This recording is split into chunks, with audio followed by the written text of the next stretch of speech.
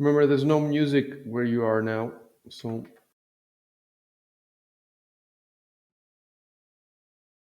the ChevRage is online. Exiled is online.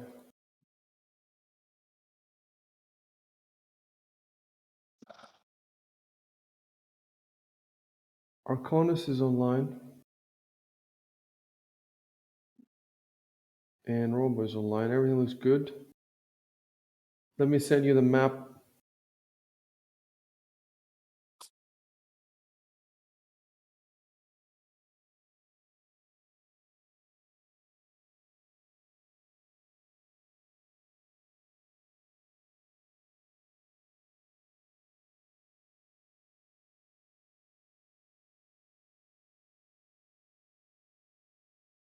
Pin it to the background.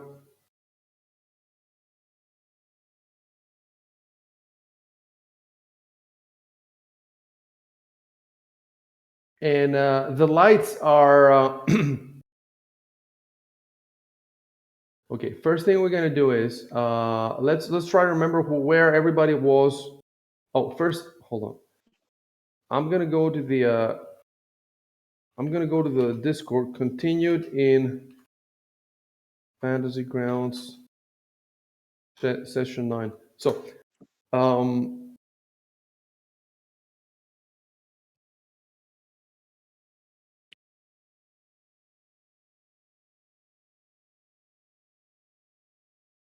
I should be in the bar. I'm gonna move myself there. Yeah, I think we all are. is everybody in the bar? Okay, that's what I wanted to. No, don't move your characters yourselves because they were supposed to have moved before. I'll move them myself. Can you guys see what I've done now? I don't know if you've seen. Next to each one of your profiles, there's a little green bar, isn't there? Yeah. Yeah, we saw that last time. Did you see that last time? Yeah. Okay, great. So that's good. So everybody's in the bar. And what I want you to do now is I want everybody to roll a hold on. There'll be a roll, don't I think it's a wisdom check. My favorite. God damn it.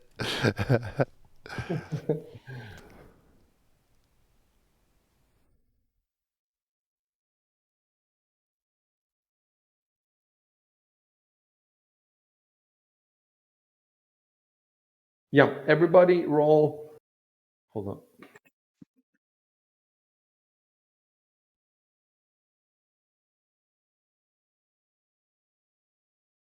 Yeah, it took us a while to start today, but we did figure out a bunch of stuff.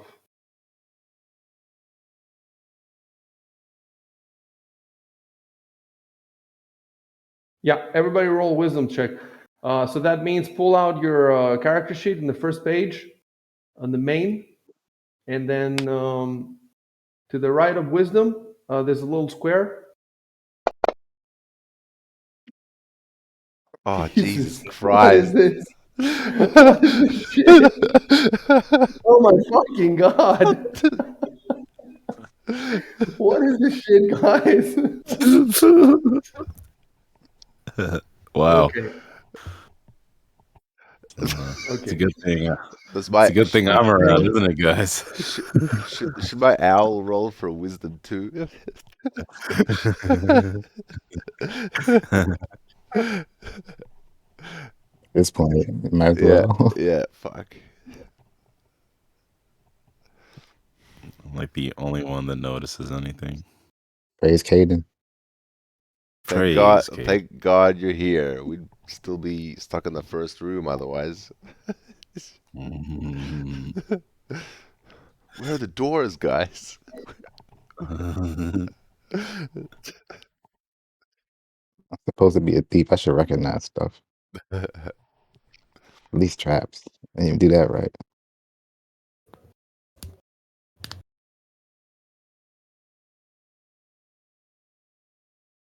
Now, let me tell you something, Arconus.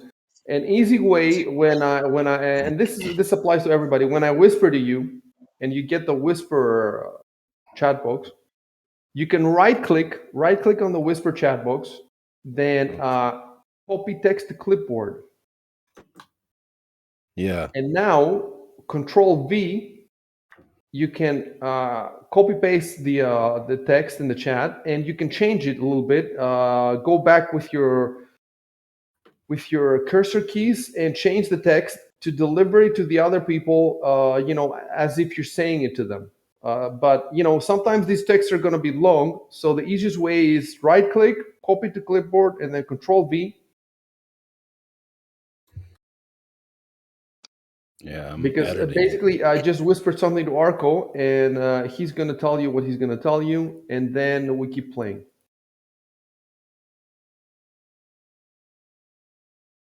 Yeah, I'm just gonna do your suggestion and edit it a little bit.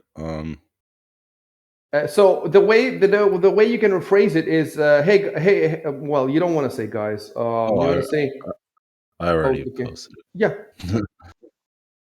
Yes, that's it. That's perfect. So Trying to think. after everybody read that, and then I'll tell you how we're going to play this.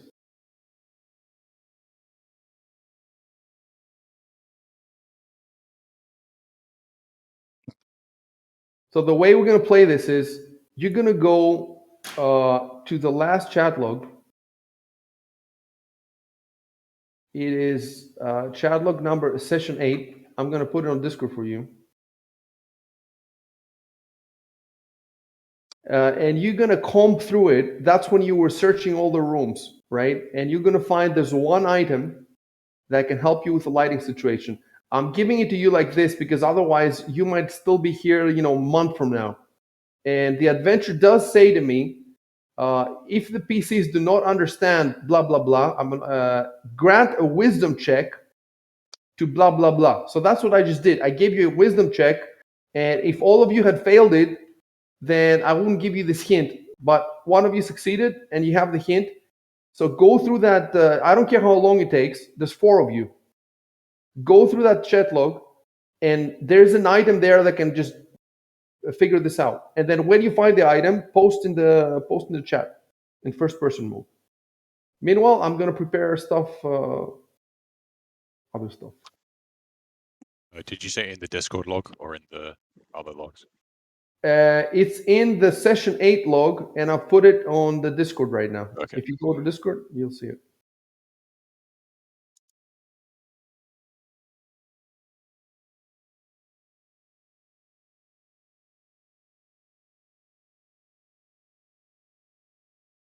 By the way, Discord isn't showing anybody as streaming.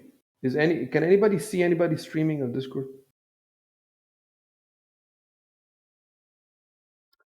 See the cult bot streaming. Yeah, that's always there. But anybody else? No. I definitely have streamer mode on. Okay, let's take a few minutes to fix this because it looks really cool when it's fixed. Is everybody's account connected to Twitch?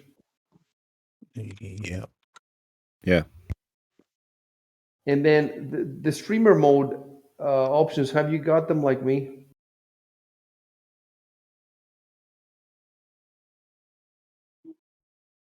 Yeah.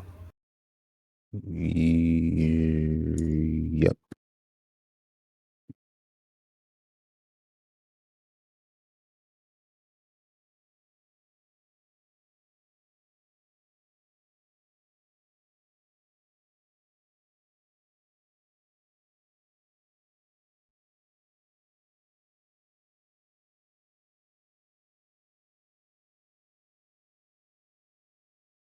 Why is it showing us streaming? Anyway, I would at least one of you guys. It doesn't work on anybody.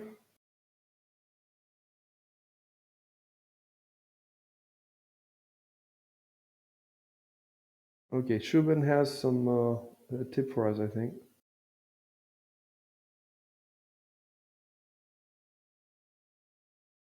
Share my activity.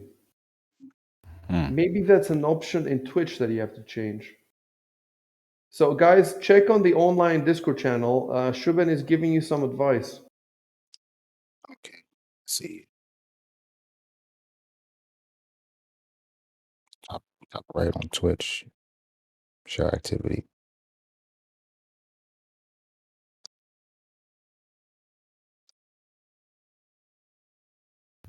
Yeah, mine's on.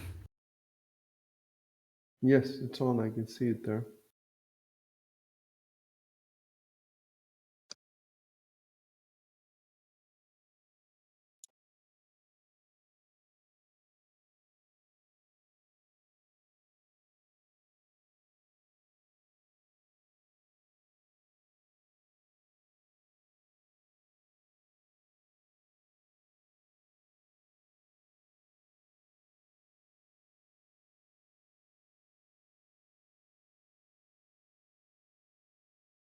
Yeah, it's on. Me too.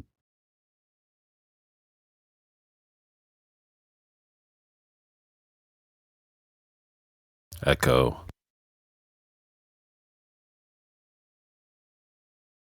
Me? Might just be me, actually. Hold on.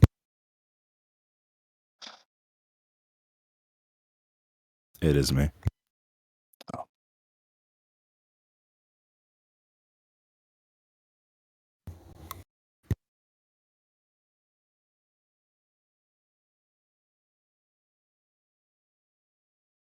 Okay, listen, it doesn't matter right now that much, but for next time, you should practice on your own, figure out how to turn it, figure out how to turn your that thing on in Discord. I don't know why all four people in the last in the Sandpoint, all four people got this working, and in this group nobody can get it working. So I'm gonna put it on my list of things to do.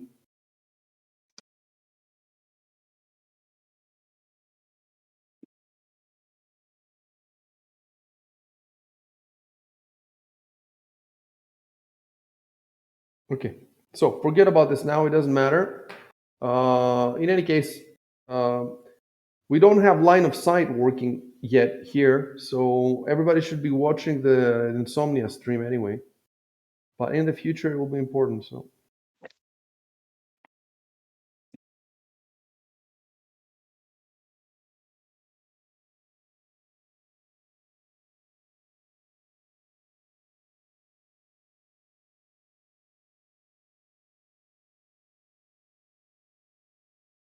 So everybody should be looking. Yeah. Exiled and Chev are looking at the chat log. Arconis is looking at it now, and Robo, I don't know what he's doing. Maybe he has another Yeah, screen. I am looking at it, but on another monitor. Okay, great. That's actually better. So, yeah.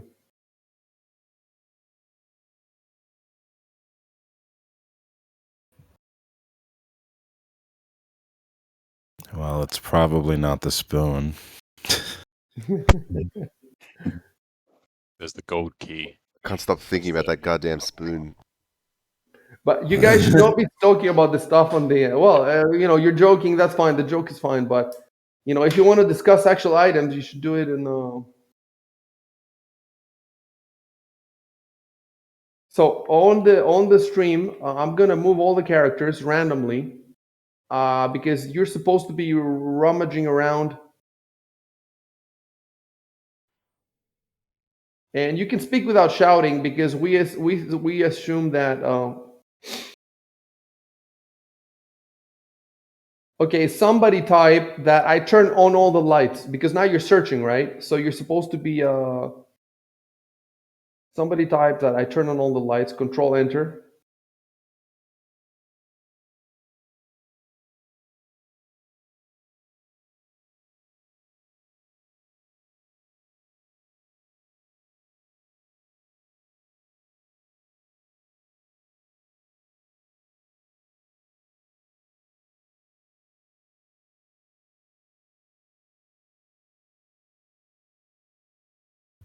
Does any of us have use magic device ranks in it?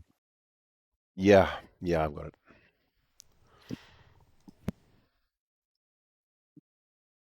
Like, can you just try using the wand? Just try using it and see what happens. Problem is, we don't know if it's going to hurt somebody or if it's going to Harm the will, Yeah. no. Lose no arm.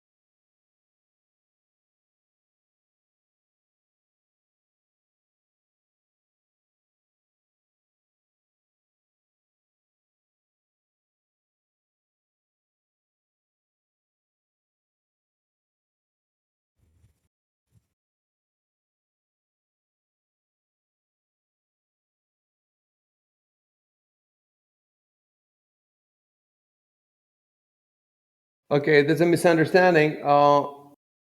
Edward asked if the hand mirror is the item that Arco had a feeling about, and Ivan answered, right. yeah. Of course, Arco doesn't know because I gave him the feeling based on the wisdom check. But Yeah.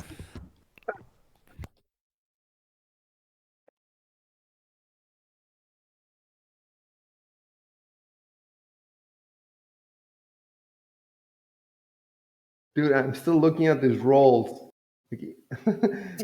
Two fours right after each other, and then a two that with the minus became a one. Incredible.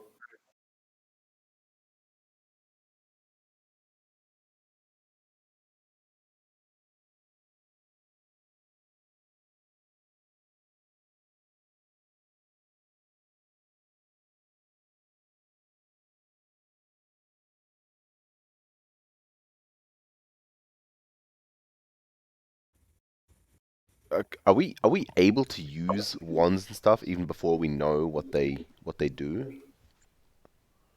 Um, I'm gonna say no. That's how we've been playing so far, and yeah, I don't really know in this game how you use the wands, but I assume that if you know what it does, then you can use it. We can take a break if you want and look that up, but I think you can attempt to use one as long as you have a use magic device skill rank, but I'll look it up and make sure.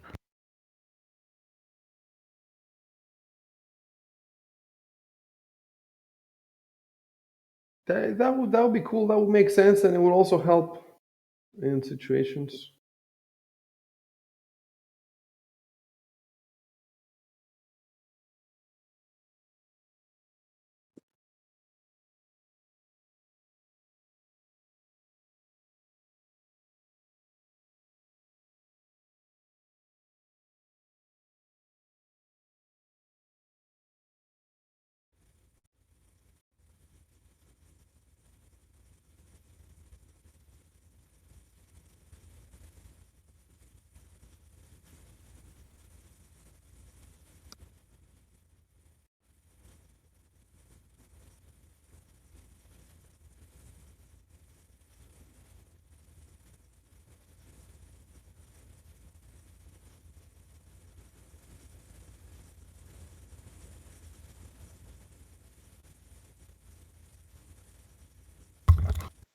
Yeah, Exile, I'm definitely hearing something coming from your mic now. You said it was an air conditioner or something. Yeah, probably. Um, is anybody else hearing anything from Exile? Anymore. Yeah, not anymore.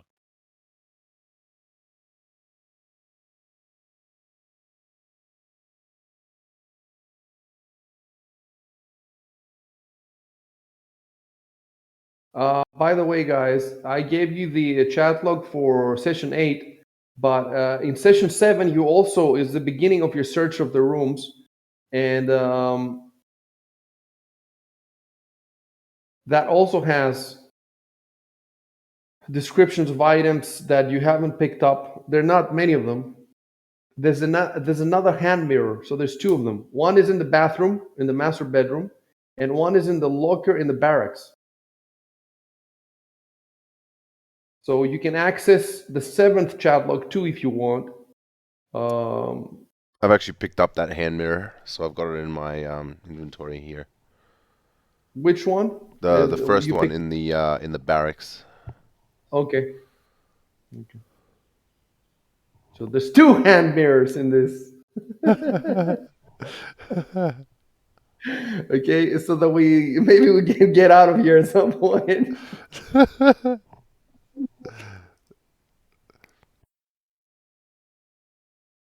If you want, they can be 3 hand mirrors. Why not 4? One for each of us. There's a whole box with hand mirrors in the storage room.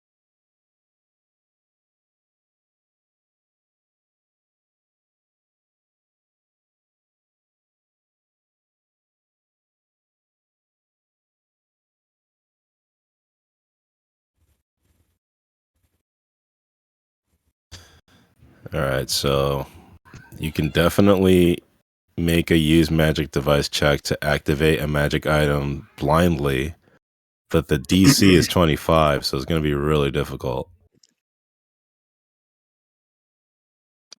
You can activate such an item as if you were using the activation word, thought, or action, even when you're not, and even if you don't know it.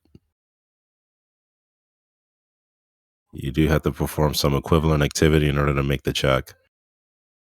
DC 25, that's really high. Yeah, that is quite high.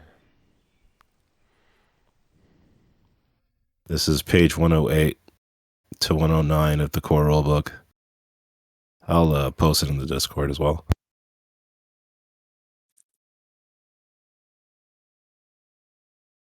The plot thickens.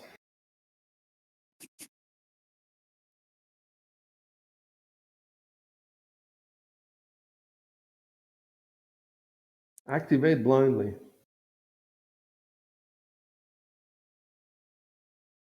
Even just to use a wand, though, it's still 20.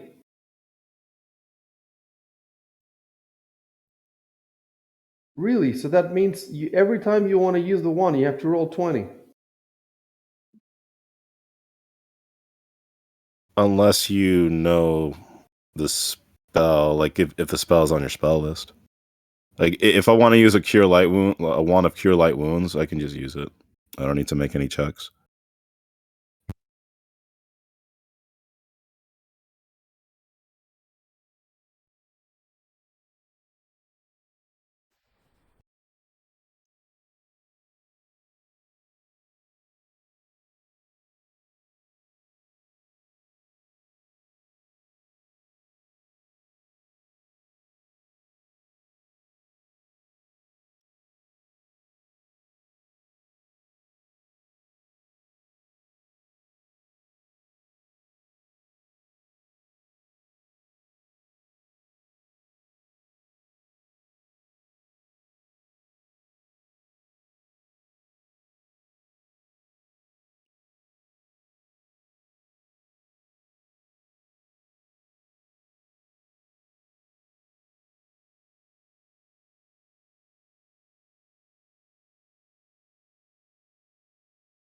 Yeah.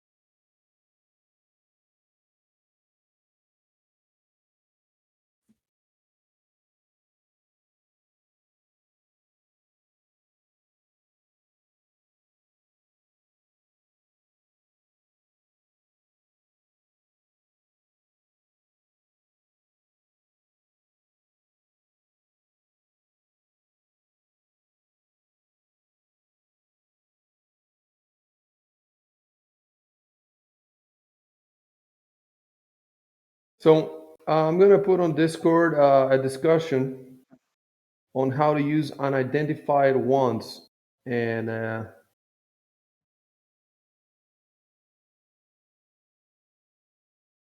yeah, check it out. It's on Stack Exchange.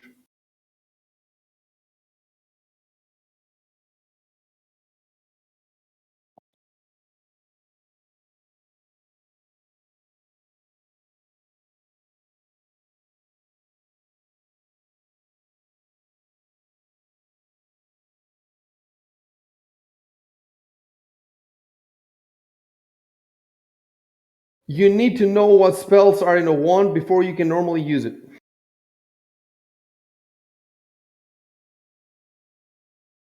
Of course, you can try to blindly activate it.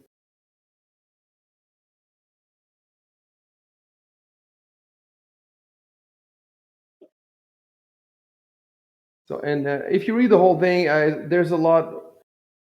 Generally speaking, you need to know what the spell of the wand does. But if you blindly try to activate it, it comes to my discretion how it works.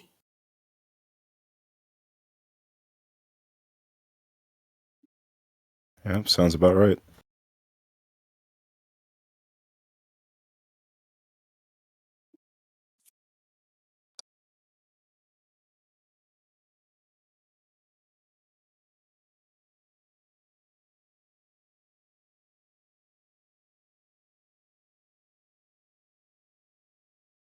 So, well, there seems to be three issues with blindly activation. The last one, it says that do you need an extra check? No, you only need the DC 25.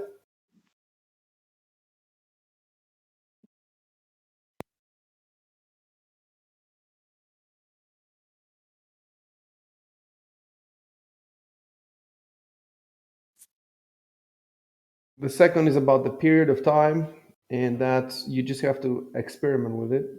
And the first about the aiming, um, yeah, you have to choose an area. You can choose yourself, you can choose somebody else, you can choose the ground, and then depending on what it does, what the let's say that the wand is a wand of healing, and you choose to aim it at the you choose to aim it at the ground, and the healing goes to the ground and it gets lost. Let's say it's an attack spell, and you think that the wand is a wand of healing, and you do it on yourself, then you get hit. That's how I would do it. You would basically so basically, if you try to blindly activate a wand, um, first you have the high check, the 25, and then if you succeed in that, you can still fuck things up by attacking yourself or by wasting a charge, or it's just a desperate gamble basically.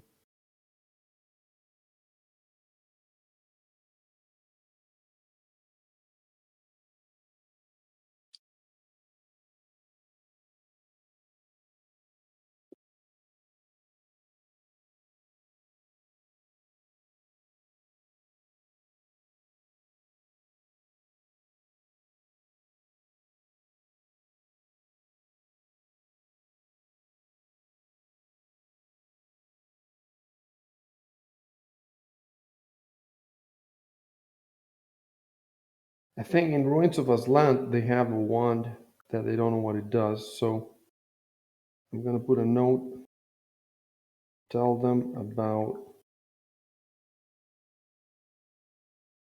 activating.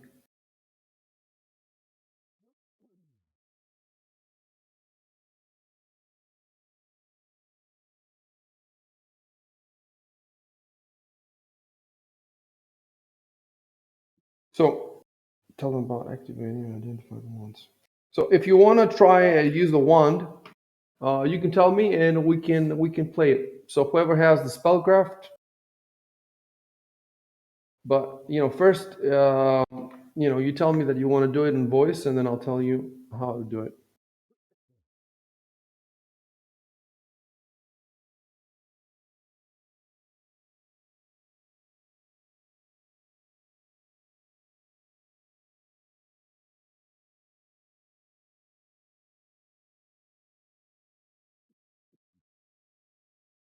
I've practically told you that it's the hand mirrors, okay?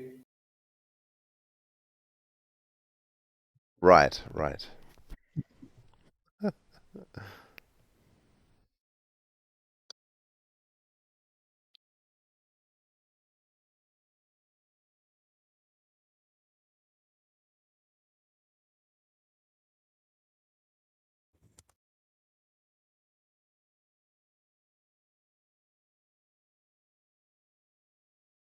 It's not terribly risky. It depends. Like, let's say that the wand is a wand of magic missile or something, and you point it at, a box. Then the worst that can happen is you lose one charge. But it can also backfire, and it might hit you. But you have to lose miss the roll by, I think, 10 points or something. Let me check your your spellcraft. No, it's use magic device. So you have +8. Does anybody have more than that? I don't think so. The problem is, I think if I fail by 10 or more, I take like 2d6 points of damage. That seems Yeah, like quite a if you lot. fail by 10 or more, but you have +8. So It's to hard. fail by 10 or more, what does that mean? Instead, you need to get 25. So if you get 15, right? Yeah, So you have +8. That means if you roll 7 or less or something, right? So which I have done it's not before. it's not negligible. The chance. And let me see how much damage you're gonna get.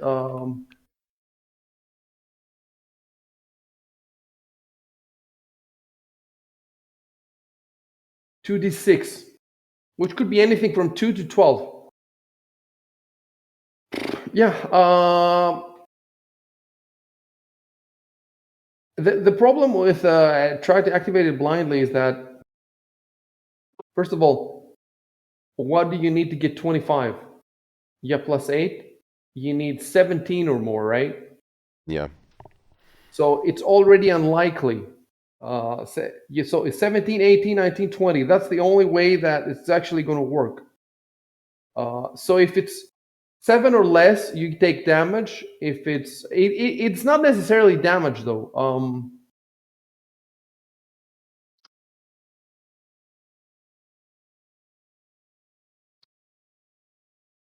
yeah, the It could mishap. affect the wrong target. So that, let's say you point the wand at a box, then maybe it will hit another box. Hmm. Or so it gives the rules give two possibilities. Either it hits another damage or it hits you. So I would give that a 50% chance of hitting something else or hitting you. And then if it's something else, that something else could be another character, it could be a box. So you know what I would do? I would just put a value in everything in the room. But the other characters can just not be in the room with you. Just go to another room when you're doing this. So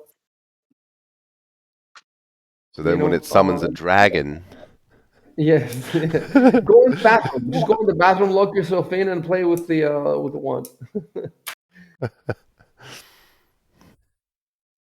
how did we work out how to examine the item again? Were we doing it like once per day or No, just once period? we are doing it. We are doing it.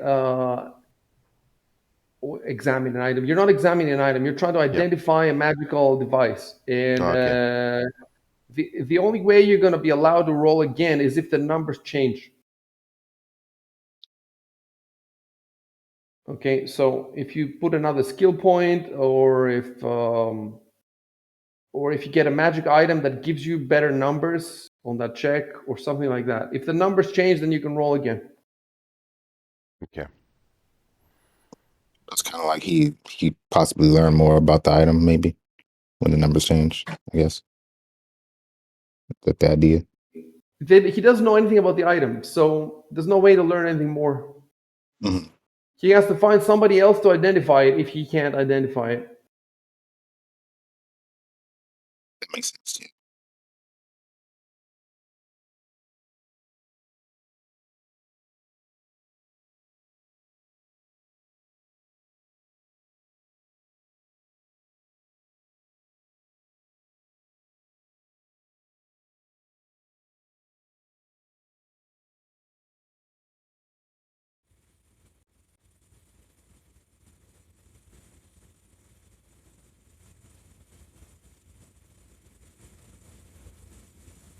I can hear that noise again, Exile.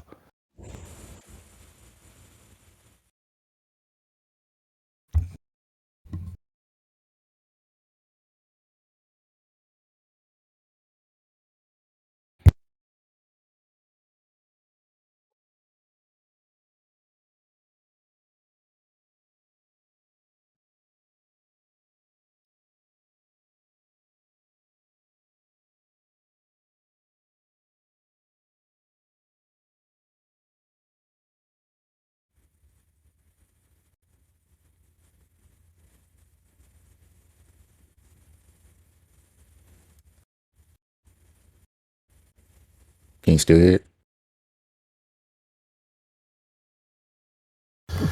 Yeah, like a tiny bit before you asked me. I don't hear it anymore though.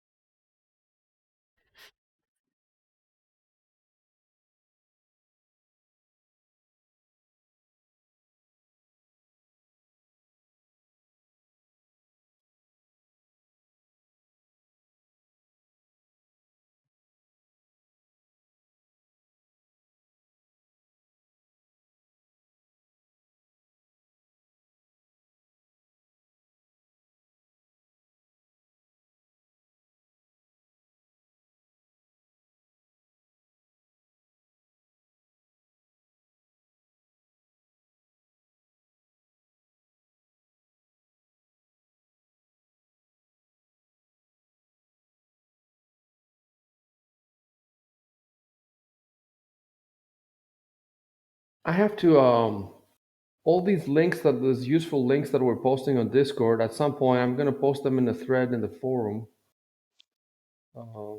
I'm gonna save them on my hard drive because they can disappear, and then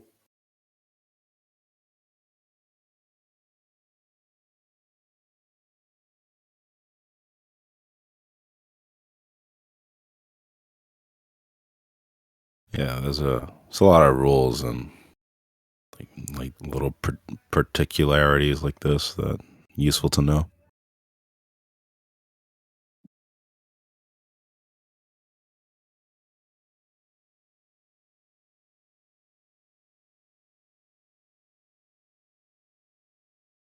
okay. So Edward turns off the lights in the storage room. You don't need me to say that. Yes, you've done it. You've done it. You typed it. You've done it. Okay.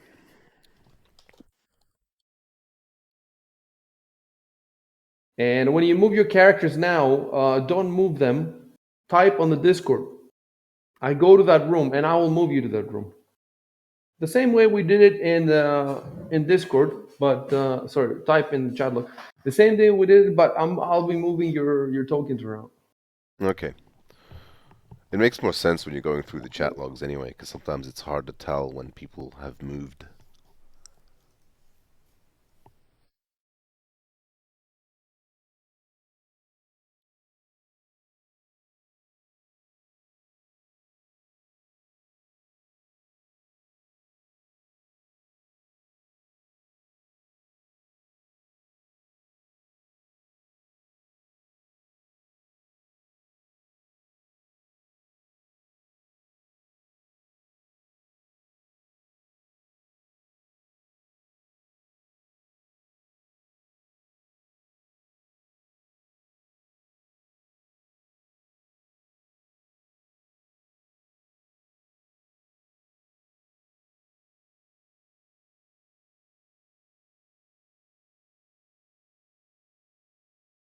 What spot are you referring to, Arco?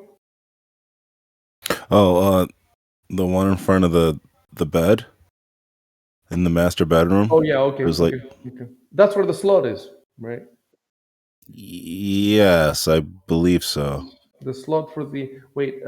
There's two. There's one to the right of the. Let me pull up the description.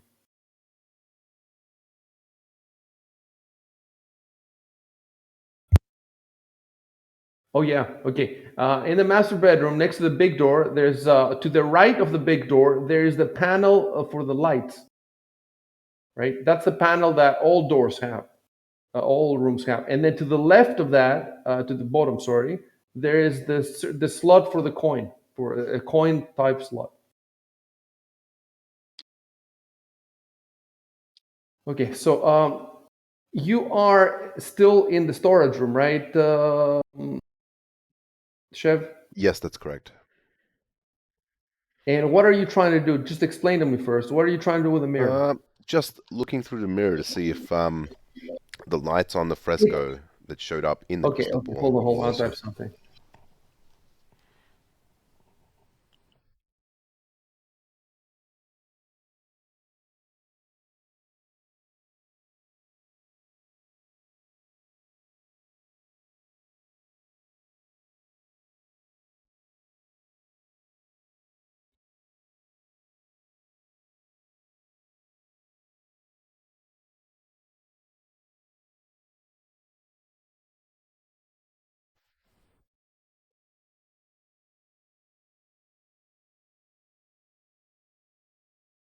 Which lights are you trying to? Oh, okay. You're trying to reflect the fresco and see if there's lights. Okay, fair enough.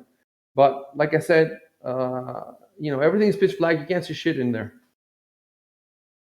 Even just walking out of there is you're gonna have to stumble to walk out of there. That's how Yeah. that's how dark. Yep. Yep.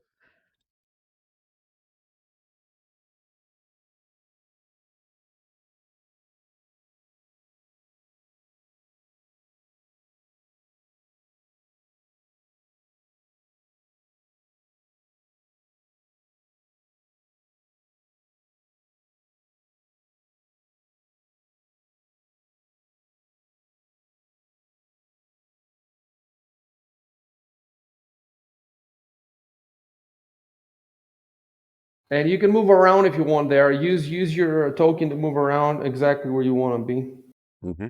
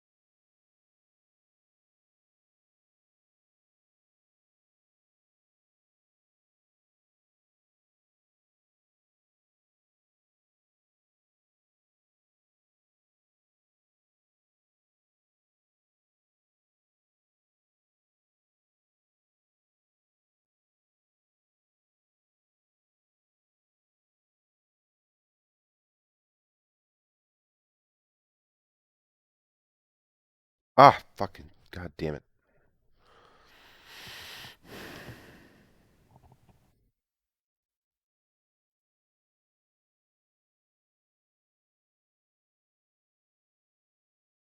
We got to press escape control.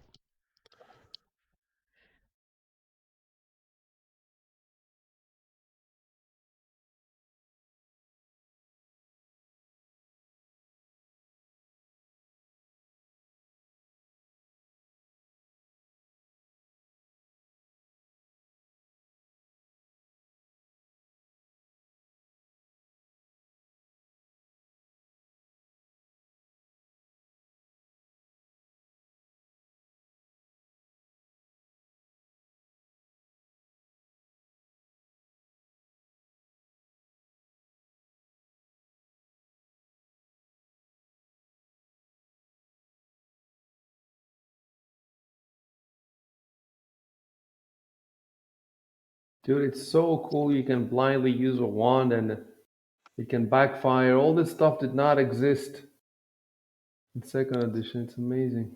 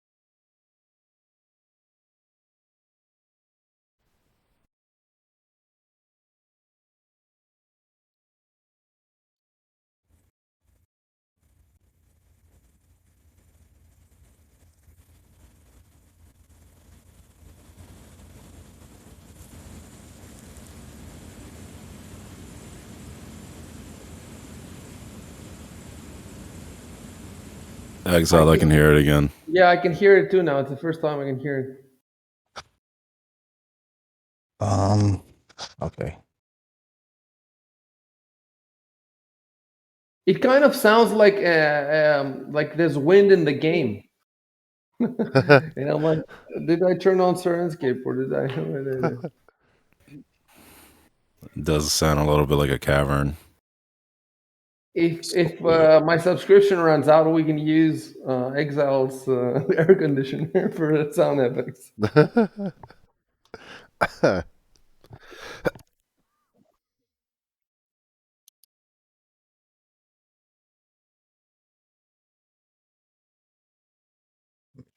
quick.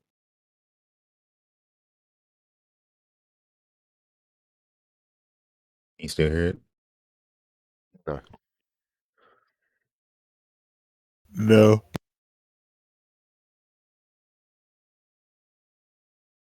Hopefully that fixed it. I didn't really change anything. Just leave it alone for now.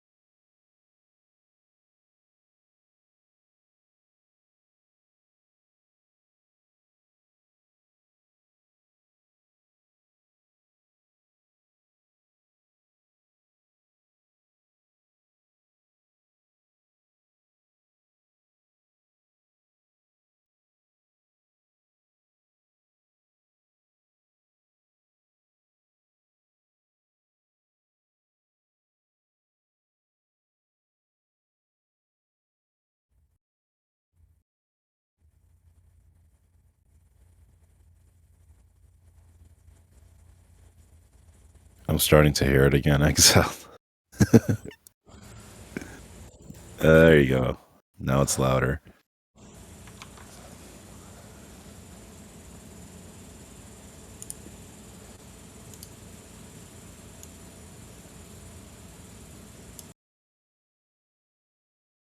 Okay, now?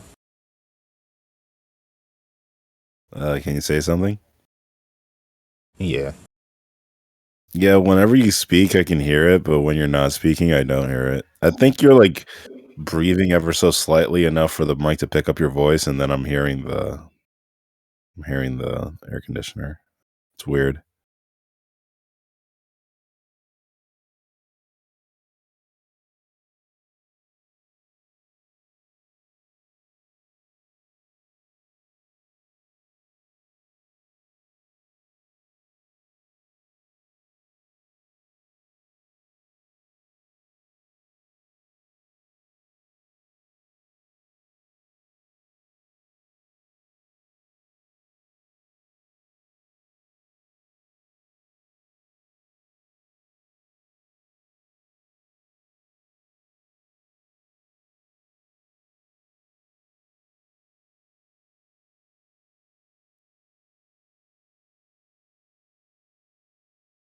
puzzle is so difficult. This beats the shit out of any Zelda puzzle. This is way harder.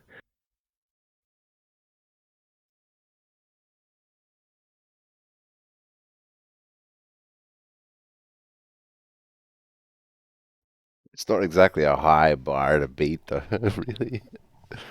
Oh, I know. Okay, so hold on a sec. We know that Edward has a hand mirror. He has it in his inventory.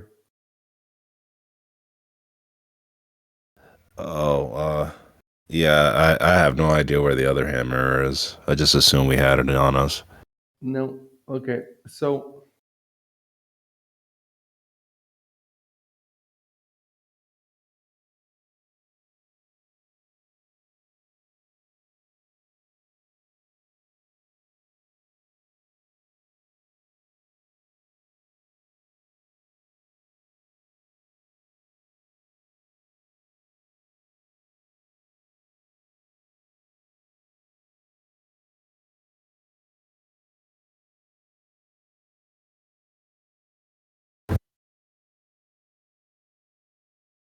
can you give me 1 sec?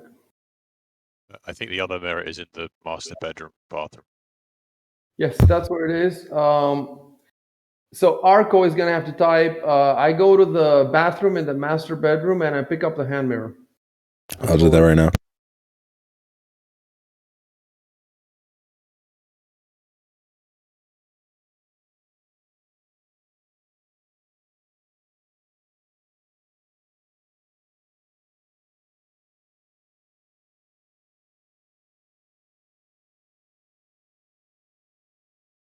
And then I say I go to the crystal ball and all that stuff. Well, I enter the bathroom. There's 2 bathrooms, so I said the master bedroom, the master bedroom bathroom. Oh, yeah. Hold on a sec. And you type I enter it when you're outside of it. But if you're not outside of it, you say I go to the bathroom. You see?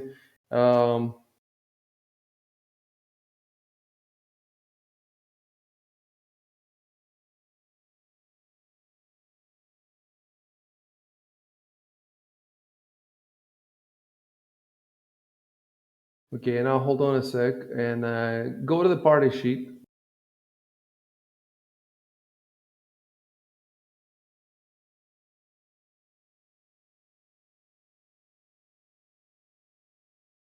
Go to the party sheet, the inventory, and there's a hand mirror there. Pick it up and put it in your.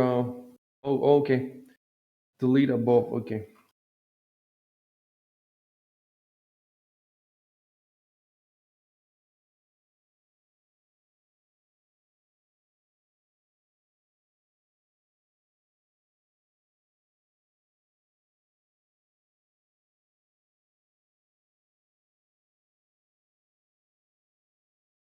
Okay. That's it. We're done.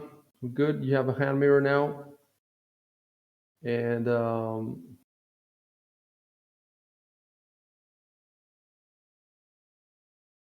well, okay. I'm gonna put Arco now in the bathroom where he picked up the mirror, and I'm gonna play out what Edward says.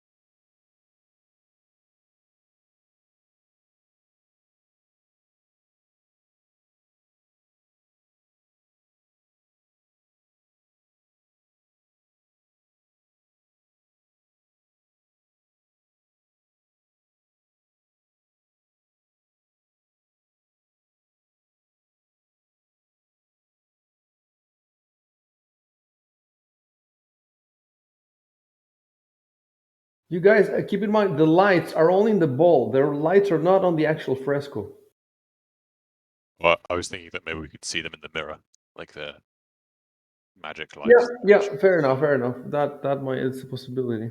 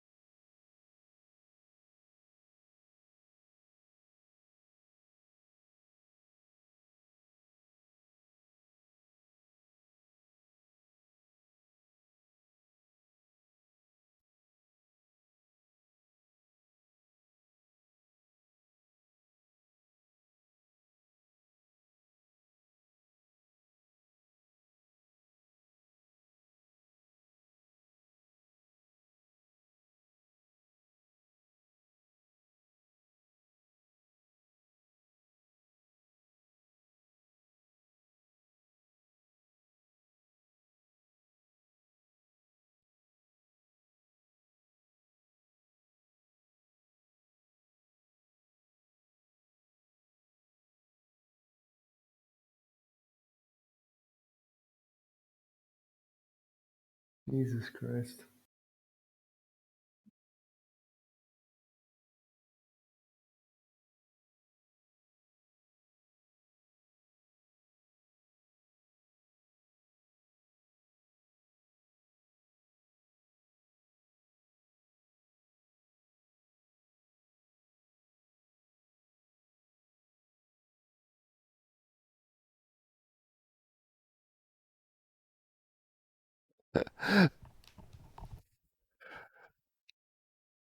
I said Jesus Christ because Beekman is telling people in the forum to play the Temple of Elemental Evil, and I don't know why. I mean, we can play the adventure. Why do you want to play the video game? There's so many video games that do not exist as adventures to play, and everybody's trying to play the ones that exist as adventures. Anyway, Is it Beekman maybe doesn't know. I don't know why he would know because he's seen it. But is it Jesus cool to Christ. play Planescape Torment? Planescape Torment is fine because it doesn't exist as an adventure. It was Oh, just made really? as a video game. Yeah.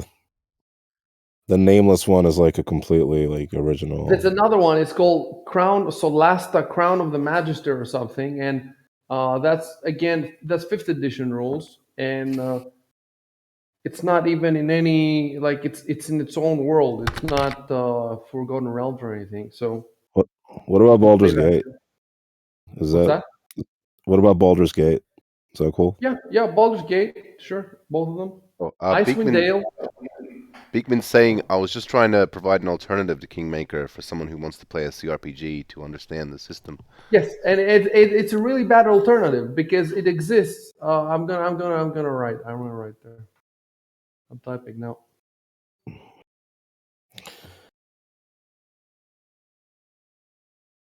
What about the Capcom beat 'em up? Shadow over my star. Yes, that's it. That's the spirit. Dude, that game is so good. 4 players is so good.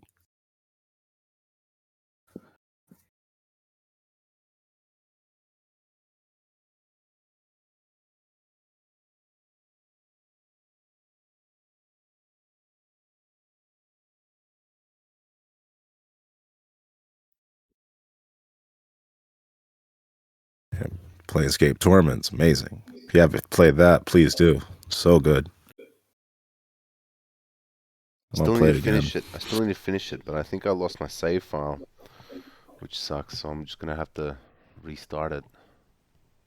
Just restart it. It's worth it. Is this any better? Yeah. Well, I mean, we haven't all this time we haven't heard any. I mean, yeah, I haven't heard anything.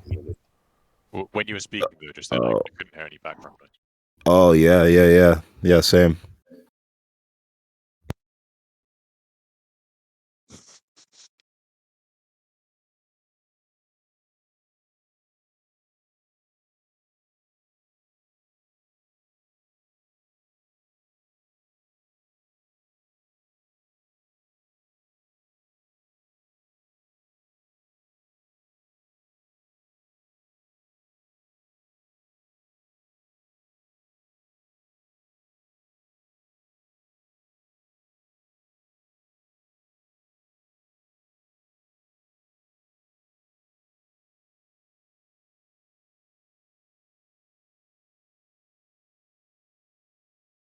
Oh God.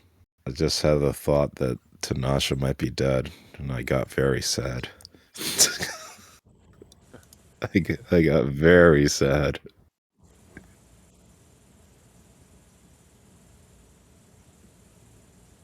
Oh, and now I'm starting to hear it, Exiled. A little bit.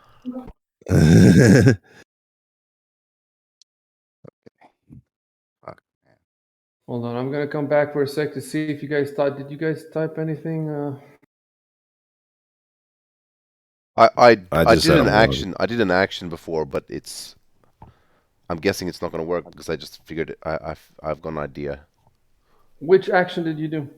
I just tried looking through the mirror at the fresco while still in the master bedroom, like Ivan had suggested. Okay, that's what I'm saying. So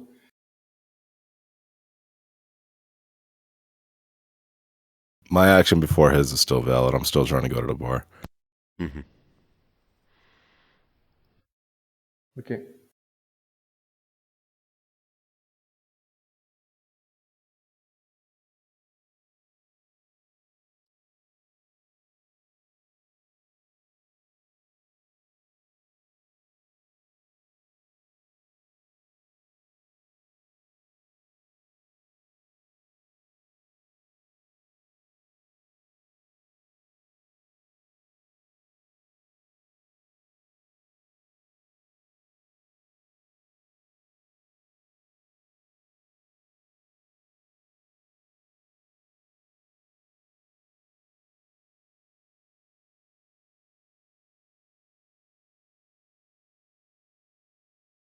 Hmm.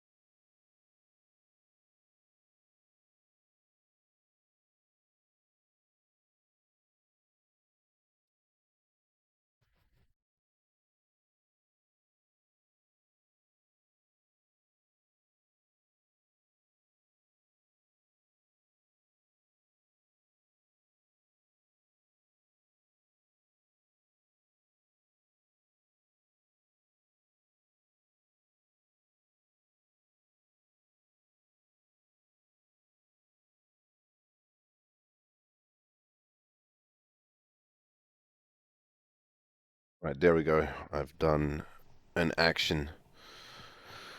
Hopefully this one works instead.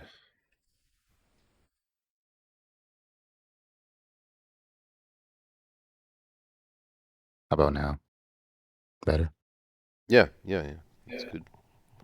Well, I don't hear anything. Yeah. They're cool, finally. Do you have what kind of graphics card do you have, Exiled? Um, RX 580 still when I first built it. Ah, right, right. Yeah, it's getting old for sure. Yeah, damn.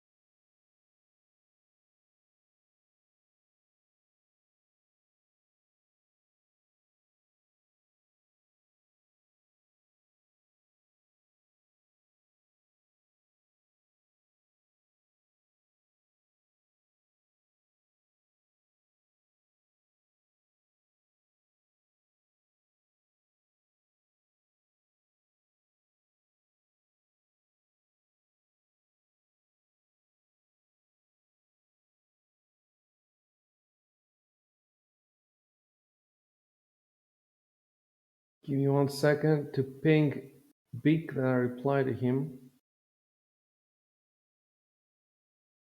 He chose an opportune moment to do this.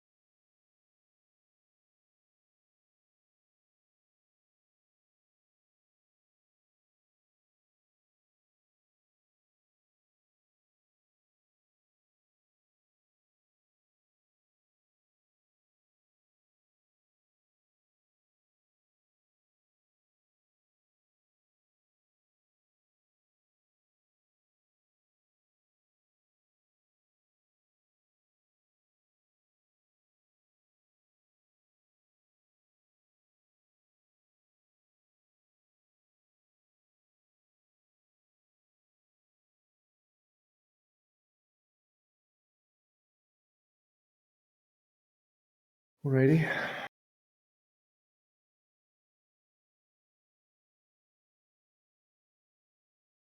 Well, Ivan, you're already in the bar anyway. Oh yeah.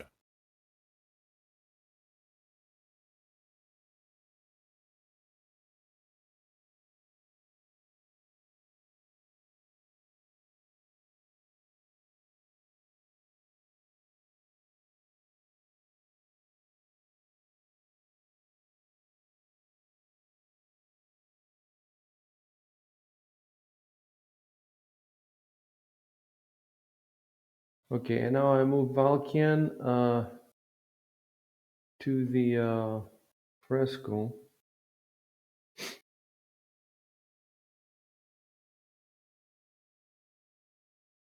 And that's when the dragon. Fuck. That is when the dragon.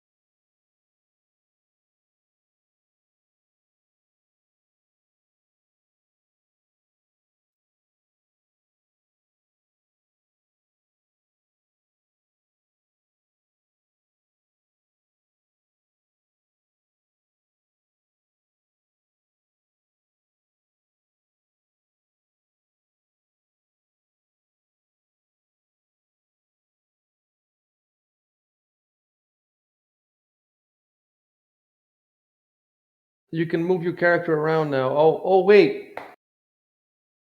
Wait. I'm assuming that your staff has gone out by now. Oh, okay. How long does it last? 20 minutes, you said? It was an Something hour, wasn't like it? that. Or no? Maybe Okay, maybe let's that's check wrong. it.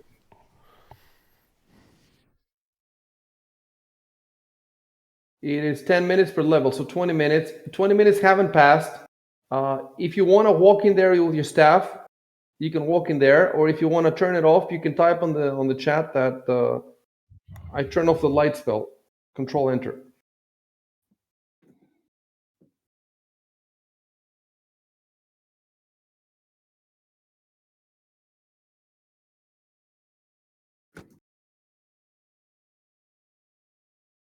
Yeah, that's even better. I dismiss. Okay, and I moved you now in there, and now you can move wherever you want with your, you move your token wherever you want.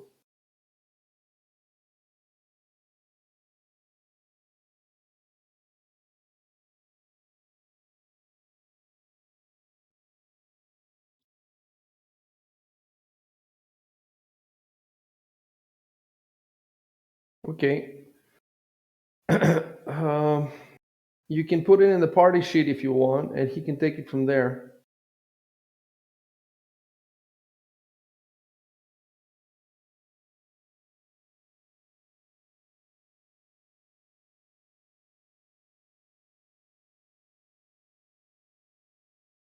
There is no light source. I'll type it.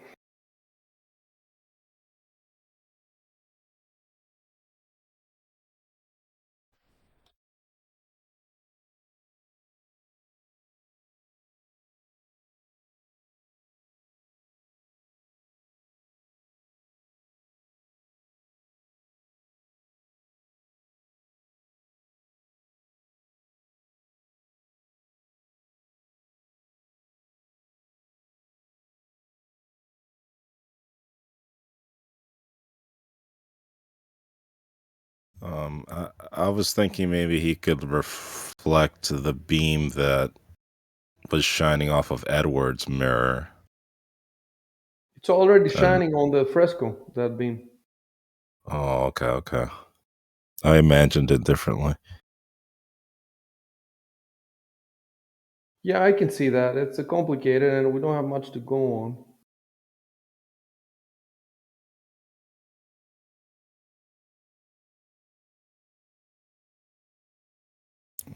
I figure the two should be used in tandem anyway. Yeah, that was a possibility, but the adventure doesn't seem to require it. It just seems to require one. It took me a while to understand. I mean, I have the whole explanation. It took me a while to understand what the fuck they wanted you to do.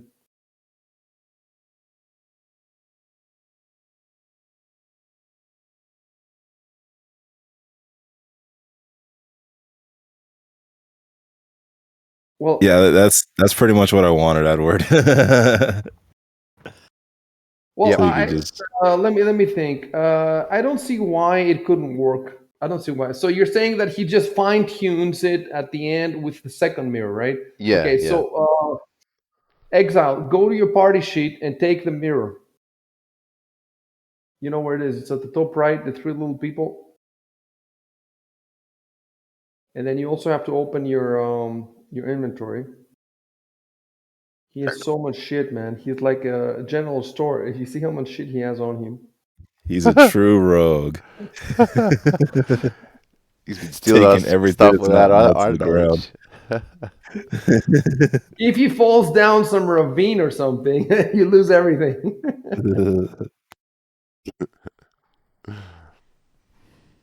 Gotta sell it quick.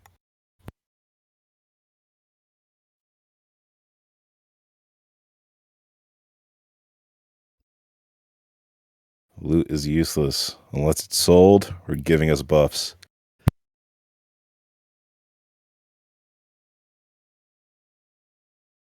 Yeah, Big Man is saying in the stream that he was trying to give an alternative to understand the system, but the system is so different. It's so much more complex than the games. Like You just have to play the game. Like there's nothing you can do to. There's nothing you can do. You have to. The best way to learn the system is to read the core rulebook. That will help you a billion times more than playing a billion video games. What the video games are going to do is going to help you with tactics to figure out that it's the fighter has to go in the front, the wizard in the back. That you have to memorize spells that do damage, because without damage you can't kill anything. These are simple things, but nobody seems to know them. And the video games are going to teach you them because you cannot finish them otherwise. That's what you're going to learn from the video games. The tactics are like super important in Kingmaker. Like if your party is placed wrong, you're gonna die.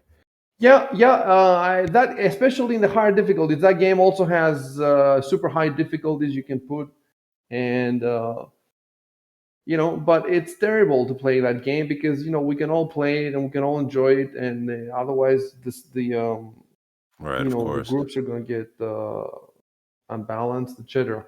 So it's a great game, but to be honest with you, though, 100%, like I think that after I have run the adventure, I don't think I'm gonna want to play the video game.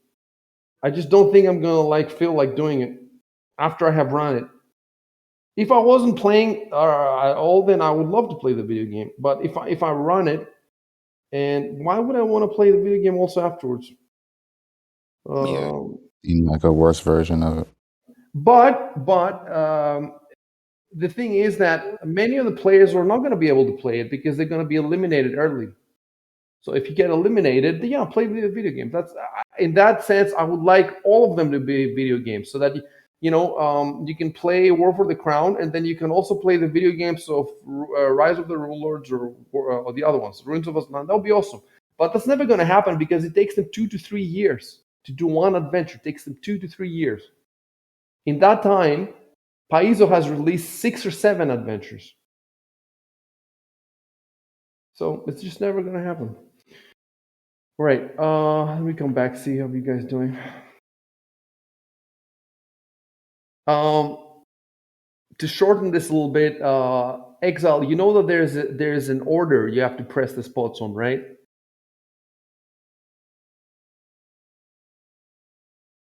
Exile, do you know it? Maybe. No, I didn't know that, but You that didn't know makes that. sense. So, well, it makes sense. Basically, what I have to do now is I have to type to you. Okay, hold on.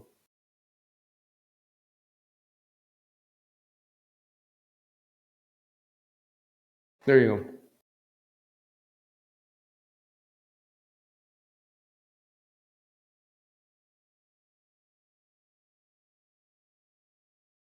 If I wasn't helping you at all, you would be here forever. But that's not completely your fault. It's also the adventure's fault. It's a bit too hard. However, it does tell me that I should allow you some wisdom checks if necessary, blah, blah, blah. So it does give, I'll tell you when you solve the whole thing. I'll tell you what happened because you're basically solved it now almost. But I'll tell you what happened. It's remember when Robo took the wand and started running around touching all the light spots? That's when you got a break. And then I gave you that role because Valkian was the only one in the bar. It was the only one who had a chance to see something happen in the bowl, and he rolled 1. He rolled 1. So that was your only chance, and he blew it. Then Jesus. when Edward went around the other way and he tried to turn all the lights back on, that's when Valkian got another roll, and that's when he just about made it. I think 13 he rolled. So it was luck basically, because if you hadn't run around tapping the lights randomly, so you didn't figure it out so much as you just stumbled on it. And then I still had to allow the wisdom check for the mirror because I don't think you would have ever found the mirror. So I definitely haven't done anything. And the last ditch solution would be for Martella to give you a hint, and that would cost you half the XP. But you basically done it now. Just ask somebody. Basically, okay, Valkian doesn't know this, but somebody else knows that there's a sequence. Somebody else has figured it out. So whoever figured it out, somebody has to call out the order for him, or he has to go see the order, or blah blah blah. Deal with it. Right.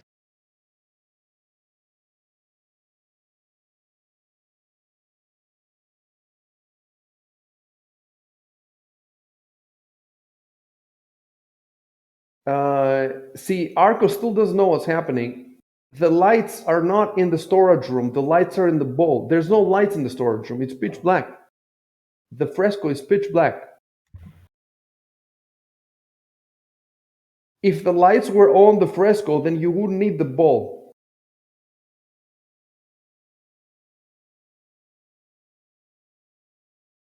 So basically, Ivan should type. I shout out the order.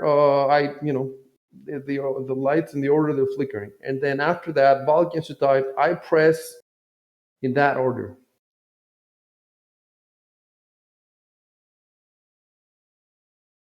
We got a follower. Twisted die roller.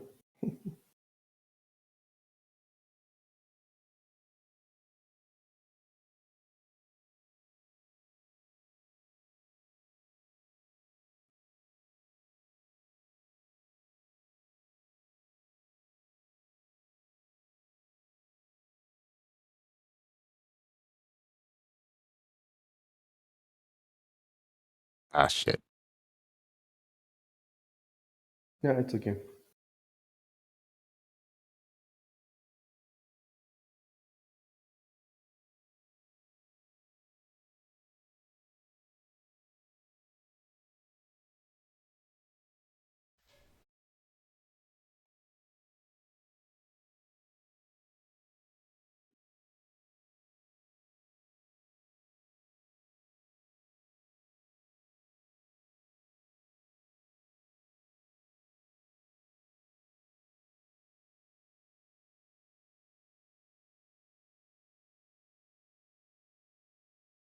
Ooh. And that's where the dragon lives. You hear a heavy breathing down the corridor. Okay, so you should have had. I think light should have been capitalized, and now you know how to do it. You go to your inventory, you go to actions, and then first you click to the left of light, the little circle, and then you click to the right of light. There is a magnifying glass. You click on that. There you go. Okay, that's it. If you guys want to move your characters there now, you can move them. Shubin says congrats. Thank you. Thank you. We finally got it. So damn happy.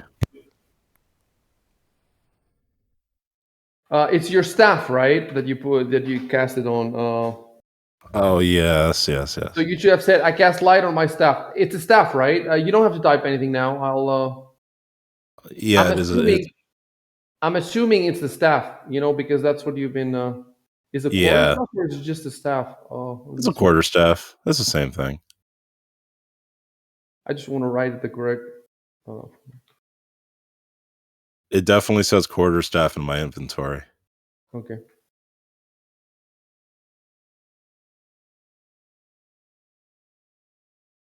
Okay, we're good. And the opening closes.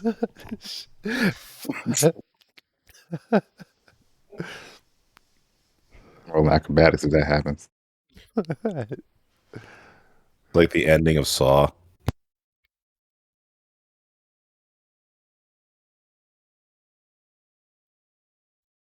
Oh, Jesus.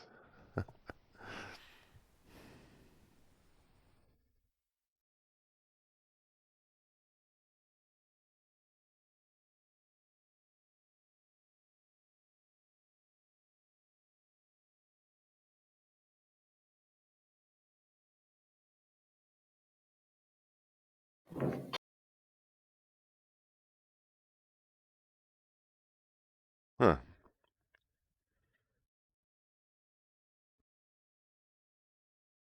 You could have actually found with the perception DC 25, you could have found that the fresco can be opened, but you will need disable device DC 40 Jesus. to open this. So with DC 40, you would not have to do the thing at all. That's The superhuman. puzzle at all. I don't even know like what kind of scores would you need to get a 40. That's superhuman. That means in a higher level. It has to be a higher level. Maybe you would need, to have some kind of spell that improves, or I don't know. So maybe they made it so high just so that you would have to solve the puzzle. Yeah. Yeah. Okay, let me find the bag for you.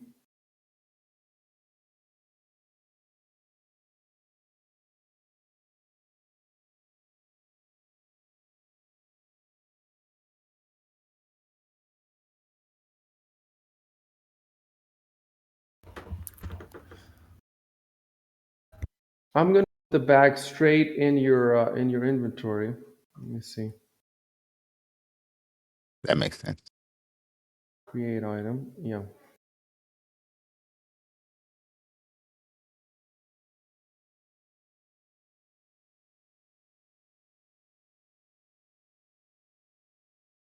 So I named it small bag found in niche in storage room, and it's now in your inventory.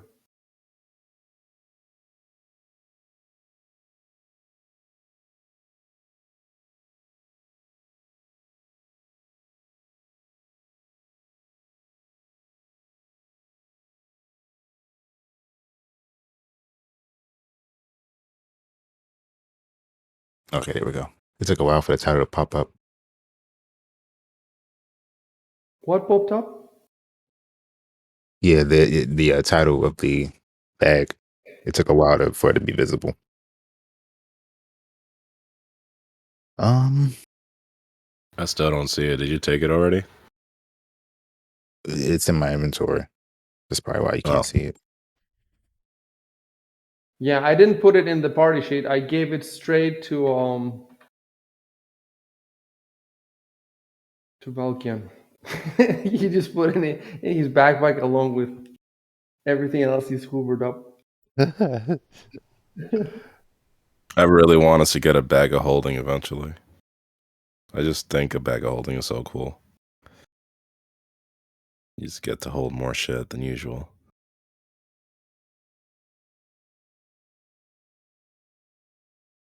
Well, what's inside?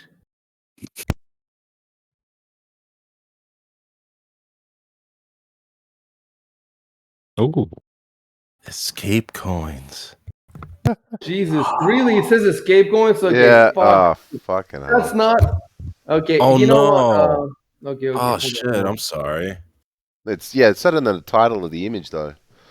Yeah. Yeah. Anyway, this is because look, this image is unidentified. So I thought that okay, I would have. I thought that it was set up when something is unidentified. It has two names. It has the identified name and the unidentified one. So when it tells me that it's unidentified, I think that it should not give you fucking escape coins. Escape coins is my title. For you, it should say bag with coin. I'll fix it now. Anyway, you know that these coins are going to get you out of here. So they are the escape coins. But wait, The one wait. it said safe quarters on the name of the map. Yeah. Yeah. That too. What map? What? The This map we're map. on. The title. Yeah, map safe quarters. Jesus. Okay, so I should have fixed that too. So basically, every time I send you an image, before I have to make sure. Okay, let me fix this now. So did you change the Yeah, it's title? safe quarters. Did you So I'll change the fix that title? right now. Instead of safe quarters, it will say.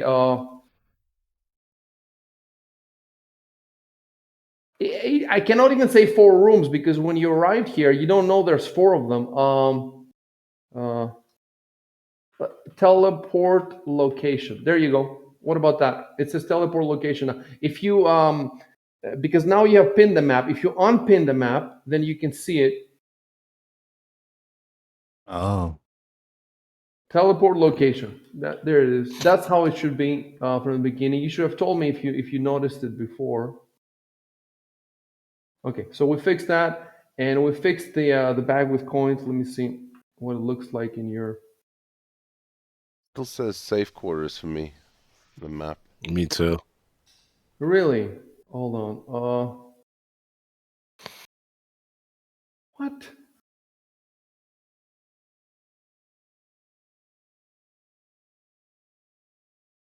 Maybe if you give it to us again. Yeah, let's try that. Let's try that. Close the map. Oh,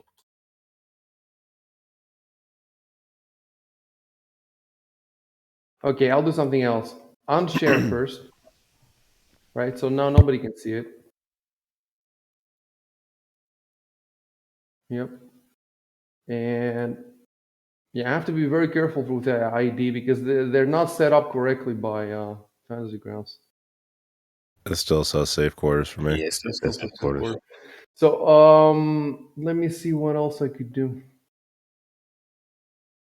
Okay, images.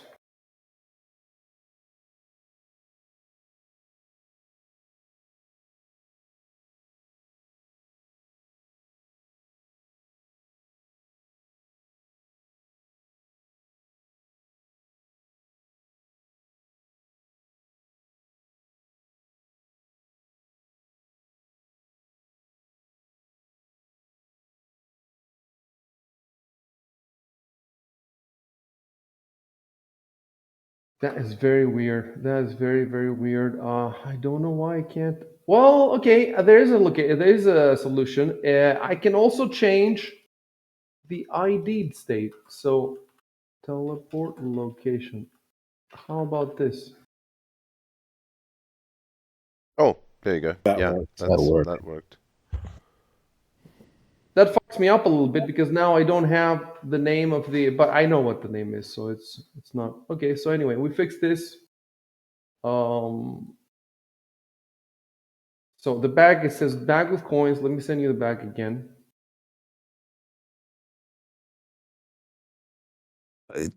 It still says Escape coins. Yeah.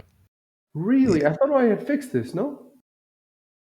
You might It have still says changed escape the coins. title of the actual image. yeah, not the ID maybe, I guess. It's the same as before. Basically, the ID names don't seem to work for images. They only work for items, the ID and the non-ID. So for images, it seems that I have to change both the ID and the non-ID game. Now it's fixed, right? Yeah, it says Yes. bag of. Yes. What about the non-ID name that you were changing before? Maybe that should just be kept as default, so that you know what it is, Okay. but we don't. Okay. Let me keep that then. Oh fuck. Okay, I was changing the wrong name. Wait, no. Yeah, I think that's I was changing the wrong name. It's my fault. It's not the so escape coins. So now I fixed the coins. Look, right now it says bag with coins, but if I click the ID now, boom, now it will say it will change. You'll Oh, see. yeah, yeah. That's Escape coins. cool. Because now it's identified, but now boom, I'm clicking on it again, and so that's fixed. So let me. Well, do you remember what the room was called so I can fix it? Safe quarters. Safe quarters. Safe quarters. Okay, I'll fix that. I was just changing the wrong field. So it was my fault, not Fantasy Grounds. So that's good. That's good. I fixed that too. Anyway, it's not huge spoilers. You've already, you've basically been through this area. So now I just need to, yeah. So all this is not. It has nothing to do. It has to do with me not being very versant with Fantasy Grounds. Okay, one sec then.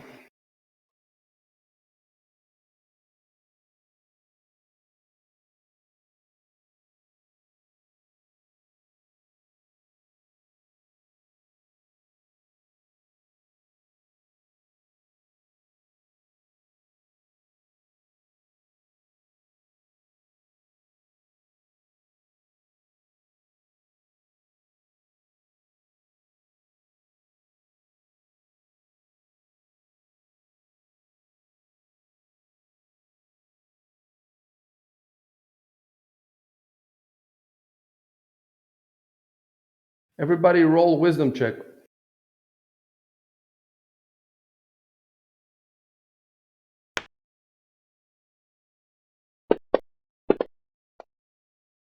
God, fuck it. What? Fuck's sake. Jesus. You all screwed it again. Now I have to figure, well, almost all. I have to figure out if Valkian gets it. Yep. I just like rolling the dice, guys. I don't need to get a high number or anything.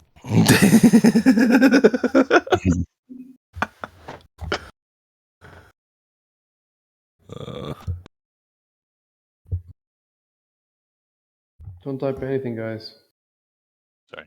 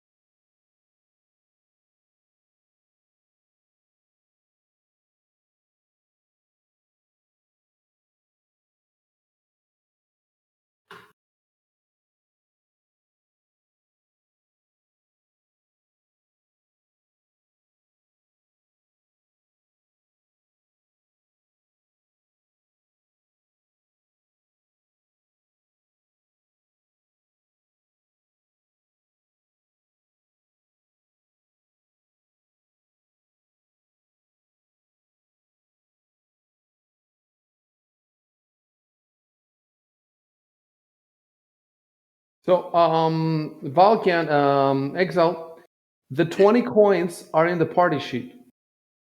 So go to the party sheet and put them in your inventory. Got it. 1 second.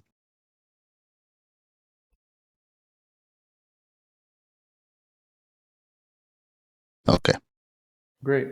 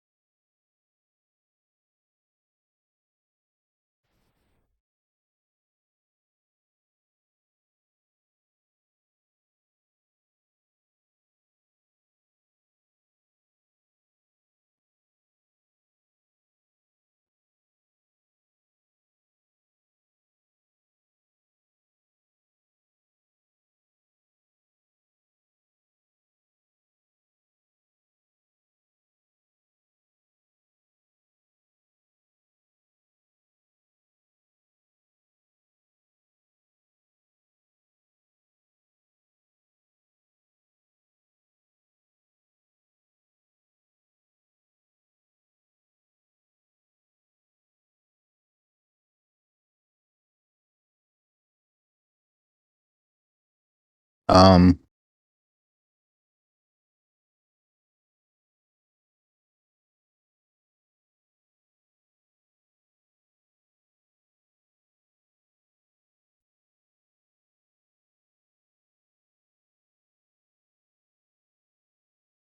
When you're making a move, make sure that your end point is a square, not the line between squares.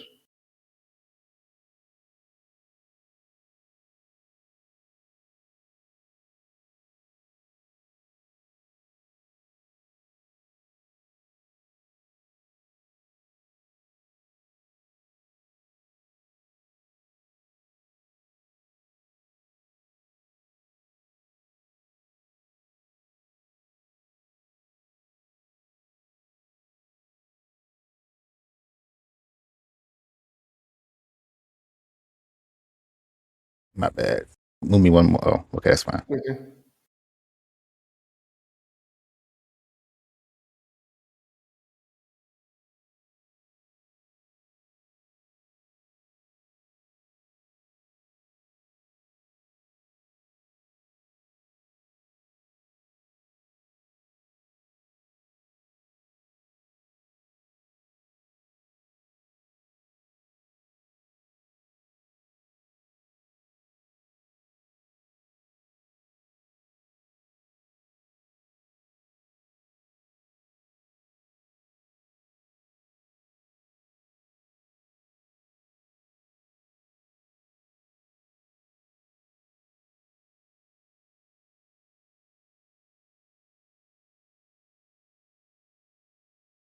If you want to give people coins, you can put them in the party sheet and they can take them from there. But there's only the slot is only on the room in the master bedroom.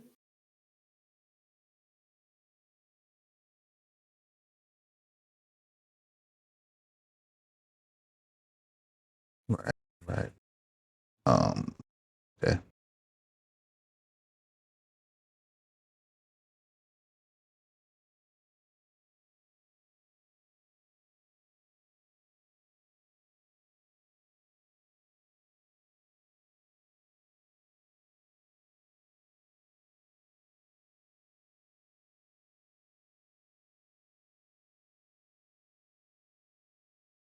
If you want to move your characters.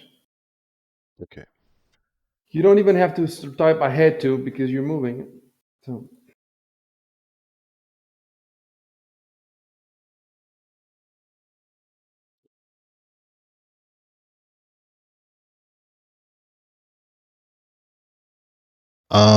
So for the coin distribution, I should change the amount and then select them. look, everybody has left the room now. Even if you wanted to give them something, you can't. They've left the room.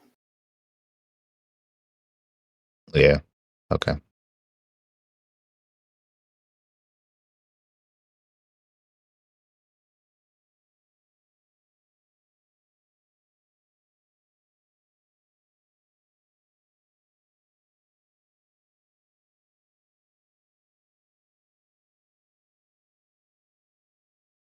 So I'm looking in your inventory.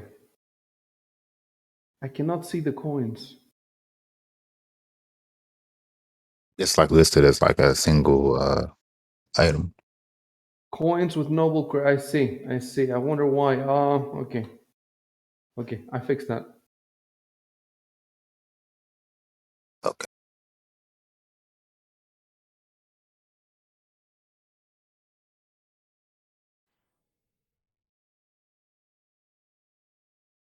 Oh, you're right. It's listed as 1, and then in the description it says 20. Whereas now I can remove it from the description so that it's on your inventory sheet. That makes sense. I still have this curved piece of rectangular glass that we used to activate the crystal ball in my inventory. Let me see. Curved piece of rectangular glass. Okay, so I'm gonna delete that.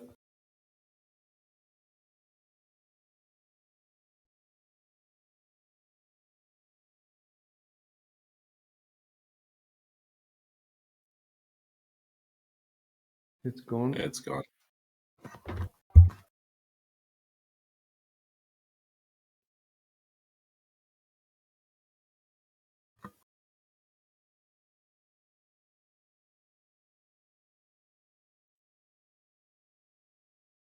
The if you're looking for the slot, exiled is one square down. To the north of the door is the light switch. To the south of the door is the slot.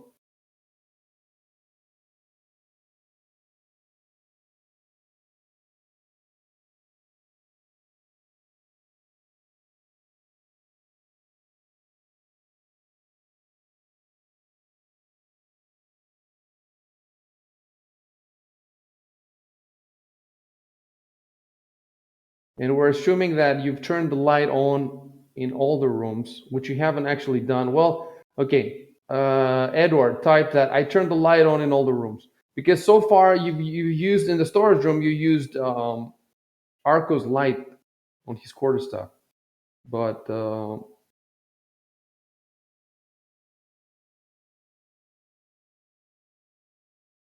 okay. And now I don't know what Arco is doing. What are you doing, Arco? I thought Valkyne was going to distribute the coins again, so I came back into the Okay. room. He's not gonna distribute them. There's no reason to distribute them right now. Go back. Okay.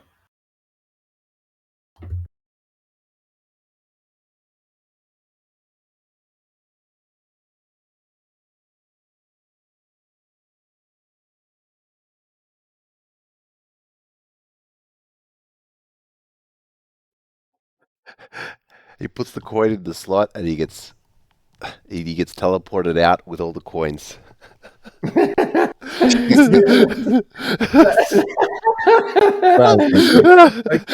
you might want to. Okay, that's a good idea. You might want to distribute. Scream, It's kind of scream! weird. No, no. Okay, guys, you might want to go back and pick up the coin.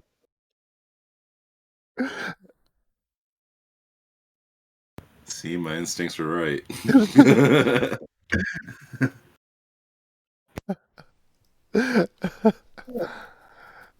Okay, you listen. Type it as well, Chev. Type just in case he teleports out of here with all the coins.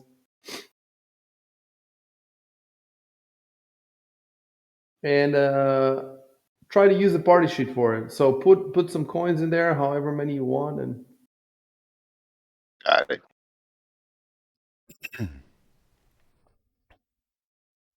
no. Somebody should type the reason that you were distributing the coins.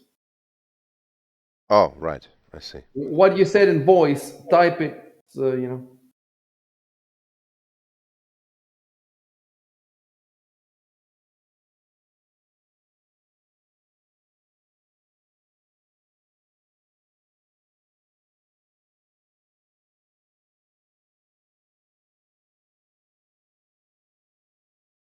Now, how are we supposed to do it with just the? Oh, yeah, yeah. I see.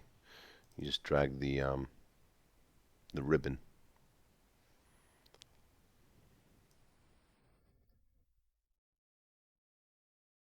Oh, wait. That's not what we're supposed to do.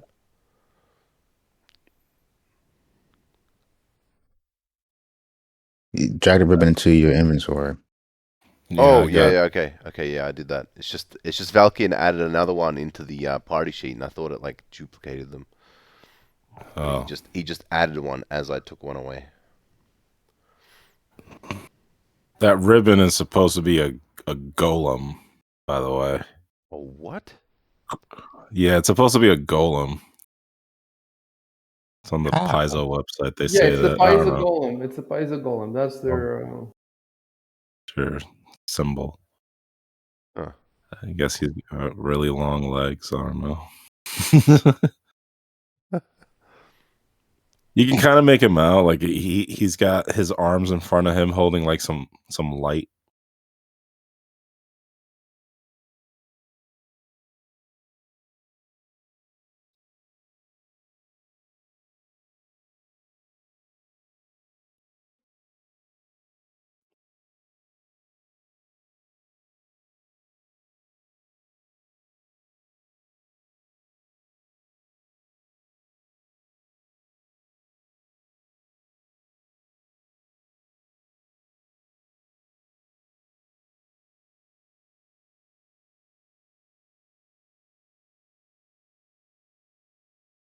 So now there's no coins in the sheet, the party sheet. So I just want to do a quick addition to make sure. So Edward has 1. Ivan has 2. Arco has 1. So that means 16. Yeah, and the Balkan has 16. Okay, you're good.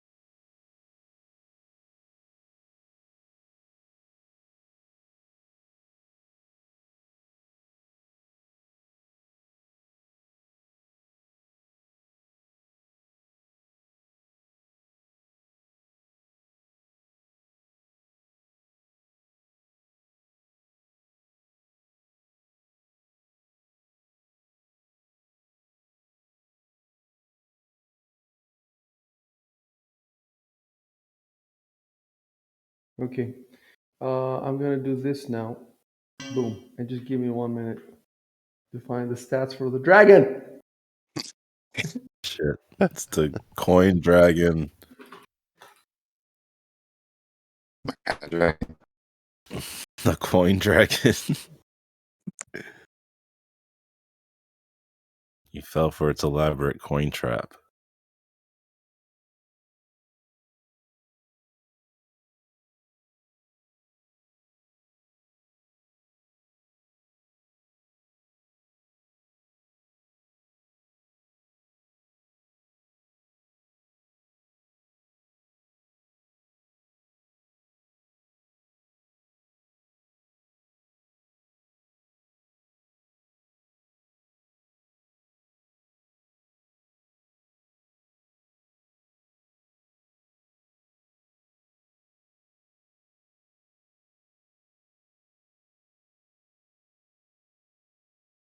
Oh wow, fuck me.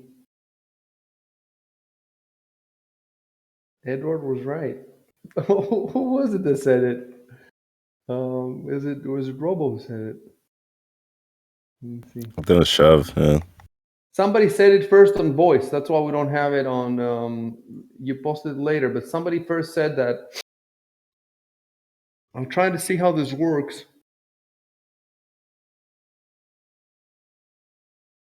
Yeah, it was Chev that said it.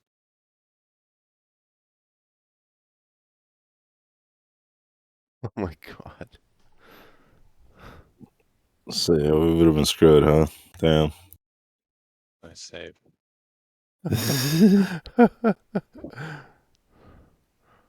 Basically, Vulcan disappears with all the coins.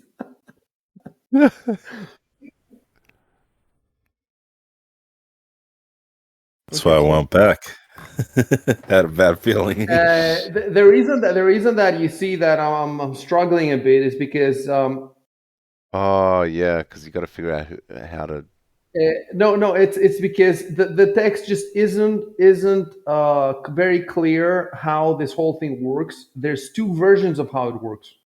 I can't tell you right now because I don't want to spoil anything, but there's 2 versions, and this whole room is just very smart. It's a great challenge, great change of pace for the adventure, but it has a bunch of inconsistencies that I've had to fix. And so remember that I said that. Remember that blue line that I drew in the master bedroom, the little blue square, Yeah. right? That was when you cast the detect magic, and you found that that square, the little blue is where magic is coming from. But I think now that the magic is actually coming from the entire floor on the Yeah. Oh. So basically, instead of that blue,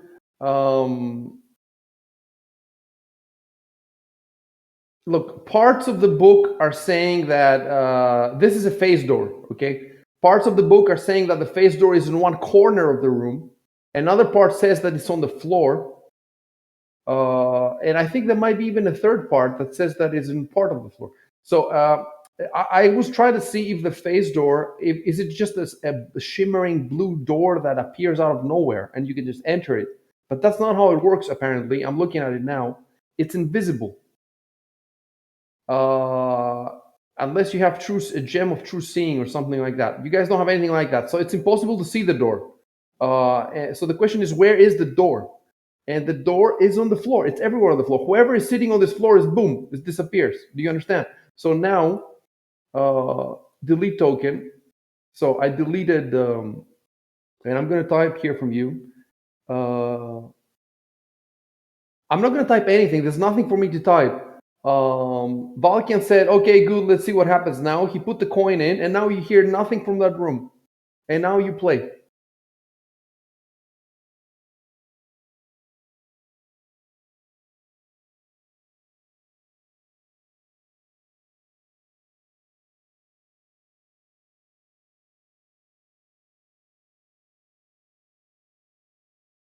And let me erase the blue line.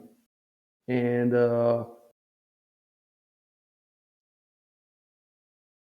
wait. And I have to go back to, hold on.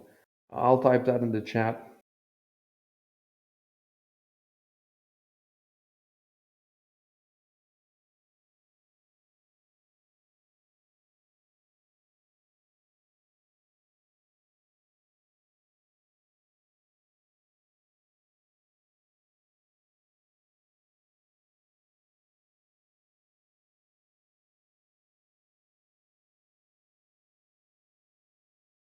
Yeah. So we kind of screwed this up a little bit, but not mechanically, but aesthetically, yes, we screwed it up a little bit. But it's not my fault. Eventually, I'll show you how the book is written, and it's not good.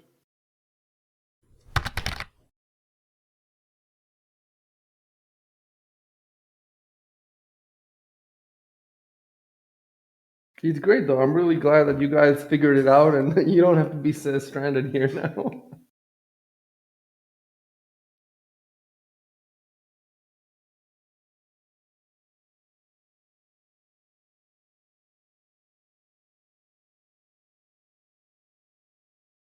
Shubin says, check under the bed.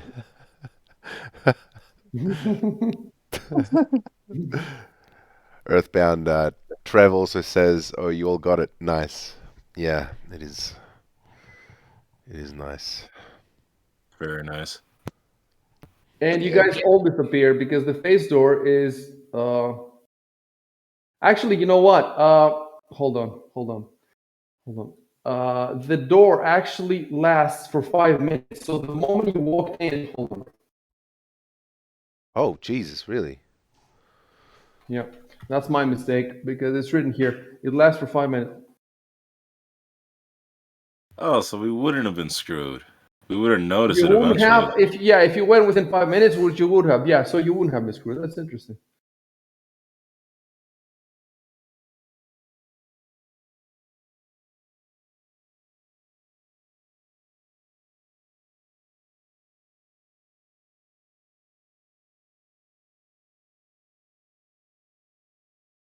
It still would have been very funny if that's what happened. Yeah.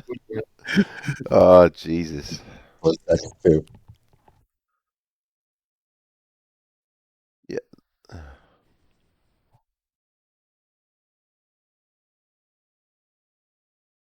Okay, so delete all the tokens, and you can close the map. And I need to find the next map. Okay, hold on.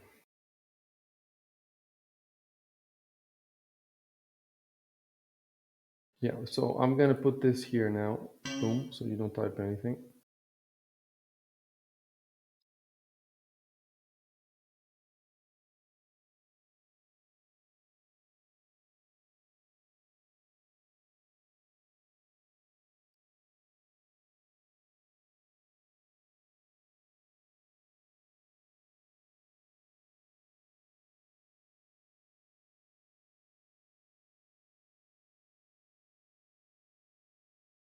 Oh, I see. Huh. Right into the dragon's mouth. Very interesting. Okay. No, that is interesting.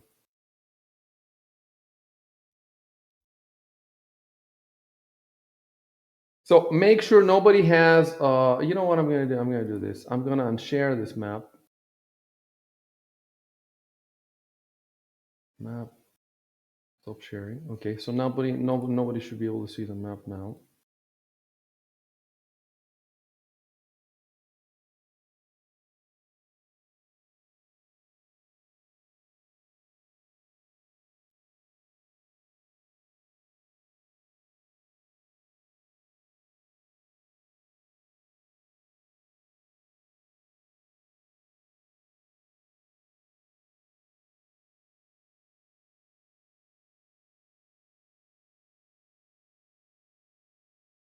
So now you should be able to see some kind of stairs, right?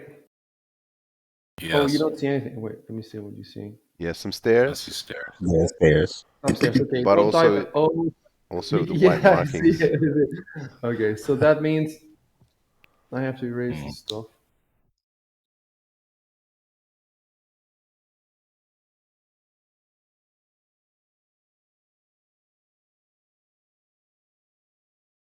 Now there shouldn't be any markings. If there are any, let me know. They're gone. Yep. Okay. And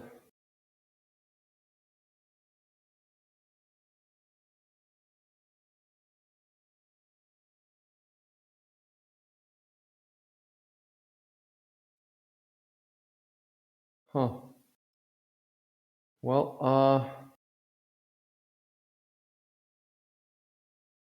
Well, I should have placed your characters exactly, well, how you left from the room, but because we don't remember exactly where you were standing, I'll Would just it be put where them. we entered the room from?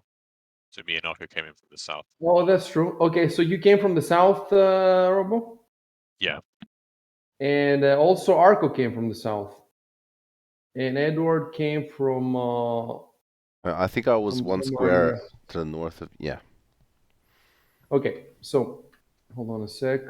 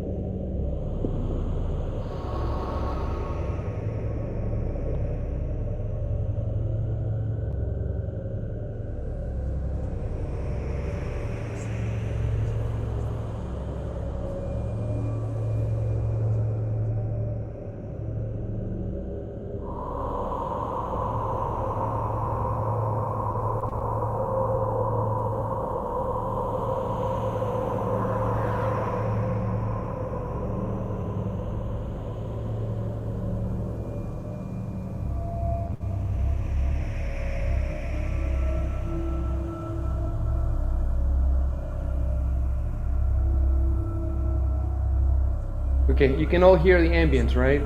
Yeah. Yeah. Okay. If you need to raise it, raise it as much as you can so that it's still comfortable. Mine's maxed out. It was fine when we tested it, but I'm just saying.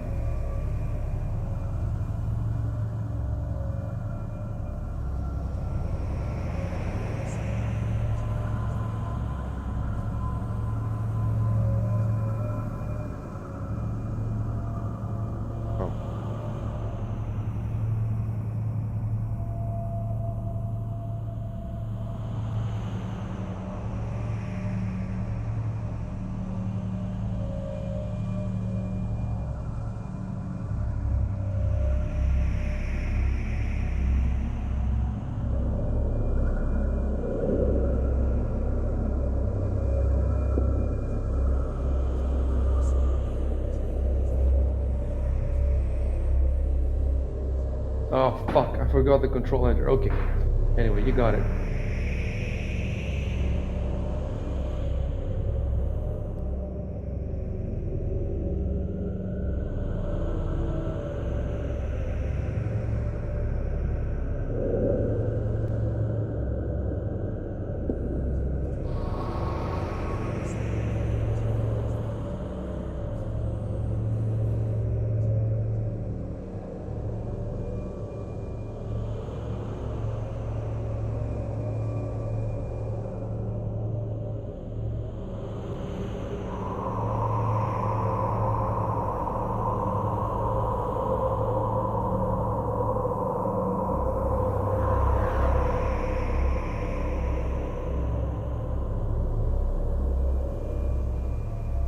Wait.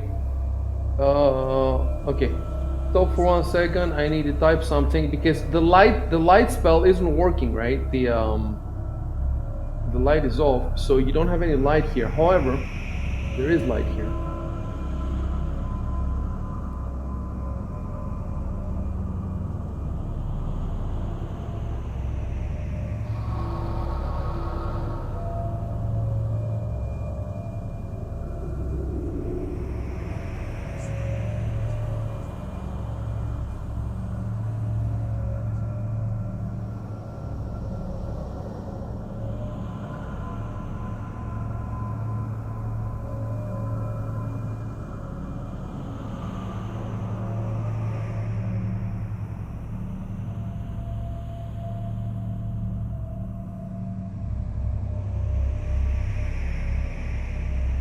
So the light is coming from that lantern. If you want, you can also turn on your own light, but otherwise, the hallway is dark.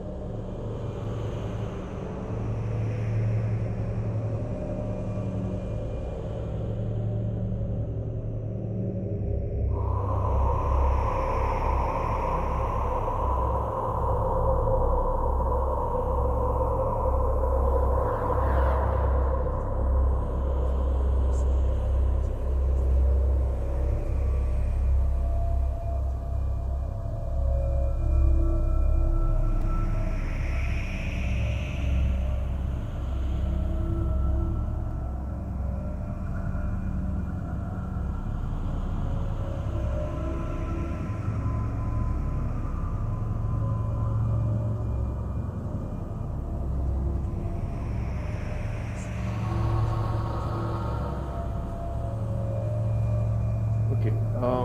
First of all, I put the lantern in the party sheet. Don't take it. Just tell me what its name is. Let me see it. Hooded lantern, Flickering with blue light. flickering with blue light, Okay, I'll see in here. in parentheses. Okay, great. Great. So it's there for now. Don't take it yet because we have to do the detect magic.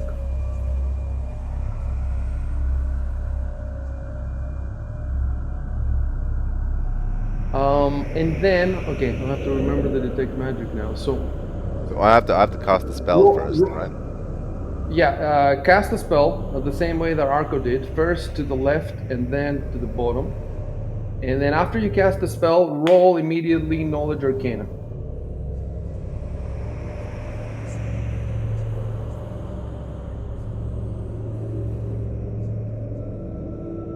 Okay, knowledge arcana.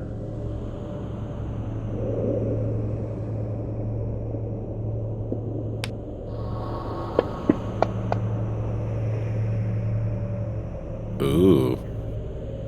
Finally, something Something larger than goddamn 4.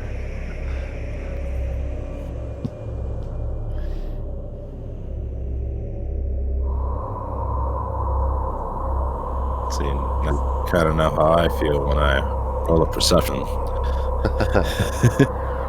God, that feels good.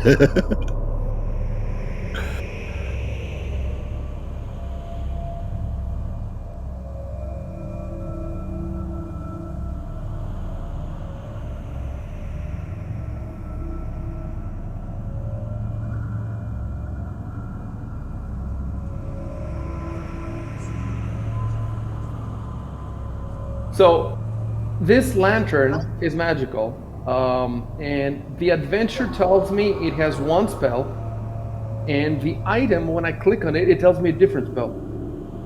You see what I'm saying? This is what I'm dealing with. So I have to decide which of these two spells is the actual spell.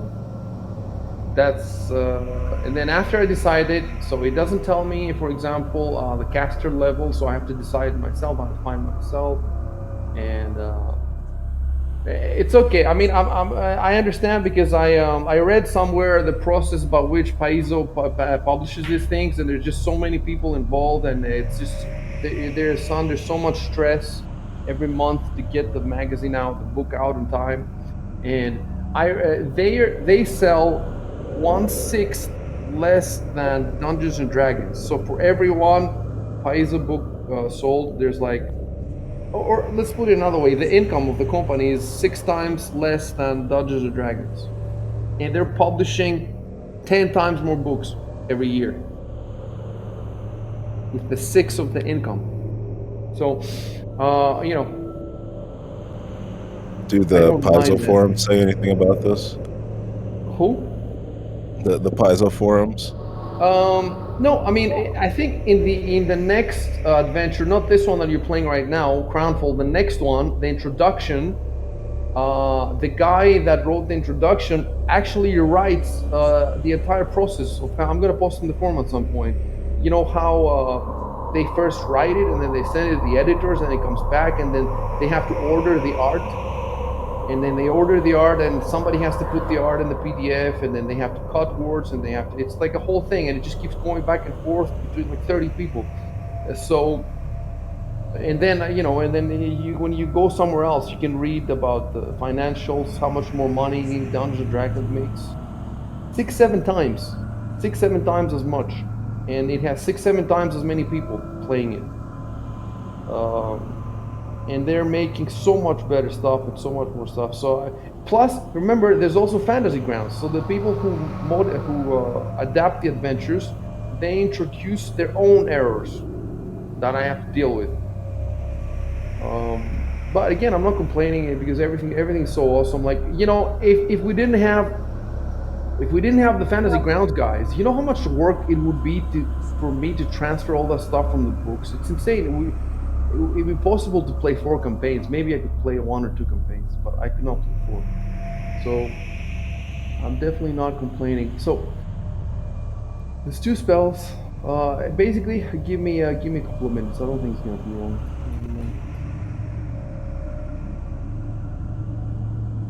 We got our first piece of magical loot, guys. We're true adventurers. Hey, we got that spoon. Oh, you know what? That's true. Spoon, the wand, which who knows what that does. Imagine if he teleported out with the spoon as well. By the way, Oh, no. yeah, if make sure that if you're talking, you're making jokes, fine. But if you're actually saying things that have things to do in the game, just type them, discuss between themselves if you want. If yourselves in the chat right now, you can do it. You know what the worst thing is? Listen to this. I told you there's 2 spells, right? One in the book and one in the item, in the fantasy grounds. The one in the fantasy grounds item doesn't even exist in the rule book. I don't know where they got the spell. So I know which spell it is now. It's not the one the fantasy grounds says. It looks like it's a typo from fantasy grounds. Okay, I found it.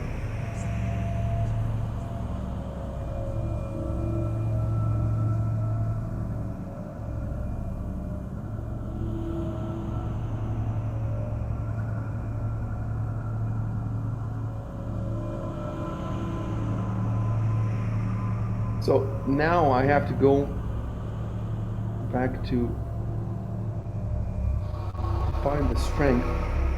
I'm gonna have to find a way to have the stuff in front of me easier to find.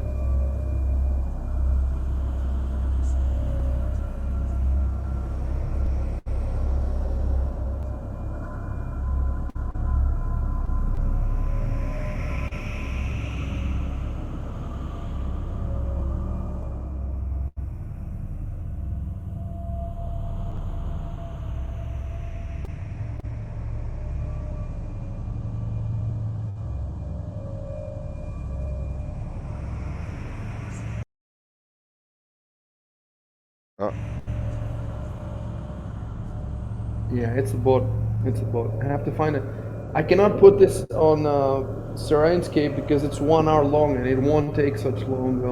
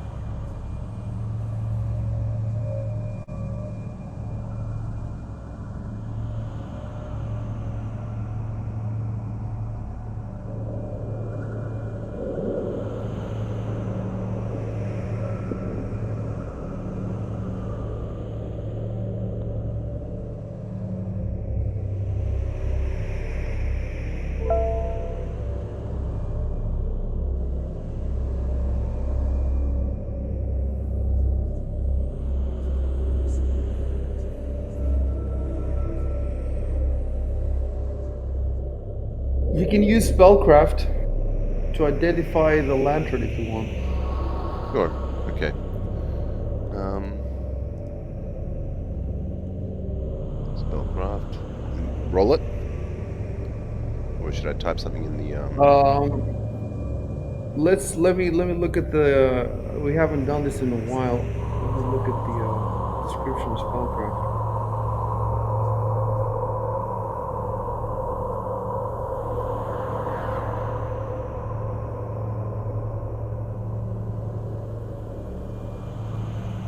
I see.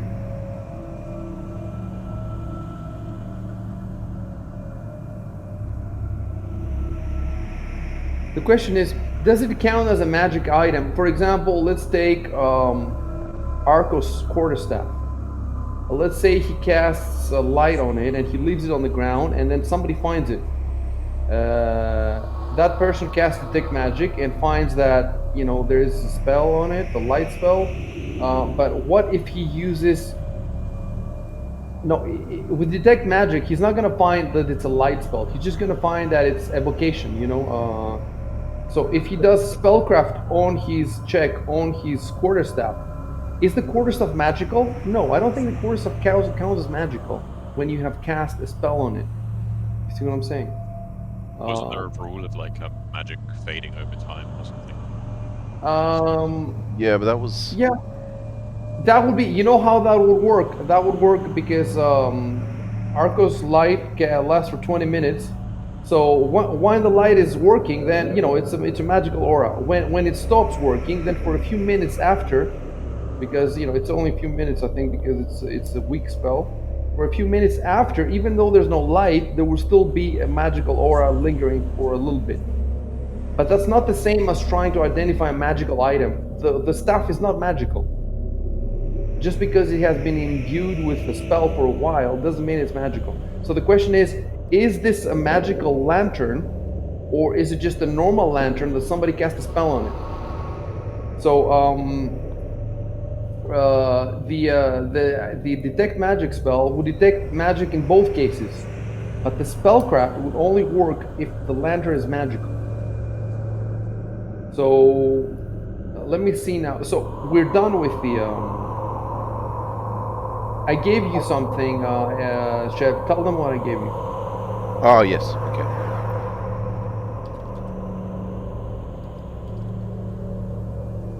Remember, you can right-click on the text, copy to clipboard, and then Control V and change it if you want. If you don't want to type the whole thing again.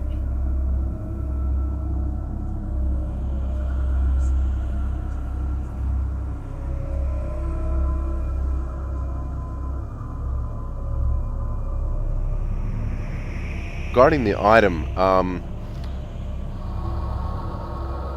I think the way they create items is to cast spells on them and then make them permanent somehow using another spell.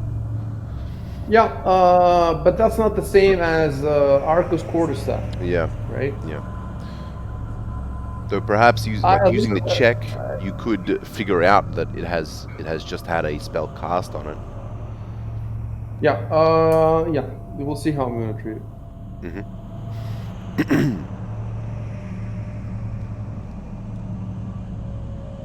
Okay, so now if you want to, first of all, you would need to pick up the lantern. It is on the party sheet, so whoever wants it can pick it up from there. Valken again. He's just gonna put it in his pocket. Right. Um, Well, and yeah. I can pick it up.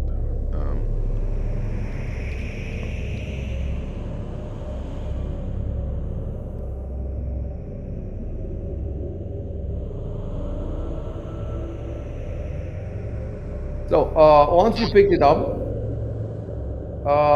you can just roll your spellcraft. You can say that I examined the lantern, and Okay. and then just roll your spellcraft.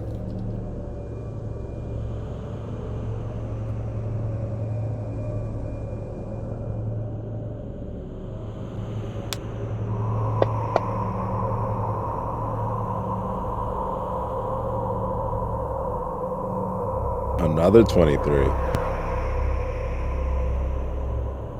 Oh yeah.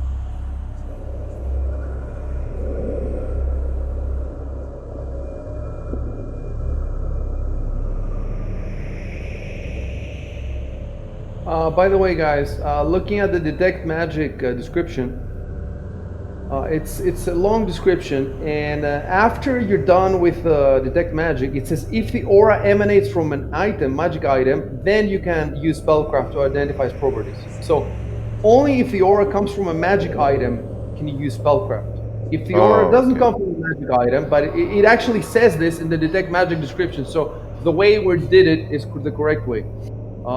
The thing is that the Edward did not know if it's a magic item or not, so he's free to try the spellcraft check, and if it succeeds the spellcraft check, I mean, I don't know. What if he rolls one? Then do I tell him? Basically, he rolled spellcraft, and I told him it's not magical. The item isn't magical. But what if he failed the check? And how can he even fail the check since the DC is equal to? Let me see. The DC is 15 plus the item's caster level, but the item has no caster level. It's not magical. So that means that I think that means that he cannot fail this check. Like if he checks Arcos staff, it doesn't matter what he rolls. He can see immediately that it's not magical. That's how I interpret it. Unless, yeah, unless we say that if he rolls a one, then it's always a failure. So maybe then I can tell him some bullshit. But in that case, he would have to roll. I would have to roll for him because then he would see the one and he would know. But for the time being, let's just play it this way. If he has spellcraft, and he does have it, then if he checks an item and it's not magical, then he doesn't even have to roll basically. Okay. And yeah, we'll play it like this. Okay. Let me type something else.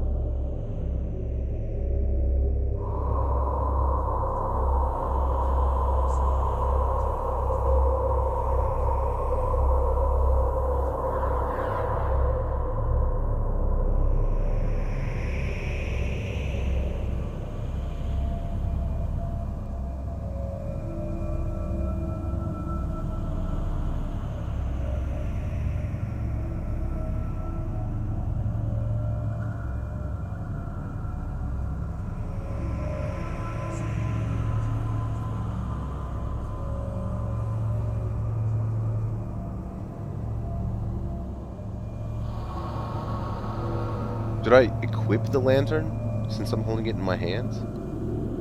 Oh yeah, go ahead and equip it if you want to hold. Yeah.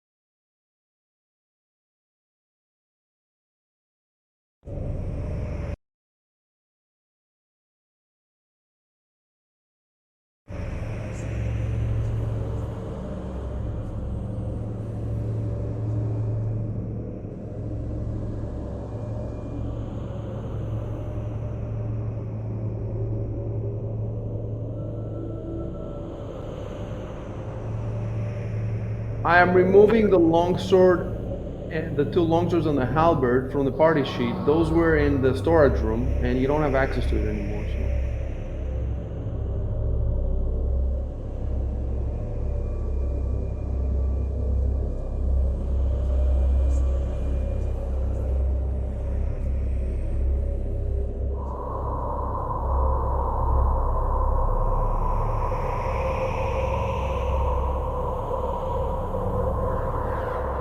Is the staircase going up to the north and down to the south? I didn't quite understand the The description. stairs are going, up to the north and down to the south. That's right. Okay, thanks. Keep in mind that you don't really know where north and south is. These are just, we use them so that I can tell you in which direction, but they may not be true north. There's a whole system to determine if you actually know true north. And I think there's some classes or some feats that, but as far as you're concerned, north and south, when we speak it like this now, is just, instead of saying, we could say up and down, or that's also why we can say on voice north and south, but you shouldn't say it in the chat because the characters don't know. I don't know how you should say it. Well, I told you that the stairs go up and then they go down. So if you tell me we go up the stairs, then that means you go north. There was the note in the bathtub that told us the north bed, which didn't make sense. Where was that, in the bar? No, in the bath, the note that we found in the case in the bath, it said, "Oh, there's a key hidden in the north bed," or something. We didn't know which way north was. Yeah. That makes sense too. Well, we can say that you searched all the beds basically. Oh, it said fifth from the north or something like that, right? It says,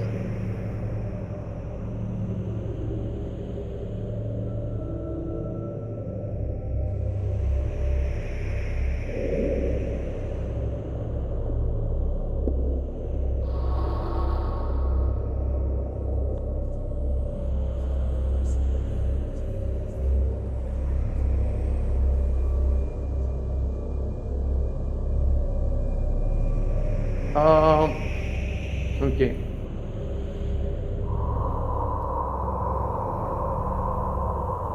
Let me do something here.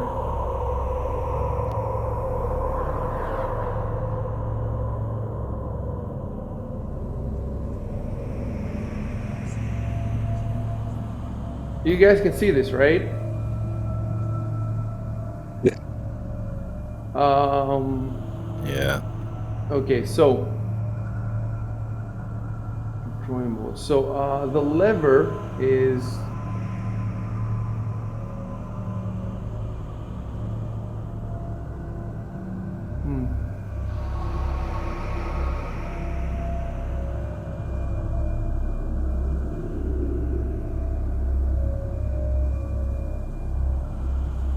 I'm trying to draw the lever, but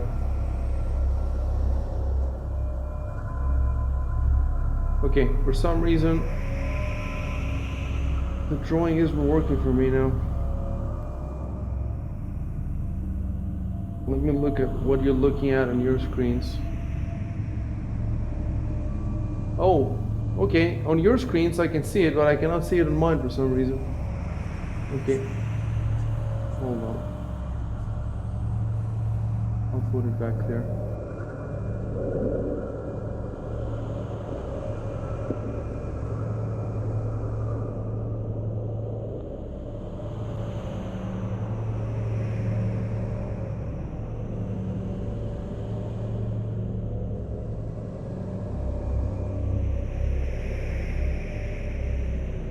So, yeah, that's where it is.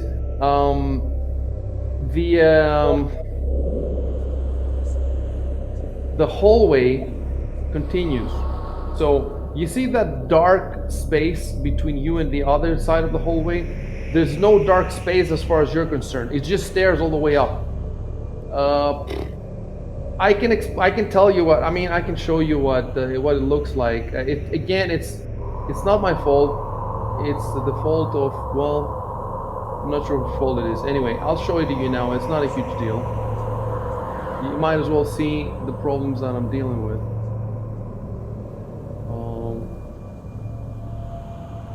Boom.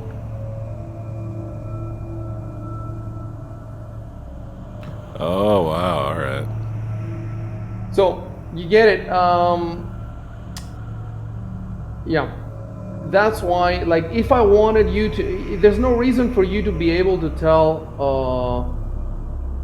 where the hallway is in relation to the four rooms. There's no reason for you to ever be able to know this. But they gave me the map like this. So if I wanted to see, so there's this like bridge. It's not a bridge, it's the hallway above your heads. So if I wanted you to not be able to see that hallway, I should have basically copy pasted out the hallway and added it myself, like expanded it myself and gave it to you as a separate image. So because now you can even see the name of the image is the same name as the rooms you were in before. So all this I would have to prepare for myself before, and I think at some point it occurred to me that I should do it, but then I have so many other things on my mind to prepare that are so much more important than this, that I just neglected it. I should have done it. It's not a huge deal. I could have done it in GIMP or Paint or something, but yeah. And it's the question of like, how do I put the stuff on the overworld? I would have had to put them separately. Now I can just put it like this. There's no reason for you to know that that's what it looks like. But on the other side, you're not gaining anything. I'm not really spoiling anything. So now you can move. You can play. You can move under, like you can move here. Yeah, yeah. You can move yourselves.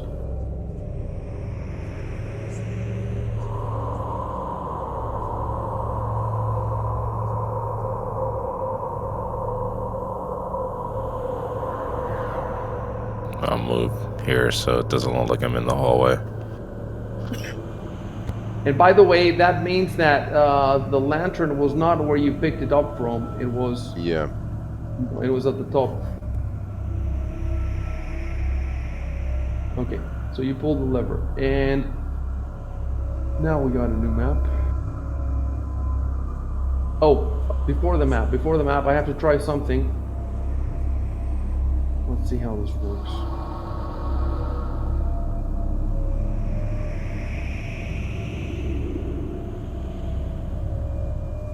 Okay, again, this might be a little bit of a spoiler. Let's see. Boom.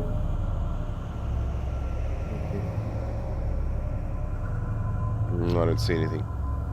You cannot see anything. Okay, let's see.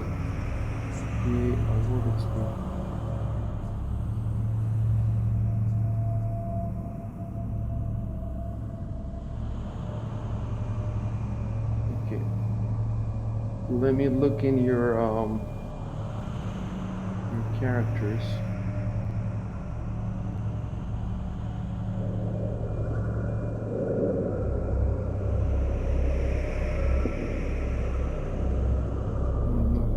I'm trying to give you XP now. I've never given you XP in the game. Oh, right. And what I would like, oh, I think I see it. What?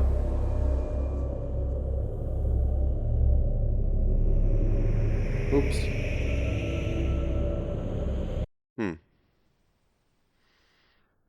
Okay, that was a mistake.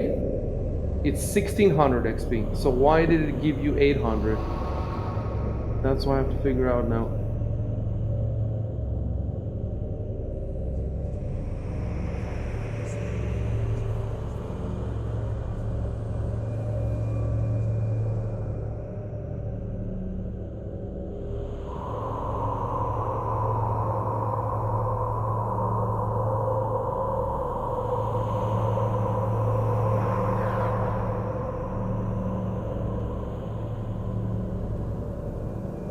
So it should have said 400 each of you. And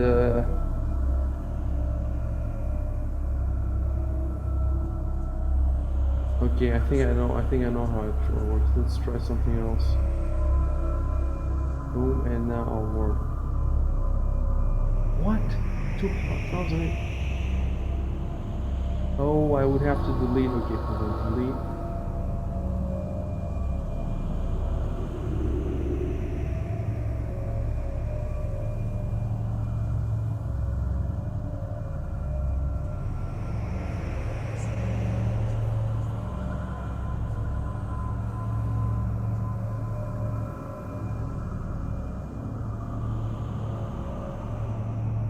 Okay, boom. Boom.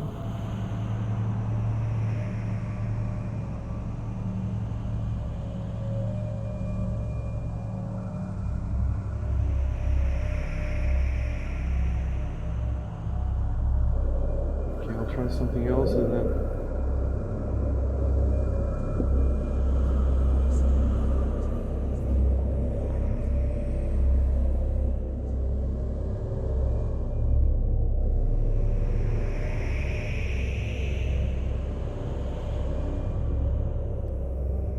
Oh, quests and counters. Counters. Maybe quest entries. So, oh, it's different. I see.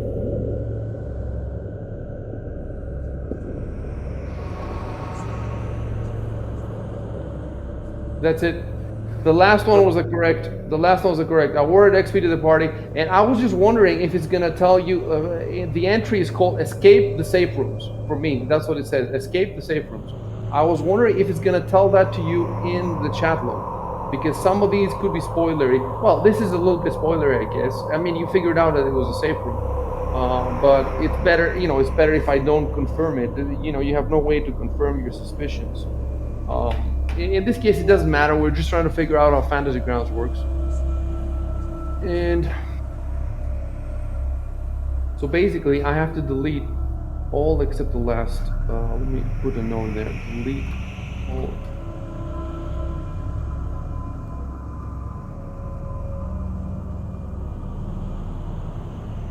So now your XP is totally fucked up. I'll have to fix it later.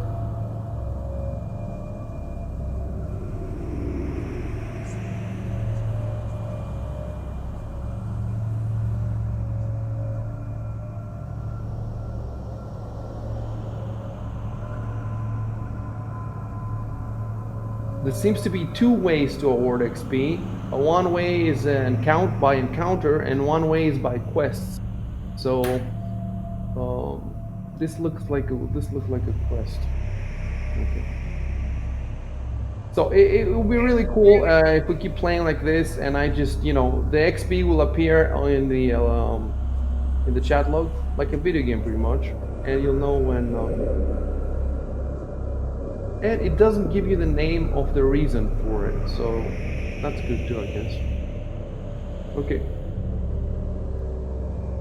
Moving on.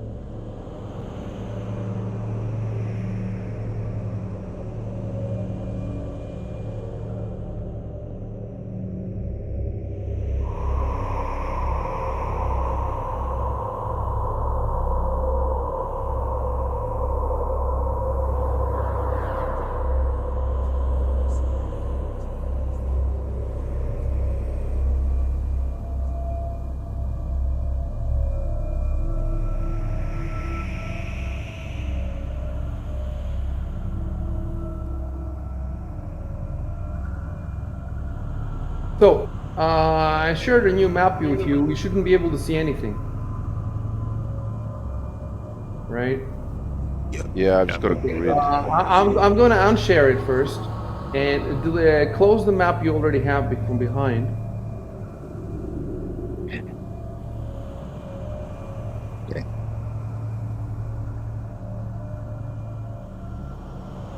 Okay.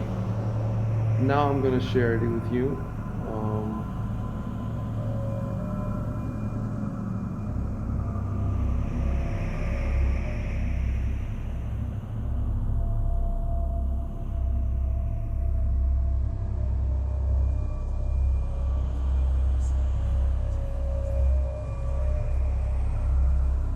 gonna put the characters on again. It doesn't have to be exactly how they wear. Yes, show that you're moving around. Well, okay. It has to, it's stupid that the wizard is opening the door, So, you want to reconsider that? Yes. That's how West Signal died in the other campaign. Yeah, that's a good He's idea. That's a good point. he's the worst character to open the door. Out of the four you got, he's the worst.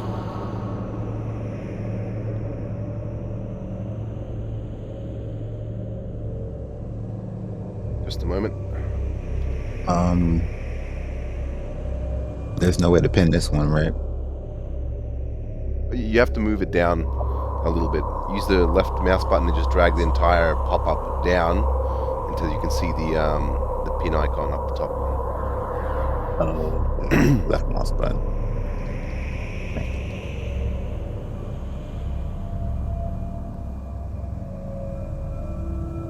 Yeah, I'm looking at Arconus. He's not pinning it. He has to do the same thing. Robo has pinned it. Chef has pinned it. Exile has pinned it. Only Arconus needs to pin it. You just need to drag it down further, yeah.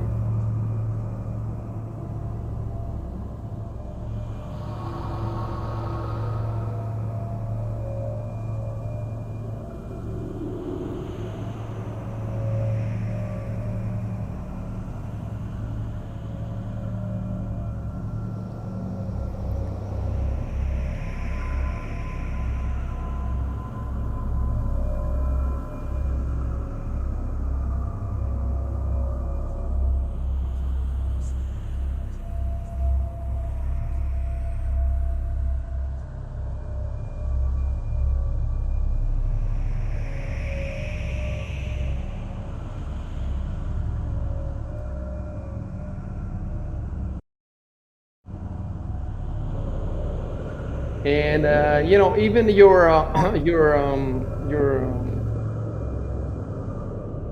the wizard should be behind the fighter, and to the left and right should be the other guys.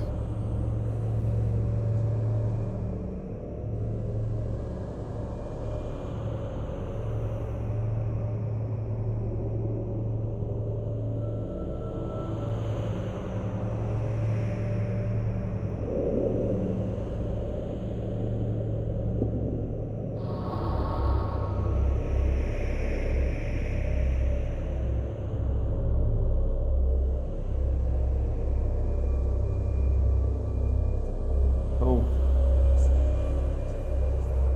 I tried to draw just a little wide thing. I don't know why it drew an arrow. Like, I wasn't trying to draw an arrow. Like, it seems it's working differently now. The same stuff we were using the other time just works differently now. I just want... There we go.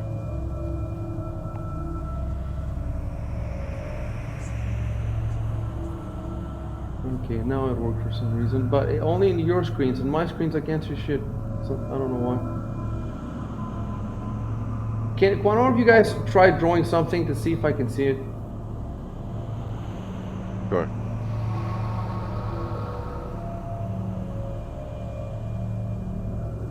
Okay, I can see it. Yeah, that's fine.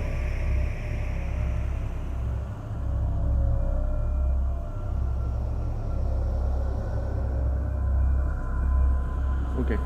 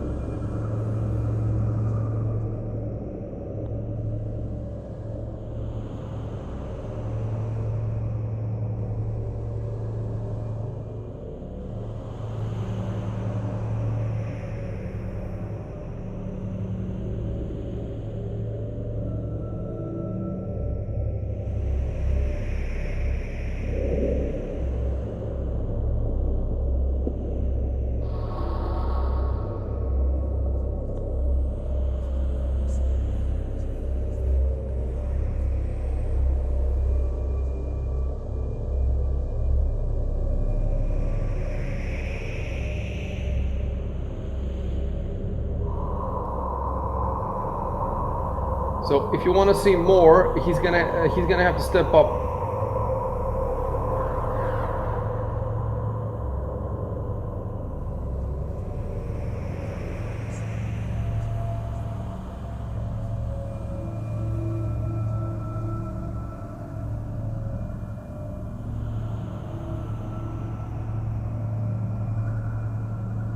And then now you should move 2-3 squares at a time maximum. Okay.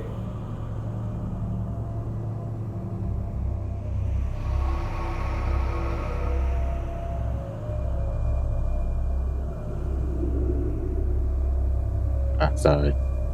I don't want to do that. I'll take that away.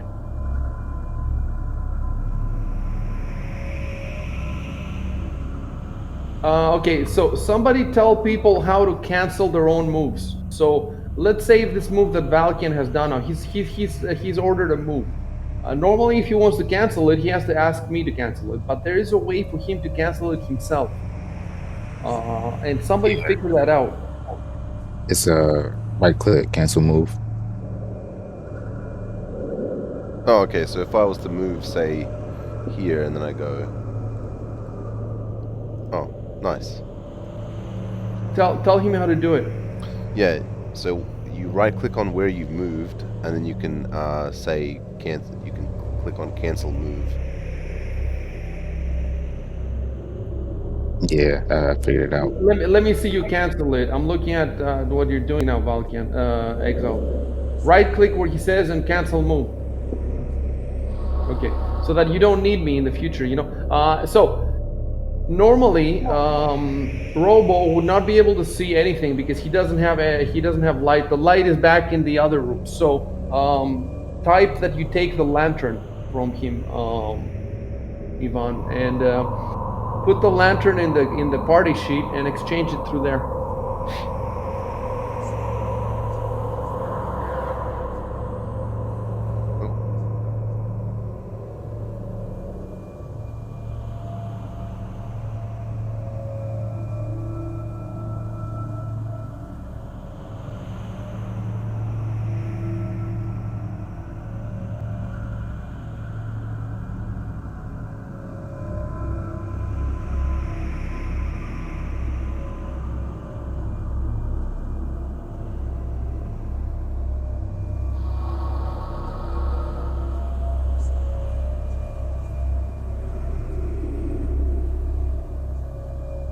So how is he going to draw his sword if he needs to, if he's holding a lantern? He could hold the lantern with one hand and hold the sword with another hand. But he would probably have to throw the lantern down, I guess. If well, it's good that the lantern is magical, so even if you throw it down, the light is not going to go on, and it will still be illuminating. Of course, he draws his sword now. Yeah. I wonder why. What made you think about drawing your sword?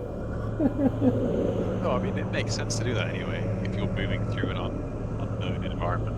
Yeah, always with the sword in the hand. All right. Sure.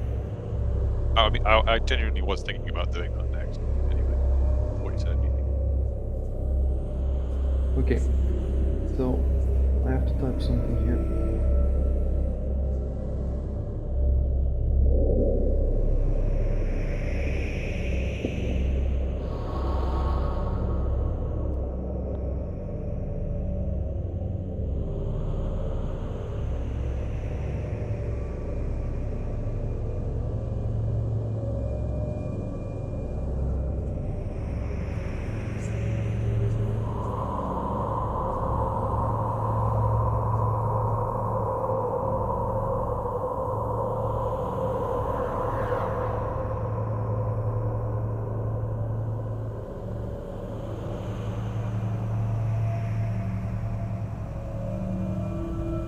I think Arco cast light as well. Yeah. Quarter stuff is lit.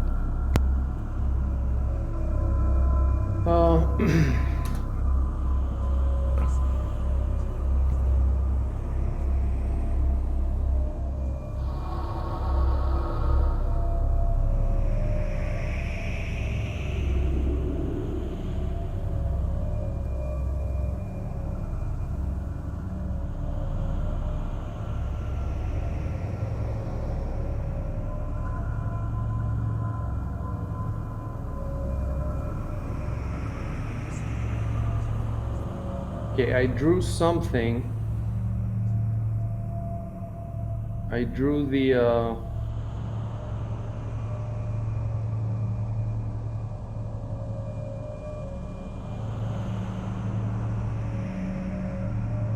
can't draw well because I can't see.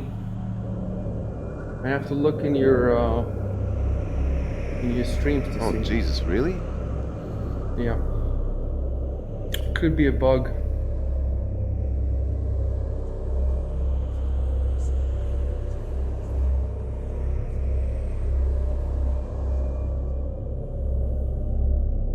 Okay, hold on.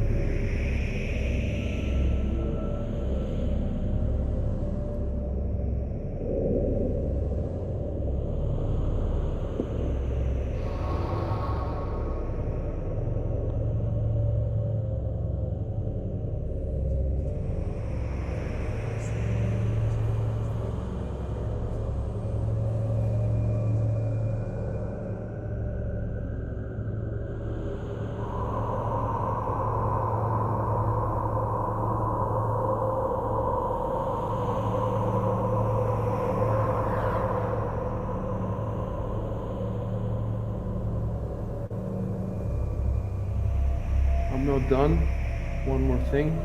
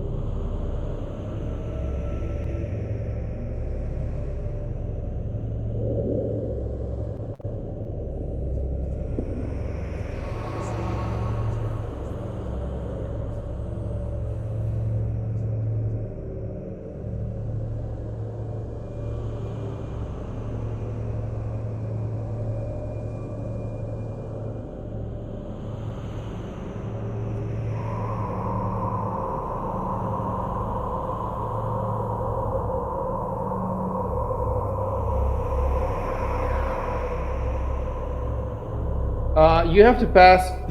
The door is right where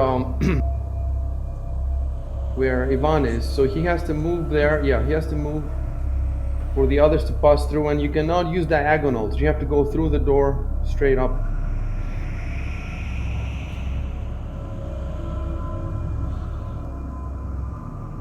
Is this the corpse right here? Yeah.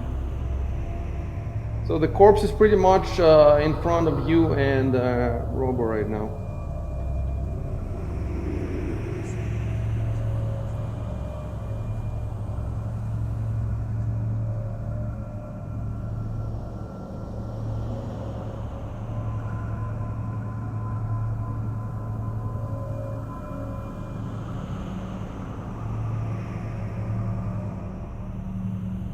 Okay, you see that symbol? That means you don't type anything else now.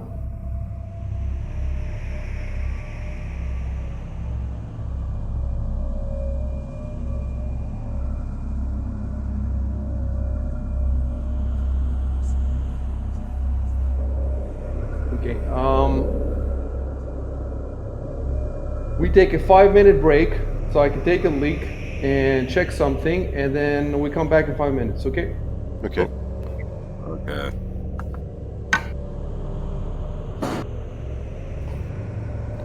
We are gonna start taking out sticks and start poking at the corpse. That was said, damn. That dude got fucked up. He got fucked up. Them guards was vicious. Assassins or whatever. Call them Stavian guards, right?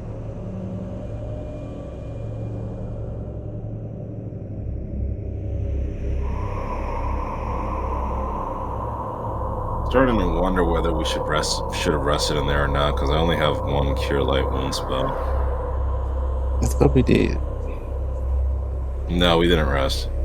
We gotta rest 8 hours, and then I have to meditate for like 1 hour to get my spells back. We did not do that.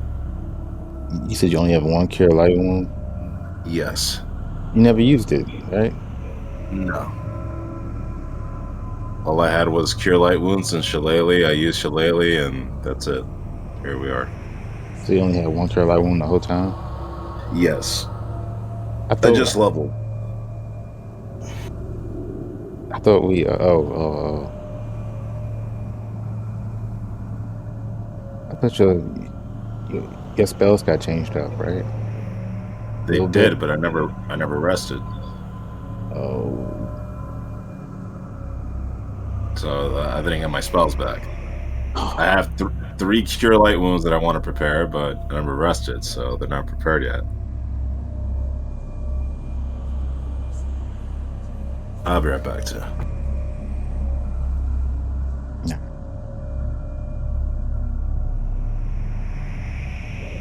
Good point.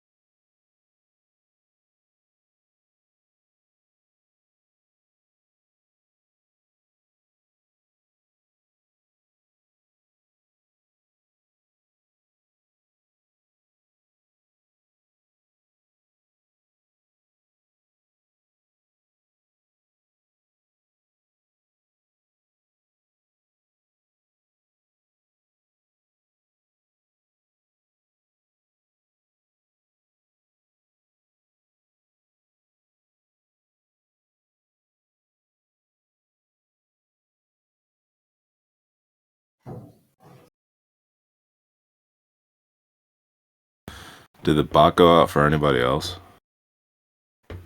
Yeah, it's Yeah, not it's working not for me. Ah, I guess okay. Just Izzy wondering. has to like restart it every so often or something. Does the bot skip sometimes for you guys, or is it just me? Yeah, Yes, same. it does.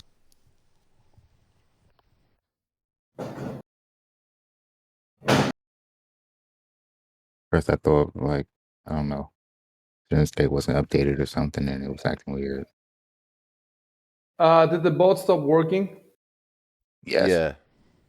Okay, I'll restart it. It's just that the 1 hour ended. So this ambience is coming from is being composed by this dude on YouTube. He has like hundreds, dozens of ambiences, all different kinds, and he's great. He's great. I just need to figure out how to integrate it into Terranscape so I don't have to use 2 different things. But he has fantastic stuff.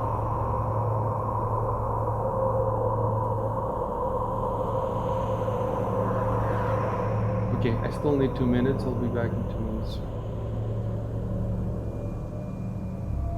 I'll go use the bathroom too.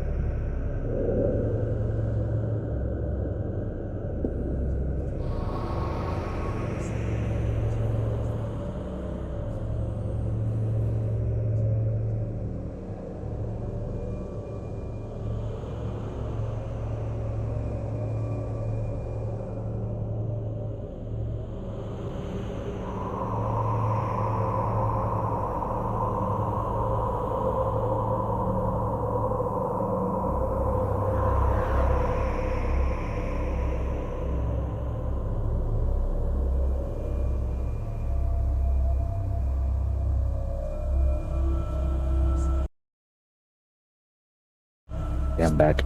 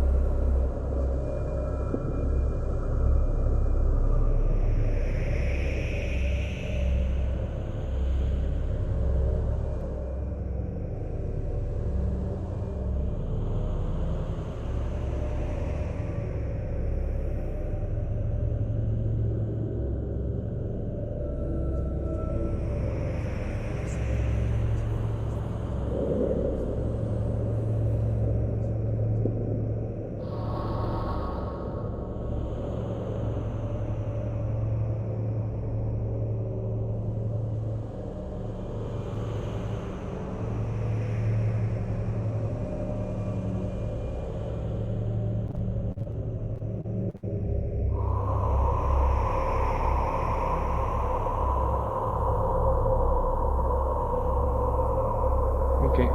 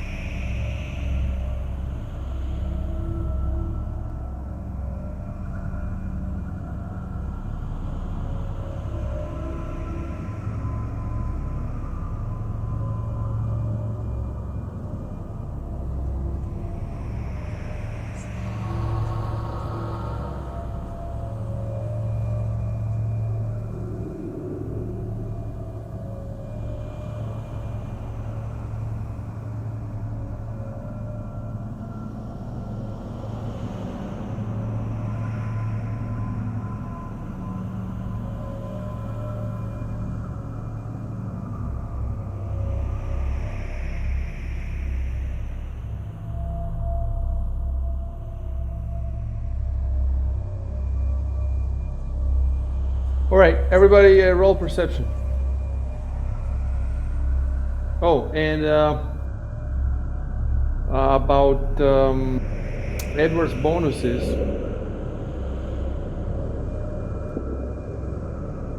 Don't roll yet. You have +2 because of alertness. So you're telling me that if you're in shadows or darkness, you have +2 and +3? I think so.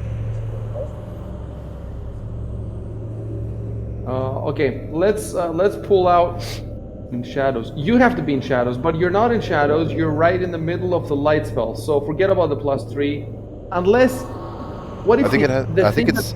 Yeah, yeah. the thing you're looking at? Okay, pull out the +3 for me. Where the explanation is, I need to see it. Wouldn't it be Okay. that like it negates a penalty from shadows, like because the owl has night vision? I thought that's what it meant. Yeah, Does it make wouldn't there sense? be a It just pen? gets Is there a a penalty for perception in the shadows?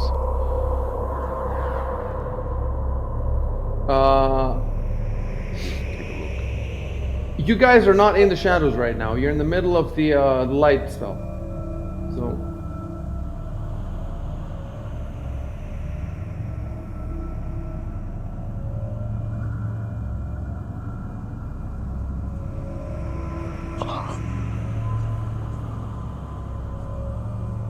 oops. Okay. Yeah, I'm waiting for the figure. Well, the others can roll their perceptions. Oh, I think I understand it better now. It's not plus. Oh, Okay, no, yeah. All right.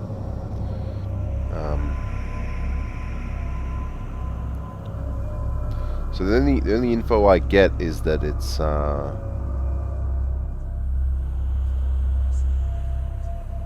the owl.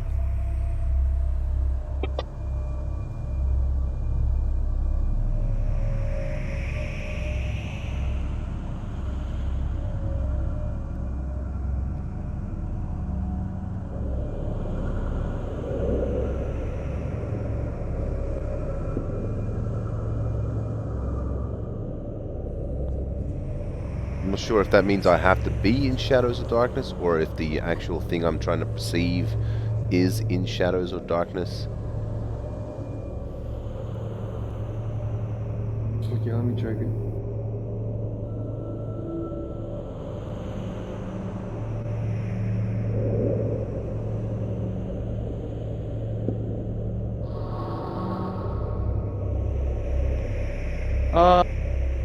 Darkness, because it's the owl that its eyes work better in darkness. So master gains a +3 on sight-based and opposed perception checks in shadows or darkness. You're not in darkness and you're not in shadows, so you don't get it. You just get the +2. So put a +2 at the bottom left of the screen and roll Okay. perception.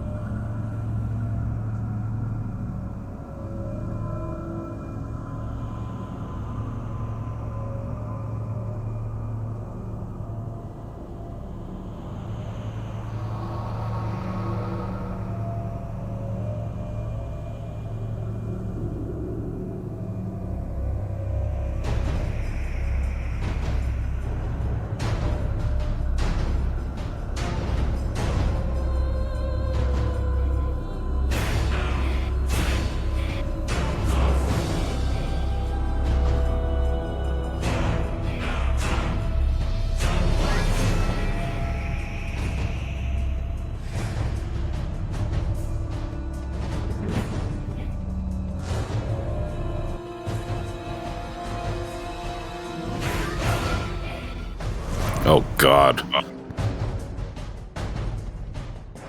This is your first real battle, finally. Holy shit. Get him, Ivan. Get him.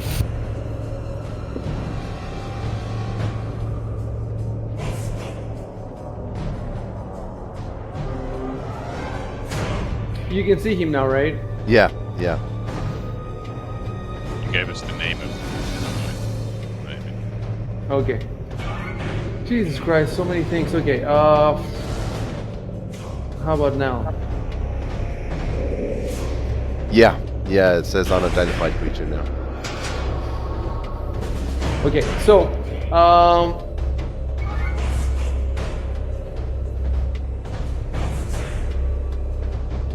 hold on a sec. Can you send me the image again? I closed it. Yeah, I can. It should be in your,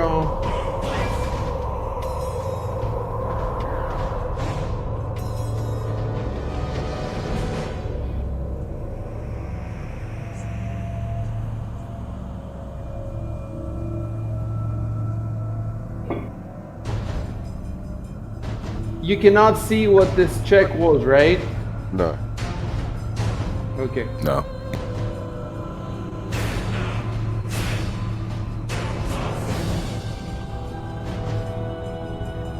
It was a knowledge check to see if you know what this thing is. Did it say who rolled it? No. No. Let me look at these screens.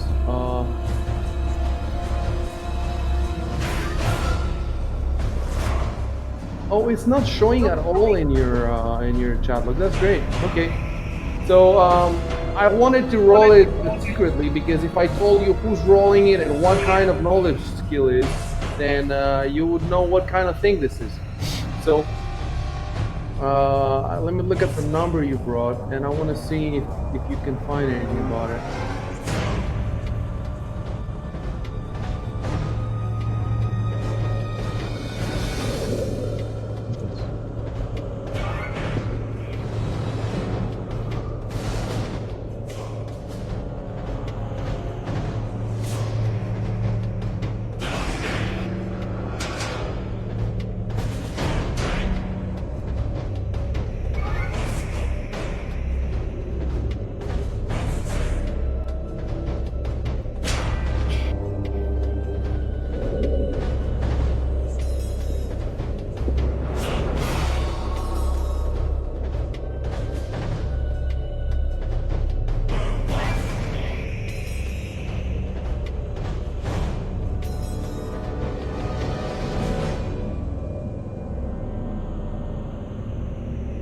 Yeah. So you don't know anything about it.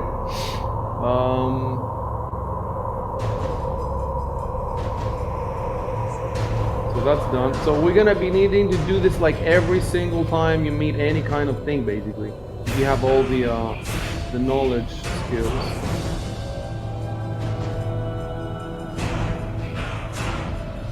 So the checks, your perception checks are against its stealth. Its stealth got 19, so that means Valkian doesn't. We ran a surprise round now. Everybody plays except Valkian. So first, Ivan, right? So you can play. First, it's best if you tell me what you want to do, and then I'll tell you how to do it.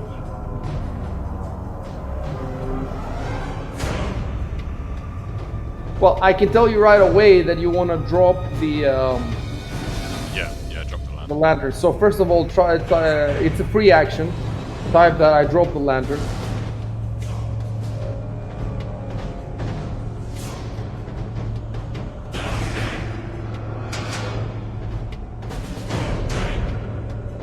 The creature is in the wall, right? I thought you got that right. It's in the wall. No, that's not gonna be good enough.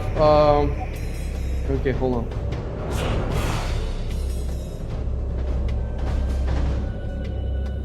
You can't place it down. You don't have the time for that. Unless you want to use your standard action for that. Okay. Now, so you dropped it, and now you can play. You can move up to 30 feet and attack. So first, oh yeah. Try moving, and you'll see that the game tells you how many feet you've moved. So you can calculate if you want to move. So you have a move action and you have a standard action. So you can do the standard action first and move after, or you can move first and then do the standard action after. Standard action is basically an attack. So I'm assuming that he's stuck, and that if I stay here, then I'm not going to get attacked. You can assume that if you want. Yeah.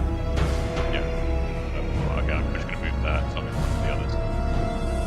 Okay, that's all your move action that you want to do, right? Yep. Okay.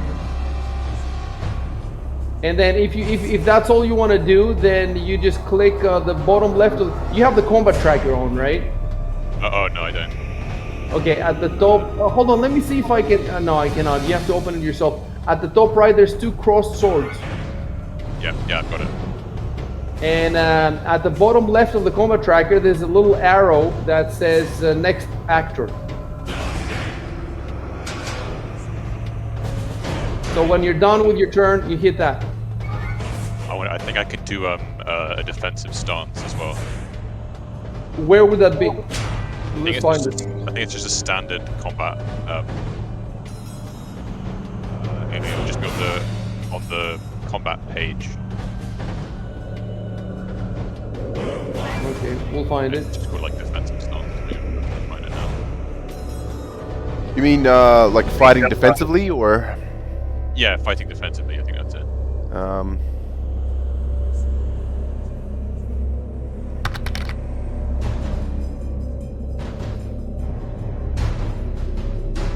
Oh, dodge is an action. I'm being told this by by a guy called Unliving Luke in chat. Dodge is an action, apparently. Let me take a look at the actions in combat.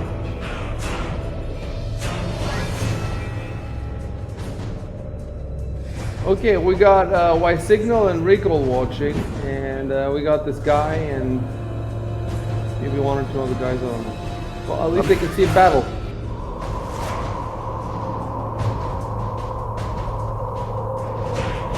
Yeah, it seems like it says firing defensively is standard action. Yeah, total defense, I think it's called. Yeah, I was thinking that.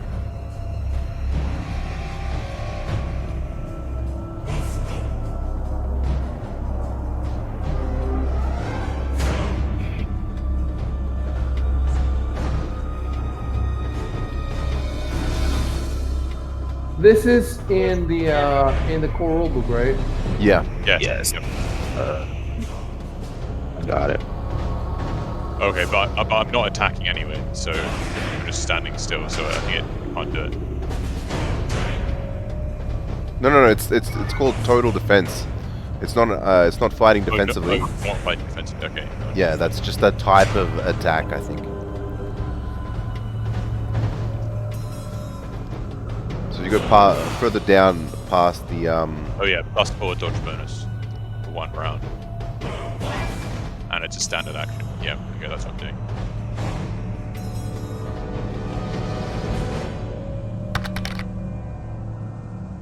Can anybody find it? What page in the book?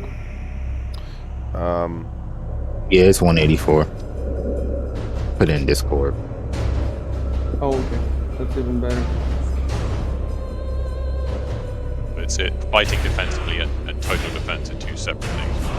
yeah. Not Yeah. confusing. Oh, Yeah. never mind then. Yeah, So page fighting 100. defensively isn't going to do it for us because he's not fighting. He's not attacking. So I can maybe Total defense seems to be better. Gets twice the.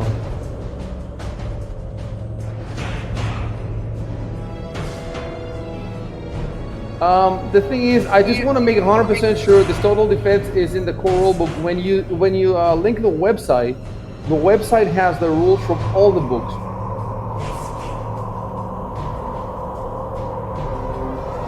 I think usually it has in brackets like reference. Yeah, it does have, but when it's a scrolling entry, it's not. Sometimes it's not 100% sure Yeah, it's true. where it's coming from.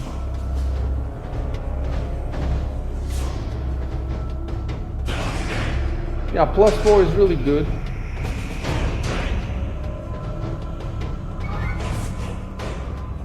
And you cannot make attacks of opportunity while using total defense.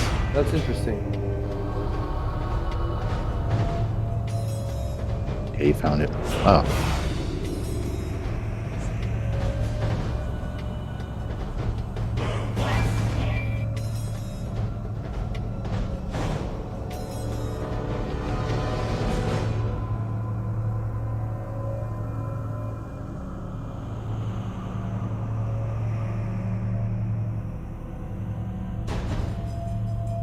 Yeah. So I want to see what category of moves this is. This is it just standard actions? Standard actions, yeah. So there's a whole list of standard actions, and nobody's used this before, so they probably don't even know about it.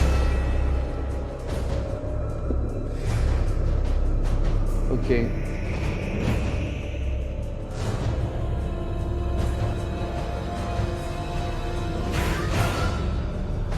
Okay, let me ask you something, Robo. What is your game plan? So, okay, you think this thing cannot attack you, so you're gonna just stay there. Yeah, for now, and hopefully the guys with missiles can kill it. Fair enough. Okay, that makes sense. So, I guess let's see what you should write in the what should you write in the chat log?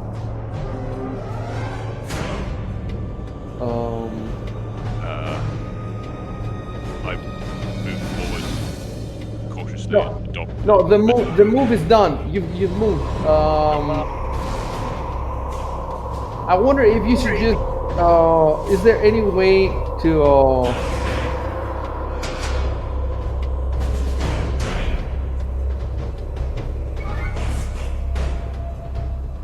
I don't think there's any way to put that in Fantasy Grounds. Like, these moves don't exist in the list, like classes, feats, skills. Do they?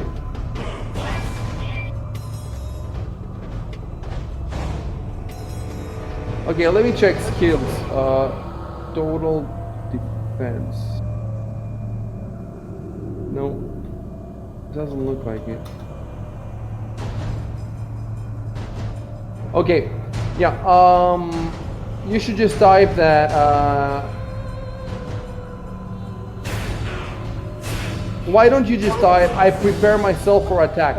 Just, I brace myself for attack, or something like that, and then keep Control Enter. And then, yeah, let's do it this way. I brace myself for attack, and then in brackets, total defense. And write it the same way it's written in the book, like with capitalized T and capitalized D.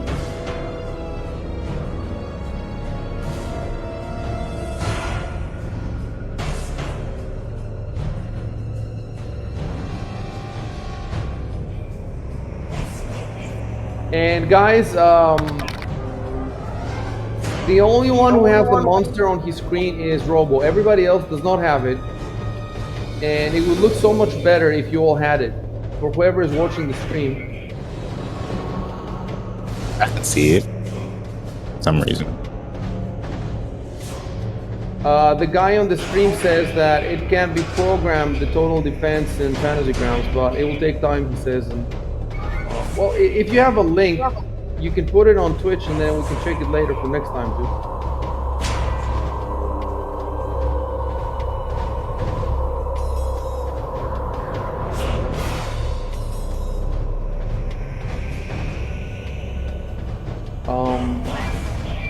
I'm going to send the monster again to you guys and try to keep it on the screen.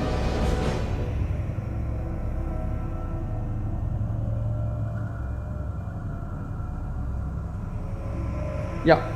Well, okay. That makes sense. That makes sense the way you put it. Okay. So now hit the next actor on the combat tracker on the bottom left. That's it.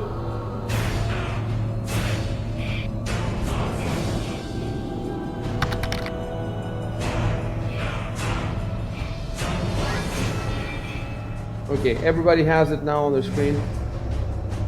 Yeah. Oh, okay. We can like say things, right? Like short little things. Yes, Quick you can sentences. say Okay. one long sentence or two short sentences. And you can put them whenever you want. Okay, thanks for. I'm gonna copy the syntax in Discord, but don't try it because it might be wrong. I'm just gonna put it so we can check it next time.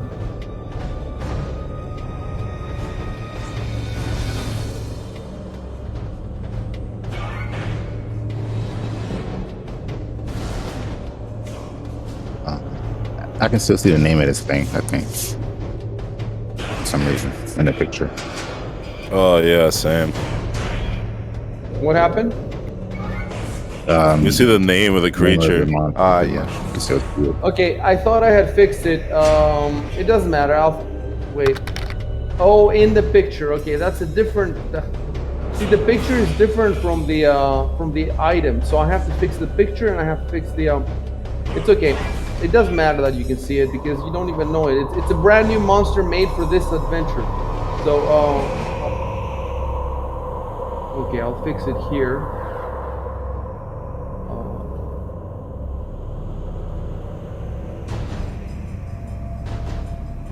Okay, so it should say unidentified creature now. Yes. Yeah, there you go.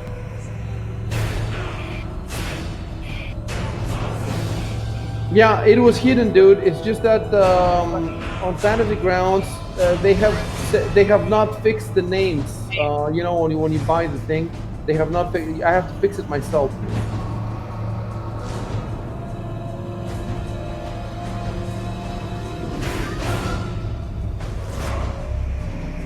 It was weird to be in a fight.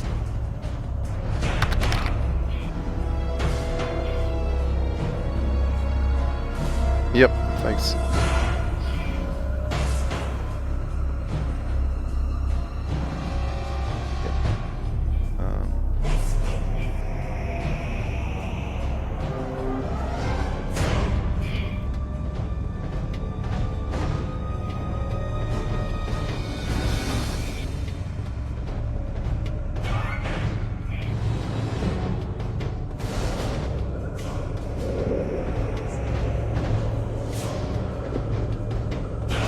And now you're about to find out something about Dungeons and Dragons, Robo.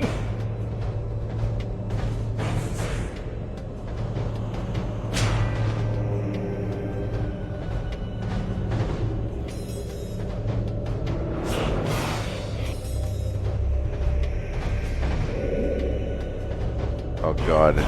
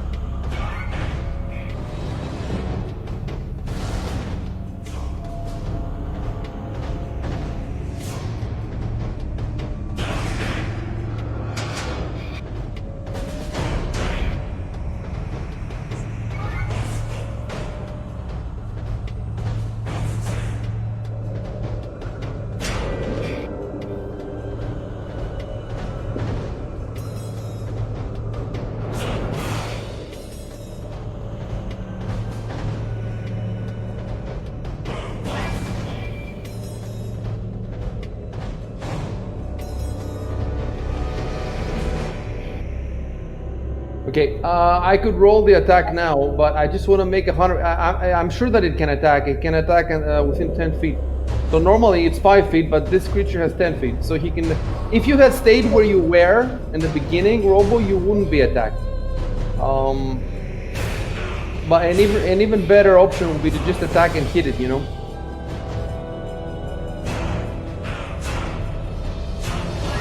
I mean, it wasn't a totally wrong move that you made, but generally speaking, you just want to do damage as quickly as possible and just kill stuff.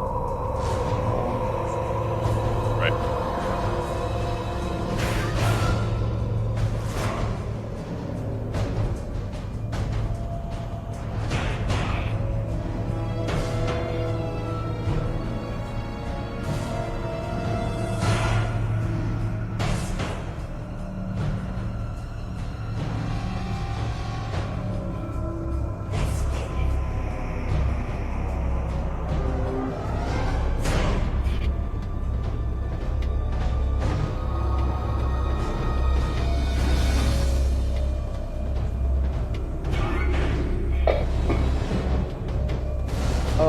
Okay, so you cannot see this, right? I can see that, yeah.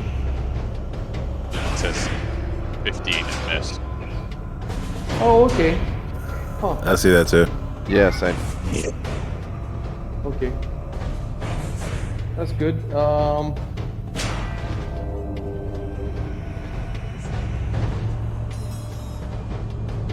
I think that's it. I just want to check something before I. Oh wait, wait. We didn't give it the -4. So I should have given it, either given it a -4 or given you a +4. Let me. How would I give you the +4? I think I would go. I think the best way would be to give you the +4 because that's how it works. Check your. Bring up your sheet Oh, cool. and open up the combat, the second tab, and where it says armor class, total 18, armor +6, shield 0. So at the end, you see the misc. That's where you would put a +4. Yeah. So let's do it now. I just did it, and I gave you 4.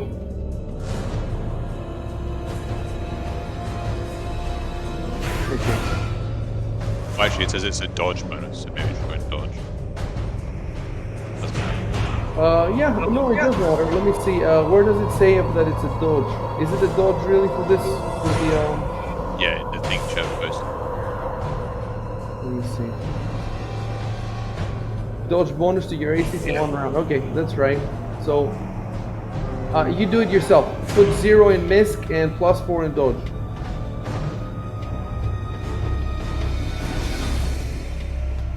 Okay.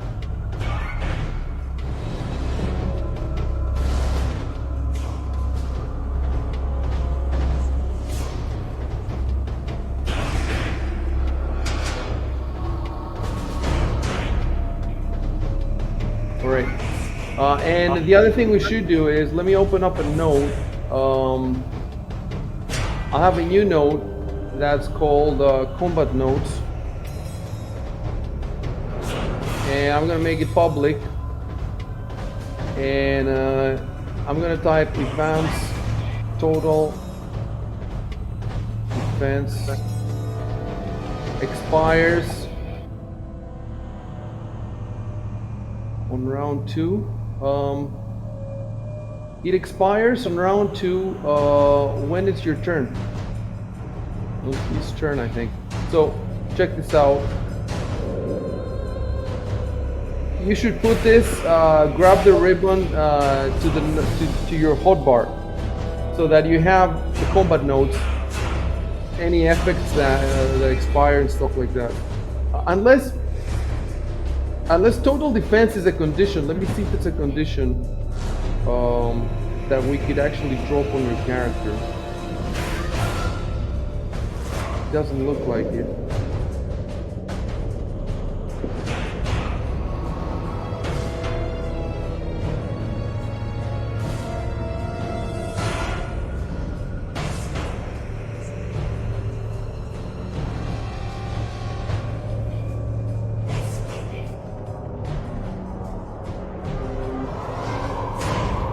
Okay, so the guy on Twitch gave us a link with custom. I'm gonna put that on Discord too. If you want, you can go check it.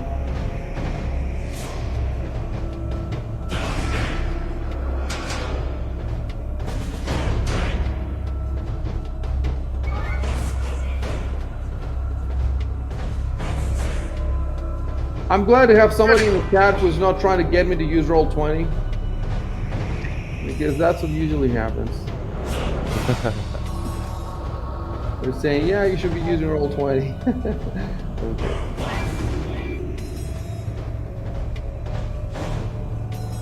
I see.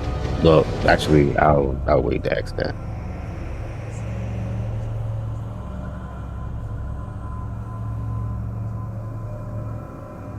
Okay. It is Edward's turn. Yep. Oh, we forgot. It's the. Oh yeah, it's the. It's the surprise round. This means that Valkian should have the flat-footed. The flat-footed condition. So if you look in the combat tracker, Valkian, it says effects flat-footed. That means if somebody hits you now, your AC is going to be a bit worse.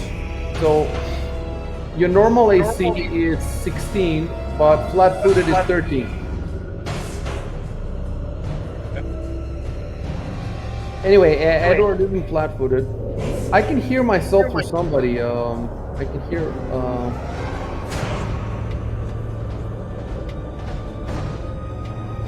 Anyway, Edward, you can play. Yep. Is the creature coming out of the wall like it is in the picture, or is it like completely hidden from view? It's coming out. Well, I can tell you, it has. I think it has 20%. It has concealment. Oh, okay. So it's something. It's somewhere in between. I'm just gonna see how far away it is. Okay. Oh, it's exactly as far away as it shows in the picture. Yep. In the map. I'm just seeing what the range of my spells to see if I can. It's 20 feet. Yep. Okay. I'm gonna cast. Magic Missile.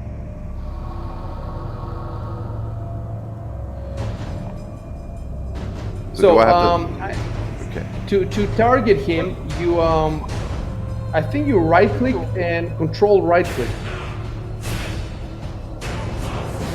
Try that. Let's see if it works. Wait, control right click? Or control left click on him. That's it. Okay. 20 feet. It tells you immediately how fast or how far. Let me see. Do the other people see that? The range? I don't think they see it.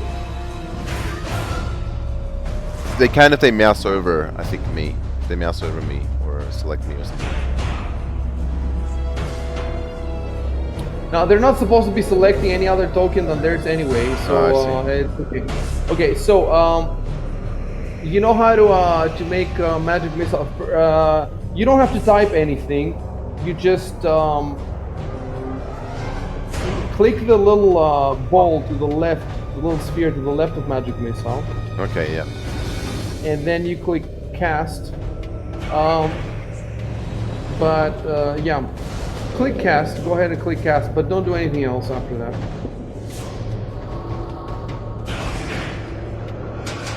Okay.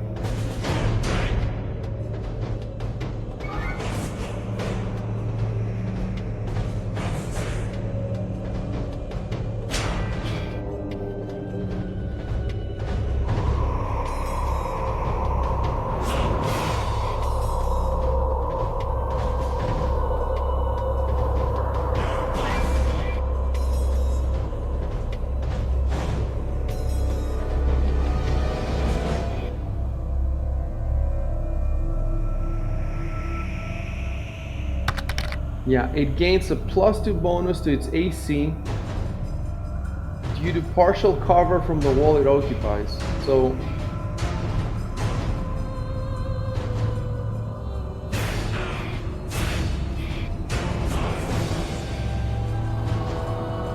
Magic Missile's supposed to automatically damage it, right? yeah, it is. It is. Mm-hmm. What I'm trying to figure out is the +2 AC bonus included in its AC, or do I have to add it? I think it's included.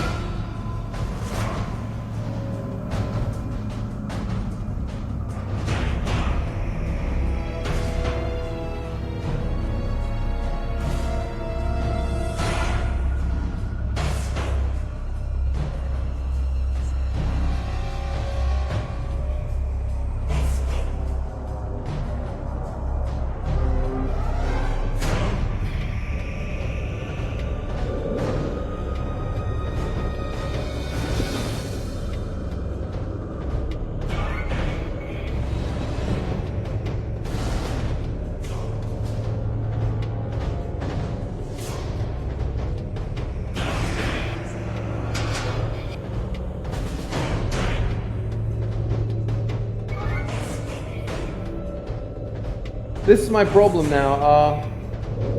I think it gets an extra +2.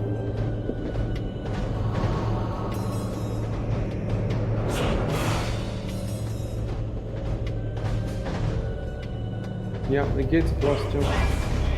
So, okay, I'll have to remember when you attack. So, let me see now how you roll for the damage. I can see I've got a button here to roll for the damage for the magic missile. Damage. Okay, roll the damage. Ah, So you rolled a 1. Okay. Okay. Jesus. Hit him.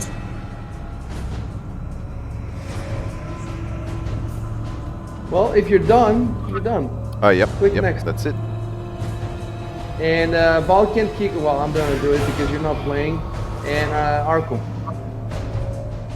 Alright, I want to switch over to my masterwork darts. Says here.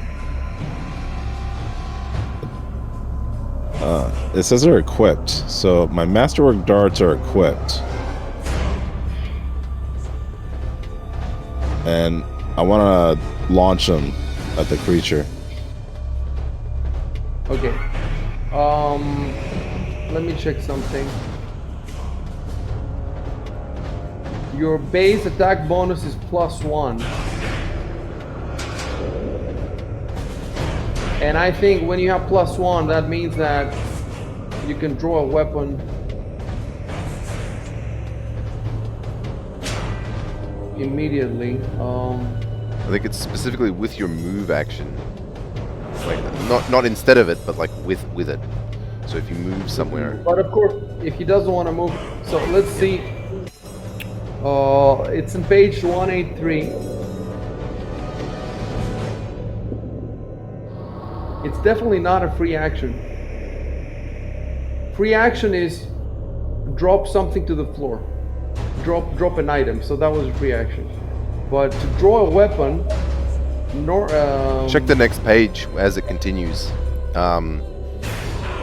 You were right with the base attack bonus of +1 or higher.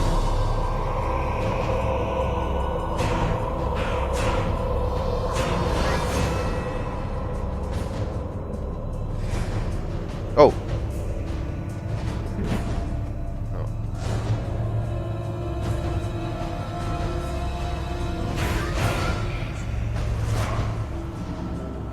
he can combine the move action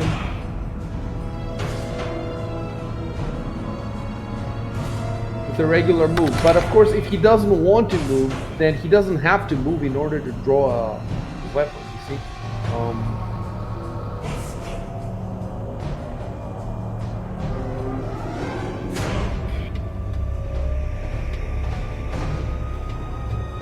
Okay, so you can type. I wonder what does he do with the quarterstaff when he draws the darts. Maybe I just switch it over to my other hand, and I throw the darts with my dominant hand. Yeah, that's what it sounds like. Just type. I draw a dart and I throw it. Control Enter.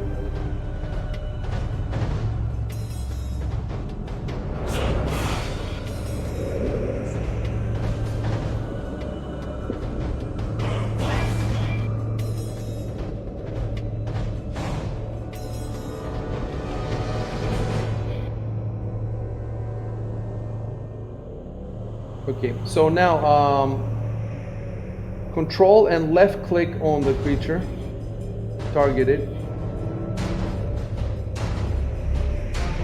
Okay, then go into actions, I think at the bottom, yeah. And first, I would probably have to give it let me fix its AC. The thing is, it doesn't look like I can fix its AC. Like, I don't see anywhere.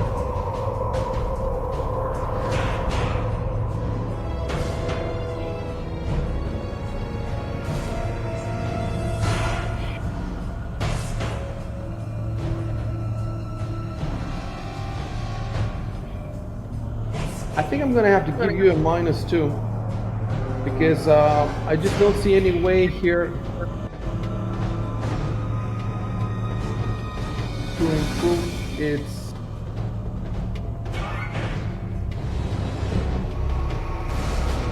No, I don't see it. Like in the monster entry, you can edit some of the stuff that have. Oh wait, no, you can unlock. You can unlock it. I can't fix it.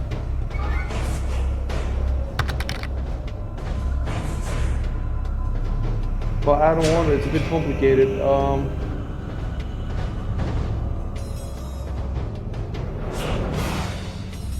No, I would rather give you -2.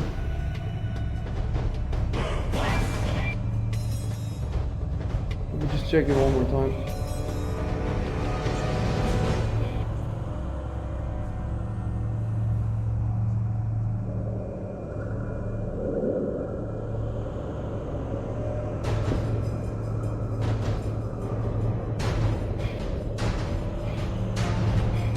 And the -2 is because of its concealment bonus. Yeah, well, it's not a minus. It gets a +2 to its AC due to partial cover from the wall it occupies. So basically, when you attack with your sword or with anything, you might hit the wall instead of hitting it because you don't know exactly, what part of it is it, and it gets a +2 bonus. I'm not 100% sure. This is a special ability, so and it takes a full round to turn it on, and it has already turned it on. So it makes sense that it wouldn't be included in the stats. Yeah, it makes sense, definitely. Okay, so at the bottom left of the screen, go to the modifier and type -2. And actually,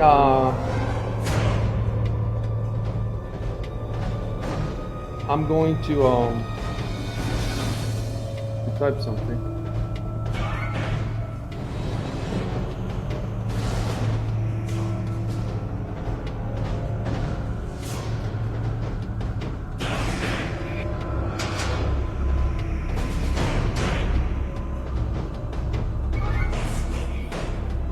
Okay, as long as you put the -2, right? And now all you have to do is go to your actions in the sheet, and where it says Masterwork Dart,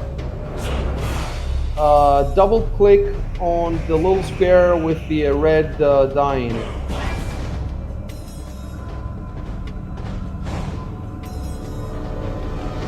Nice. Nice. And then to the right, it says damage 1d4 piercing.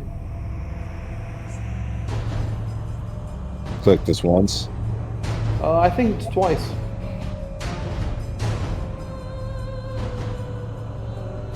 Add 2 damage. And okay, it says ammo 0. So in your inventory, it says you have 12 Masterwork darts. I'm gonna make that 11. And in the combat notes,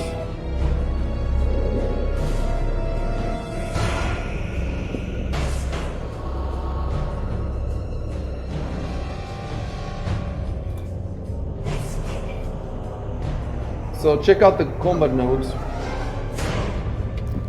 Okay. So if it's possible afterwards to retrieve it, we'll see. Where did you get these darts from? Do you remember? They were part of the rest of the weapons that were in the storage room. That were in one of the boxes. Yeah.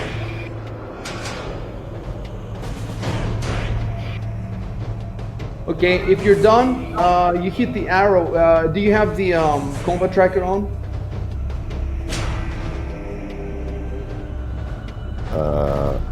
Yeah. The arrow to the left of my character. No. The combat tracker at the bottom, there is an arrow. No, further There you down. go. Oh no. No, that was it. That's it. That was it. I think. Yeah. Oh, okay. Okay, so it's next round, and it's Ivan's turn. But before he plays, so now Um, we go in your go and remove the dodge bonus, Yeah. and I remove it from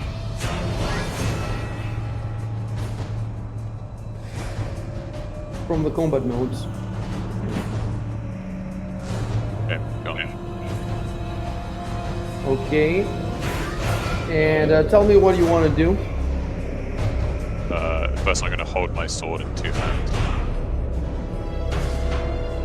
Okay. You gotta find where that that where it says in the what happens. It's I can do it as a free action. And it just means I do 1.5 times damage. Okay, I need to read all that stuff in the book.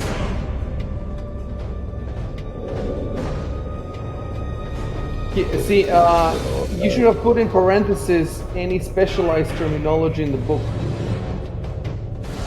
What was that? Sorry. You should have put in parentheses any specialized terminology in the book. But first, that's why I asked you to show me what you're doing in the book before you type Okay, anything. okay.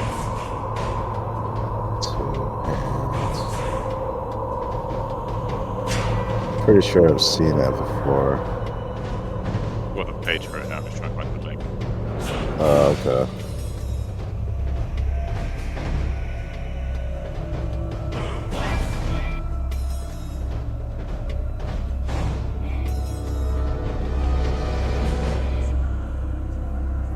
I'll just screenshot.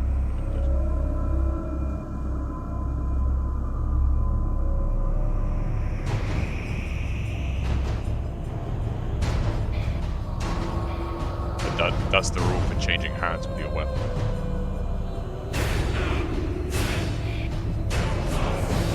Yeah, I want to see it in the book though.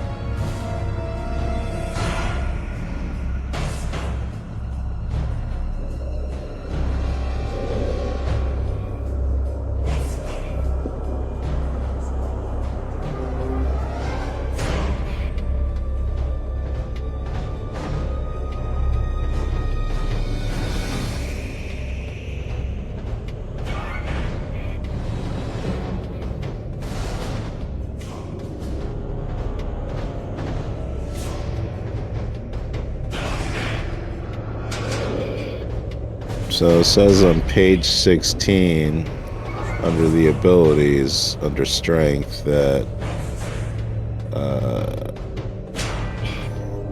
offhand attacks receive only half the character strength bonus, while two-handed attacks receive 1.5 times the strength bonus. Yeah. It's like Oh, when the GM can also. Okay. The guy in the chat says that I can put the modifier myself on the bottom left. I don't have to actually ask you to do it if I want to.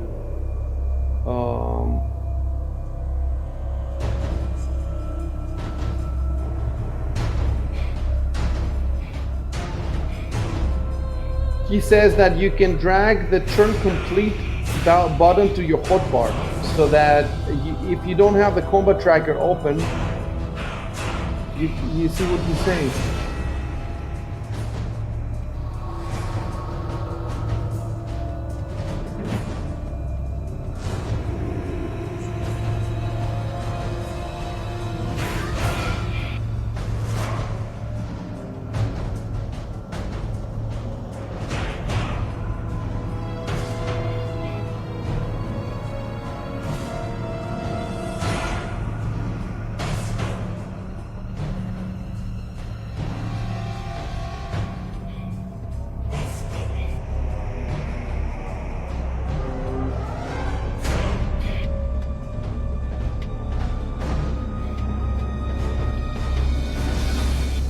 It's the second round, so Valkian is no longer flat-footed, so I'm gonna remove that. Actually, he's still flat-footed until it's his turn. Oh. Are you sure about that? Yep. Oh. Yeah, cheers. Have fun with your game tomorrow. Unliving Luke is also running a campaign. 2 campaigns. Oh yeah. Oh, that's cool. Yeah, basically the flat-footed condition. RPG. The flat-footed condition is for everybody who hasn't acted in combat yet, and because there was the surprise round, the I see. I see. Yeah, I remember. I sort of remember reading that.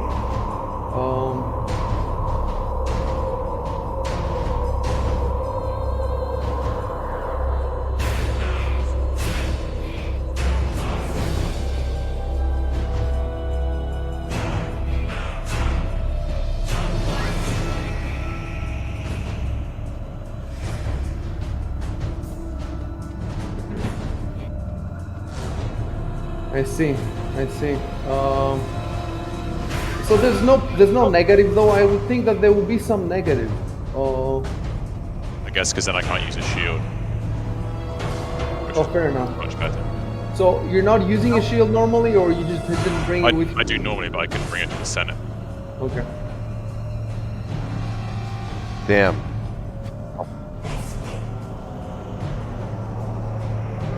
Oh, you left it at home?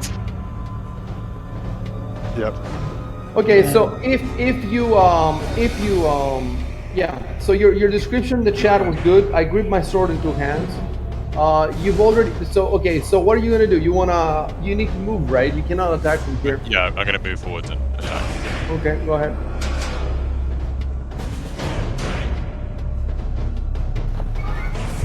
And then control and left click on him to select him. All right, and then hold on. So I put. Do you see a -2 on your screen in the modifier?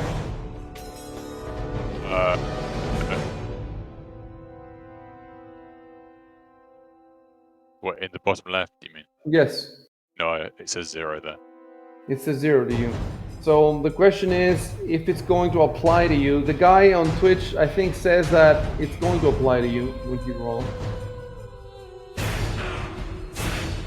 Okay, it seems that he's gone now. Thanks, dude. Whatever. Thanks for the help. So I just want to be 100% sure. I'm gonna make mine 0, and you put yours -2. What's the -2 for? It is because the creature has partial. I'll type it again. Oh yeah, I see it.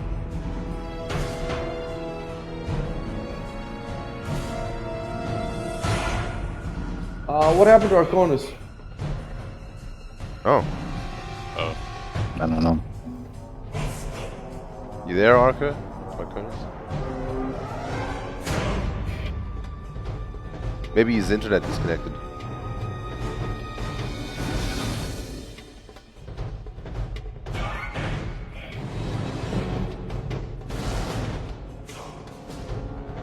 Well, let's roll.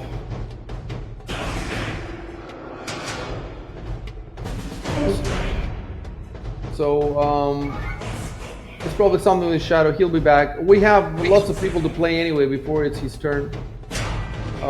So basically, you go to your actions, Yep. and double next to the longsword, double click on the one.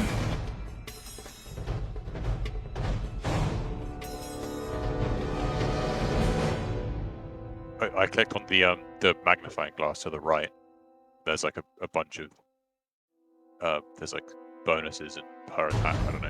There's a bunch of different boxes I can fill out with bonuses, I think. Yeah. Right now you don't have anything though. So right. So I have +2 damage because of the 2-handed thing. So I should have +6 overall. Look, instead of there's no plus- point thinking about the damage because you haven't hit yet, Okay. right? So just double click the little square with a 1. Double click. Or is it drag? It's always double click. Just double click on the little square. Okay.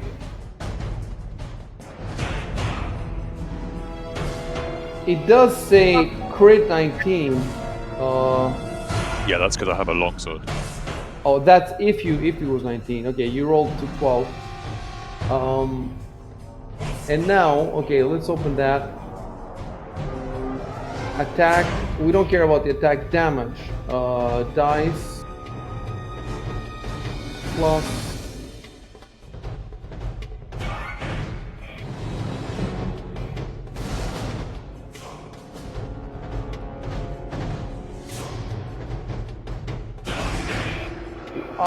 Okay, well, hold on.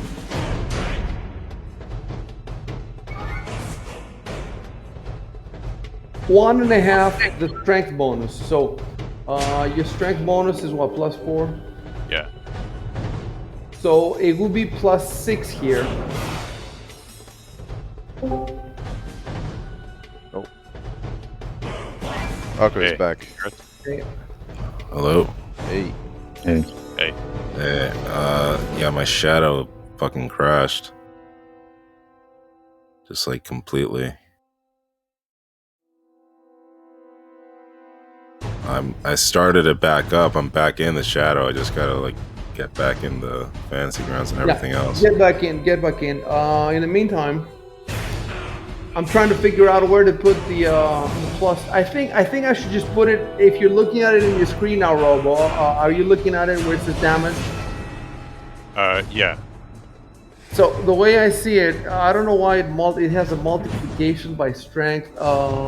I think if I just put a +2 in the bonus square, I think that might do it. Yeah, I think so. Just a +2 there. So go ahead and in the actions, double click where it says 1d8 +6 slashing.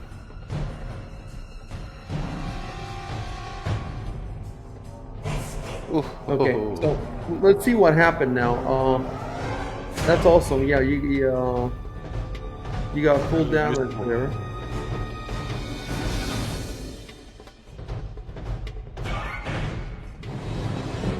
One d8 +6. You roll the 6 +6, that's 12. Whereas normally, no. So I don't see the bonus. Hold on. That'll be the +6. It could be, you know what? It could be because I didn't click away from it.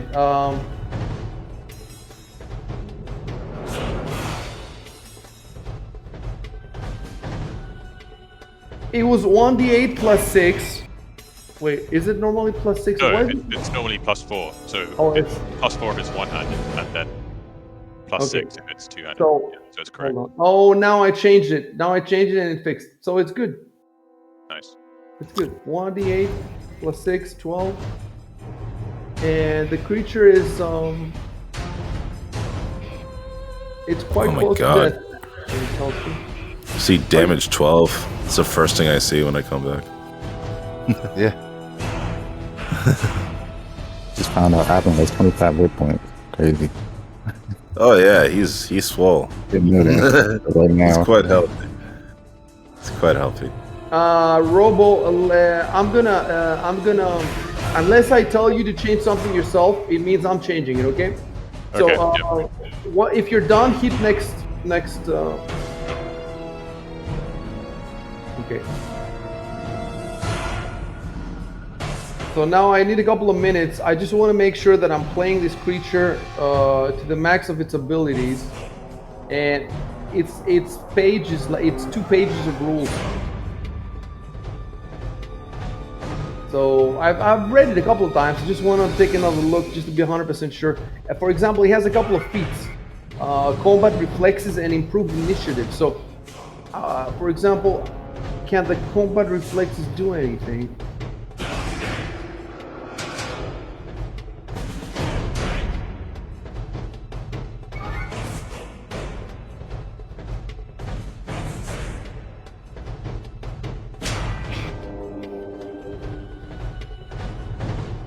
Okay, it makes additional attacks of opportunity. So I shouldn't have told you this, it doesn't matter. Oh, by the way, characters without this feat can only make one attack of opportunity per round. Yeah. And they cannot make attacks of opportunity while flat-footed. I thought you had unlimited attacks of opportunity, but no. One attack of opportunity per round, and if you're flat-footed, you can't make any of them.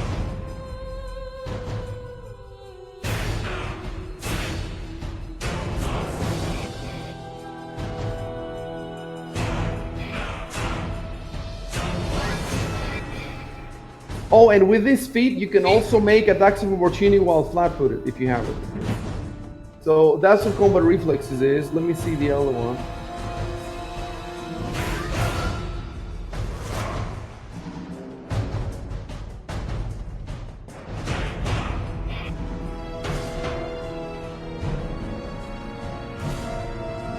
Improved initiative, +4 bonus on initiative checks.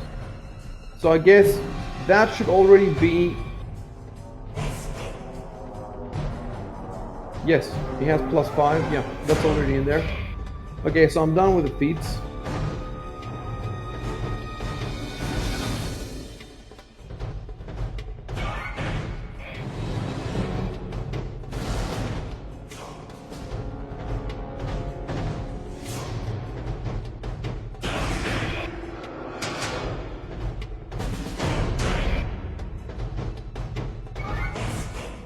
I might need the map again.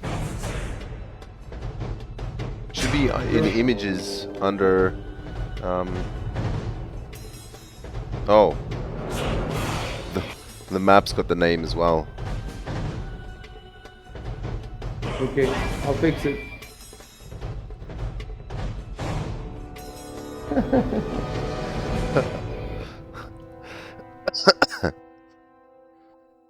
Let me see, what do I call it? I'll just call it hallways. Is that what you're reading now? Yeah, I see that. Yeah, that says hallways. Jeez, so the map, I have to fix the map, I have to fix the images, I have to fix the enemies, I have to fix the items. All these things are not fixed by fantasy grounds. I have to do them myself.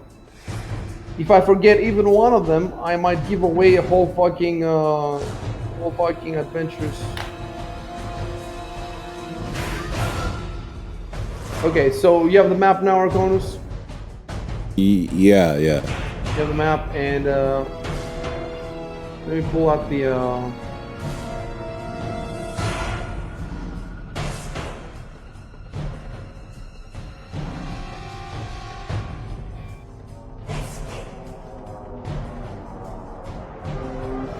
okay, I'm almost done.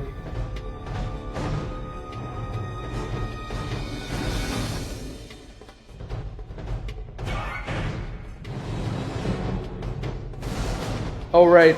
Okay.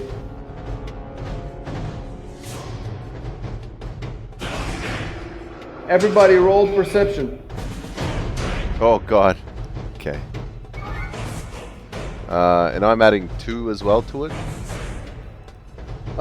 Yes.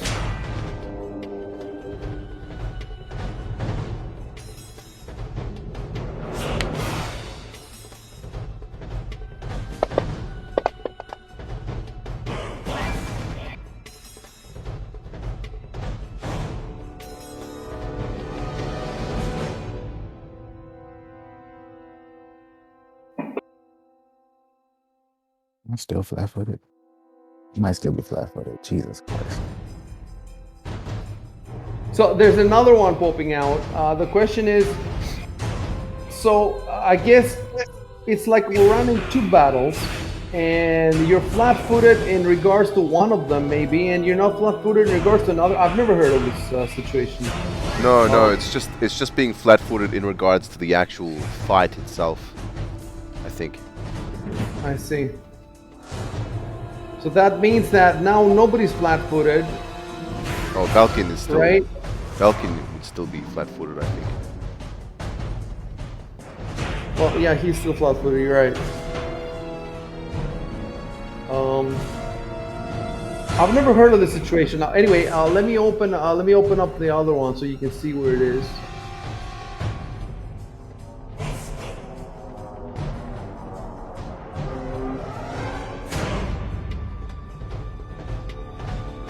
Wait, this is the second round. It's not the third round, right? Yeah. Yes, second round.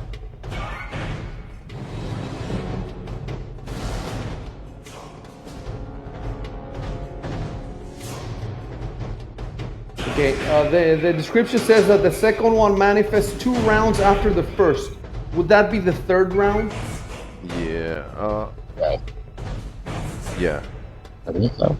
Yeah. Yeah, that would make sense. Yes, because the first is on the first round. Yeah, that's a third round. Wait, Yeah. you know what? We played, the first round was a surprise round. Oh. So when it says 2 rounds after the first, does it mean after the surprise round? Anyway, it's not a huge deal. It manifested now. It changed his mind. So it's not a huge deal. Let me move it.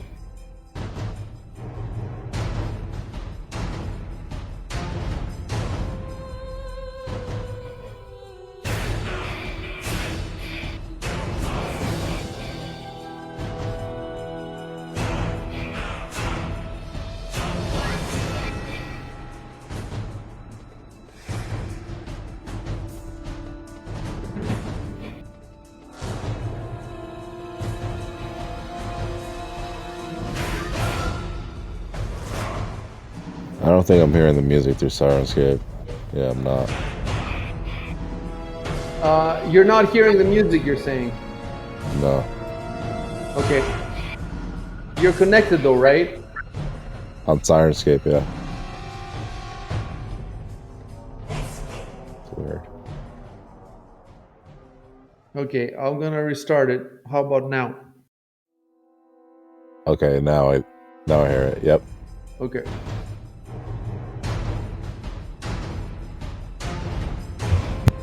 Let me check your stream real quick.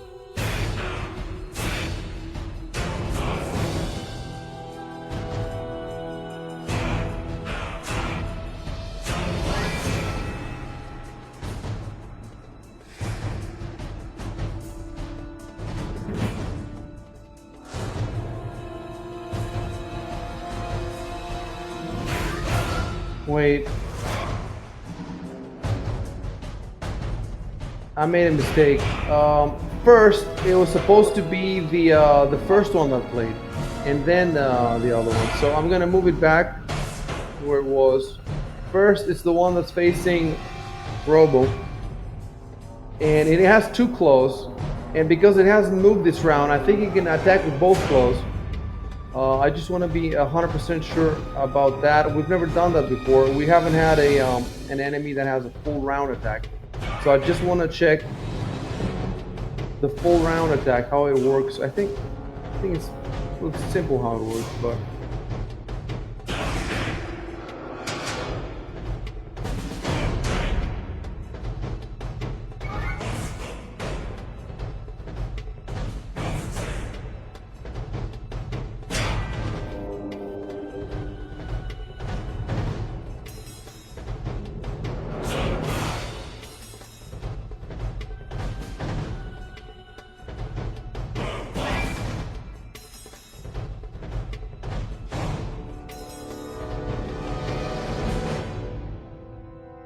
oh wow, full round action. It seems that you started in one round and it completes when you play the next round.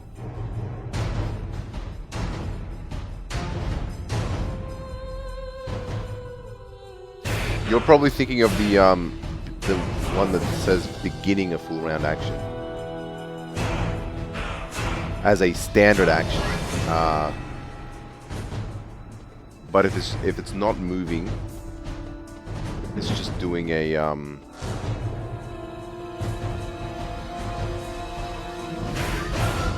yeah, if it's under the standard actions, which is the start and complete a full round action, that's not I don't think that's the one you should be looking at.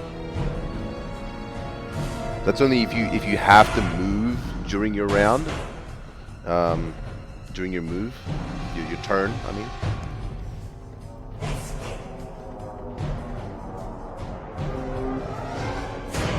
So you can't. It says you can't use this action to start or complete a full attack. I need to go and check how the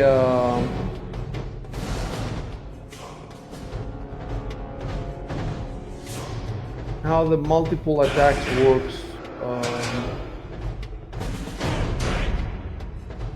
I'll be back in a couple minutes. The full attack. I have to figure out how the full. What are you saying, Arco?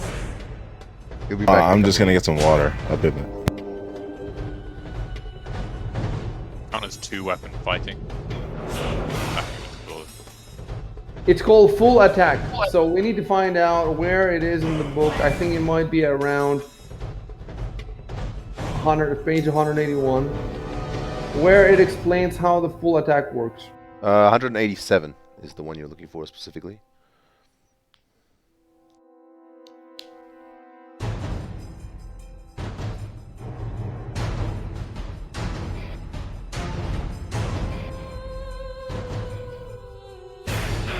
Full attack.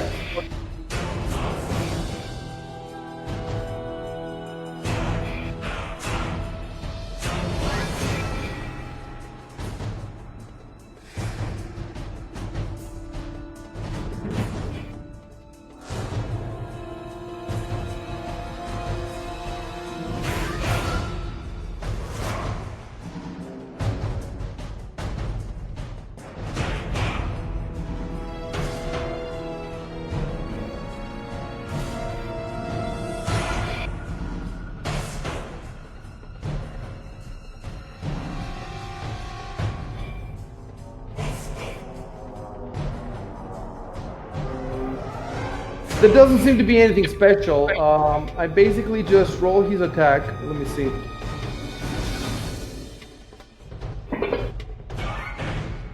Oh, it rolled 2 dice.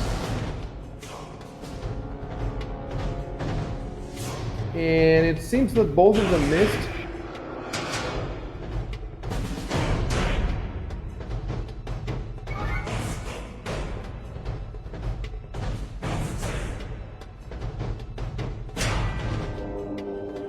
So it rolled 2 dice, one with each claw. They both missed. And it can only take a 5-foot step now if it wants to, but it doesn't want to.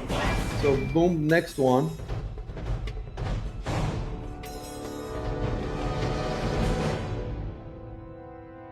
Okay, and this one moves 5, 10, 15. And let me see something.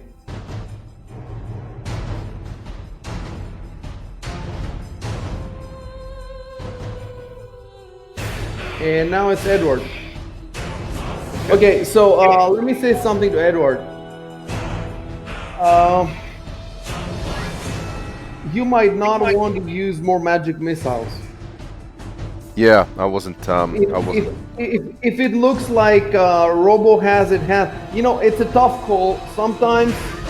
But you don't know the enemy. You know, if the enemy is tough and he might do a lot of damage, then you might want to use it. But if it looks like Robo has it handled, then maybe you want to save your magic missiles. So think about it.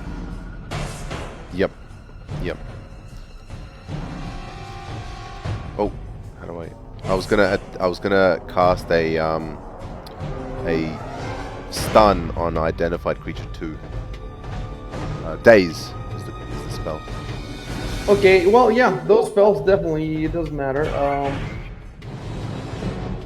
Go ahead and target. Yep. Alright.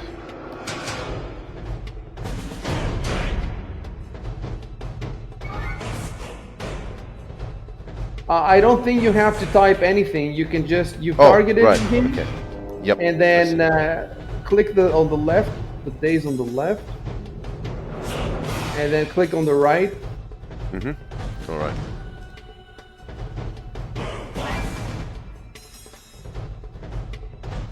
Okay, so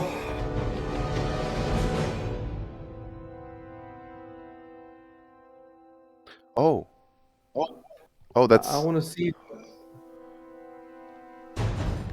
So it looks like it failed its DC.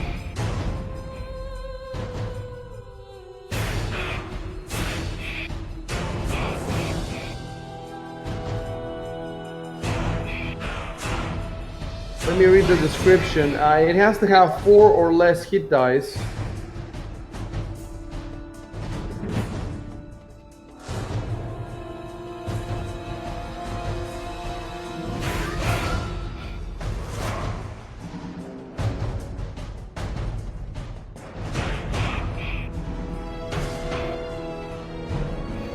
Now I'm trying to find out where it says the hit dice, and I don't see it anywhere. I do see, well, I do sort of see should it. be under its health. The amount of like 5D, whatever its health is, or 2D. Yes, look, normally in second edition it tells you hit dice 2, hit dice 3, hit dice 4. Here, I don't see that. I do see though the how many D whatever, so you can infer it, but it's not, doesn't seem to be listed explicitly. And I would rather it's listed explicitly, but it's not. It's 3d8 plus 6, so I'm guessing it's you know, hit dice 3. So that means that it can't be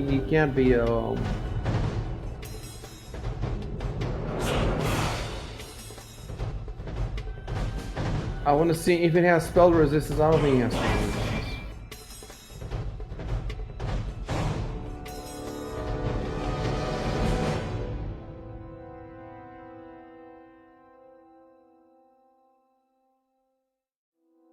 Okay. I need to check something.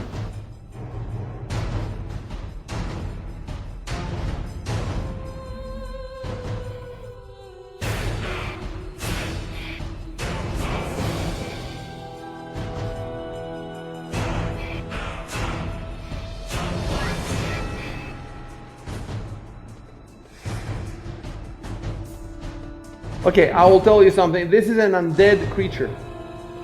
And the description says it has undead traits. And some of his undead traits is like immunity to mind-affecting effects, charms, compulsions, morale effects, patterns. Immunity to stunning, sleep effects, paralysis, poison, disease, death. So it does sound that maybe the days would not work on it. It will not. It will not. This is a mind affecting effect. It won't work. Yeah, it won't work. So anyway, I definitely spoiled it now, but I definitely needed the help. So I'll type something.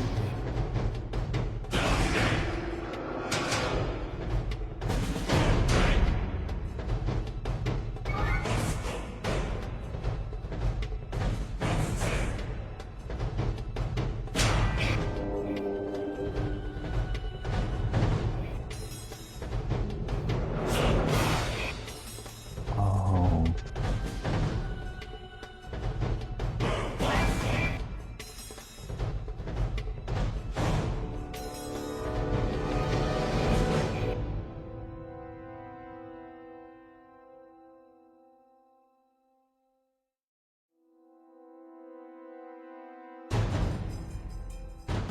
Anyway, I guess I didn't do a stellar job of explaining it, but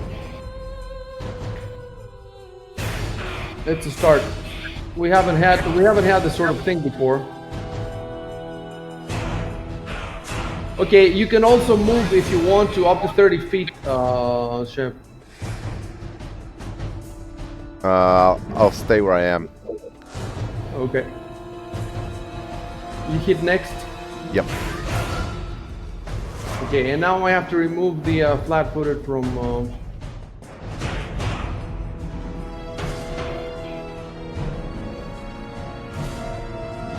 Okay, so first of all, tell me what you want to do, Exile.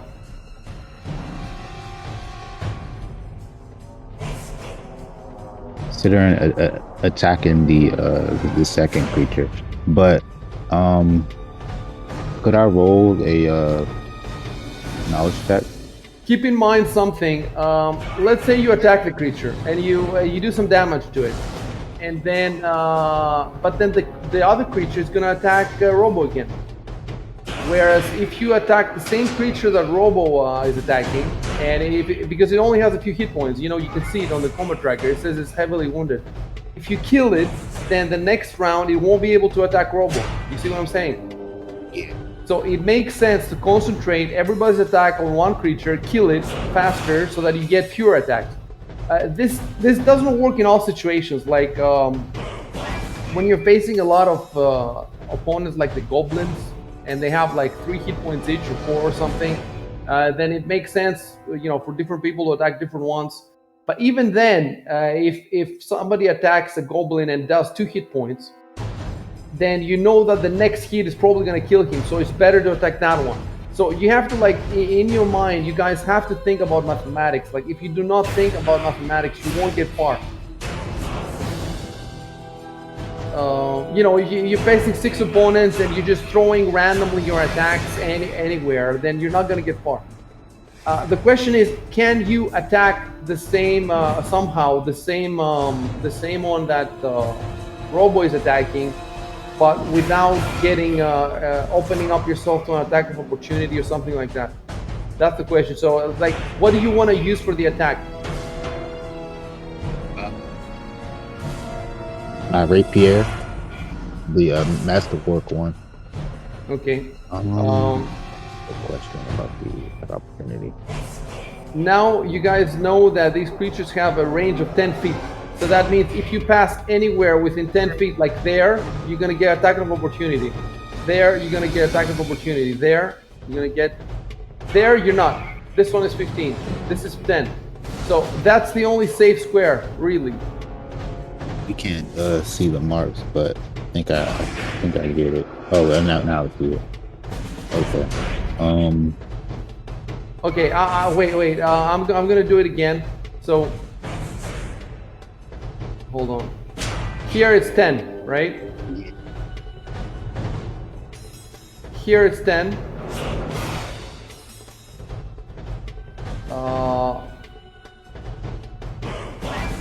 There it's 10. So, the only place you can go that you're not gonna get hit is there, 15. So if you go there, and then if you walk around the other side, if you have enough movement.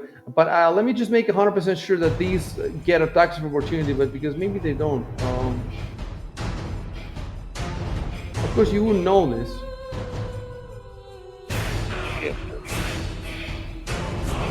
I'll be back. I'm just gonna grab a drink.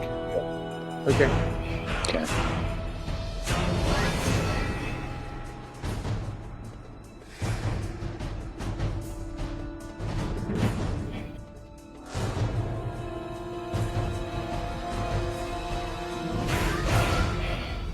Oh, of course it gets attacks of opportunity because it has that.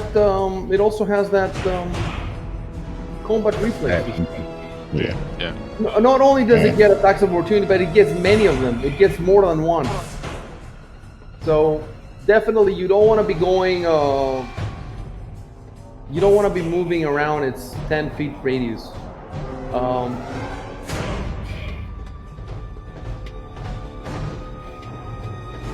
By the way, let me explain something.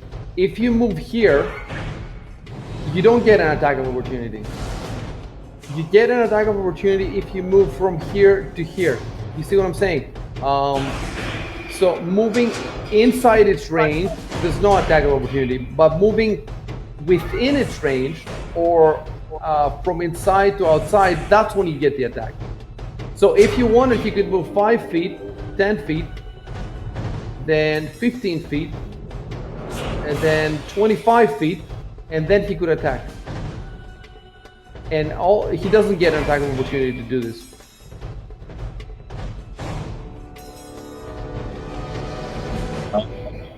Join my rapier. How long would that take? Is that like a free action or? You have because you can draw your rapier as you're moving.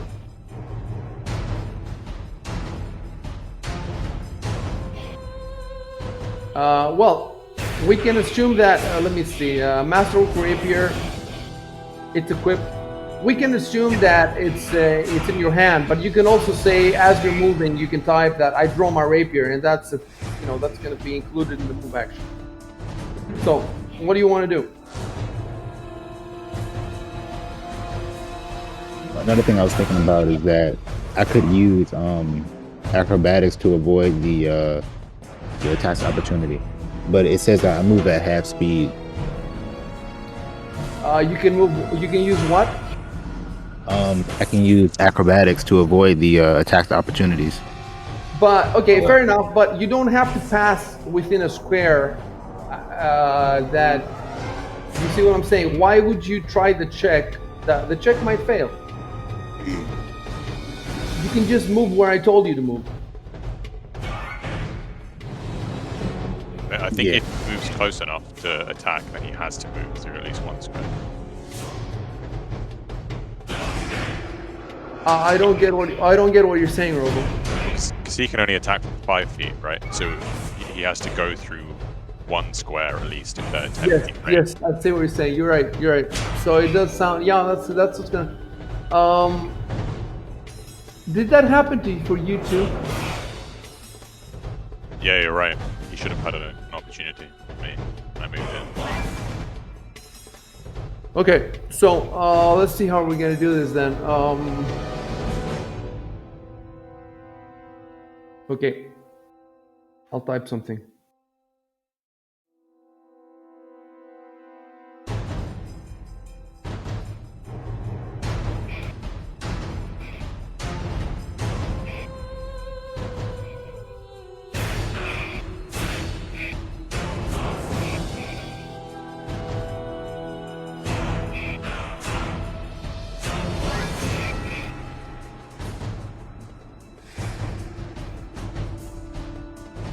Let's do that first.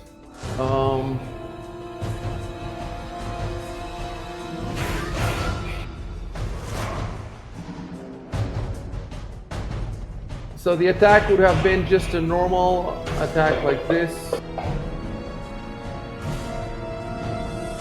Okay, it rolled a 1. So there goes that. Okay, so let's look at the acrobatics then.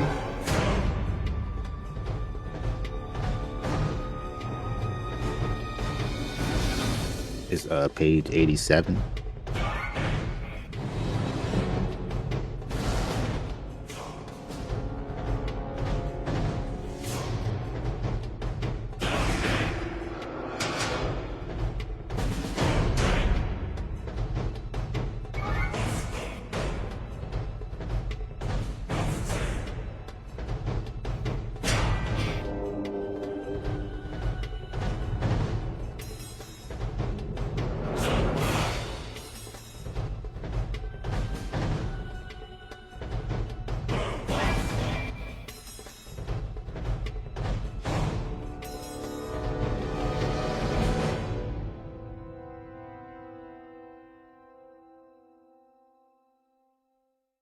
You move at half speed though. Yeah. So that'd be 15 feet. So let me see. It would be 5, 10, 15.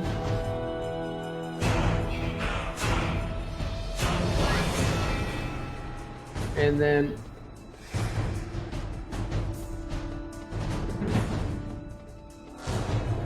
that would normally be 25.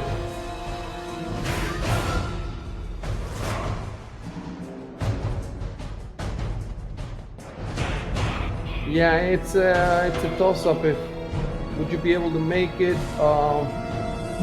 It's because of the.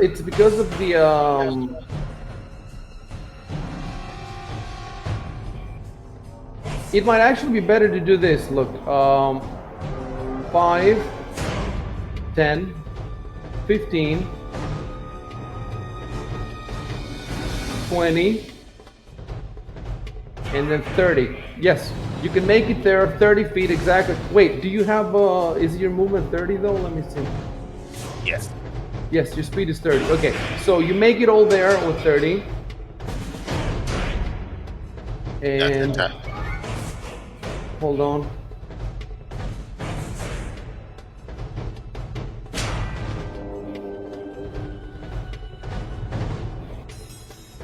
Another thing I have to check is your if you're burdened with too many items, then you can't do this. You have light encumbrance, right? So it says a medium or heavy load, or wearing medium or heavy armor. You're not wearing medium or heavy armor, are you? Studded leather. It's light.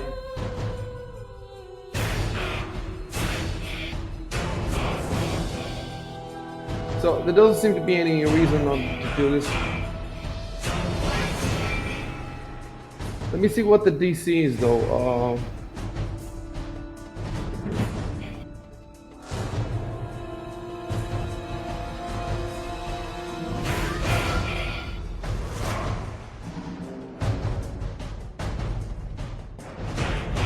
You can even move through an enemy space. So to move through a threatened area, it looks like opponent's combat maneuver defense. Let me see what that is. It's 15. Well, you're not supposed to know this. You're not supposed to know this, I guess. Go ahead and roll. Hold on. Let me just read the whole thing again. He has +8 though, so it's pretty decent chance that he can get it.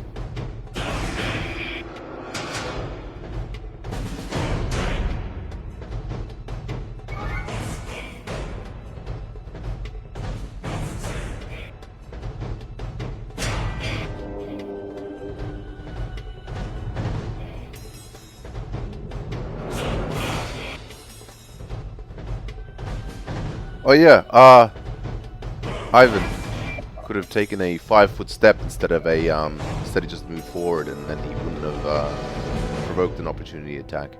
Oh fucking hell, dude. Anyway, at least the attack didn't land, so we know it for next time. Yep. So go and roll acrobatics. Exile.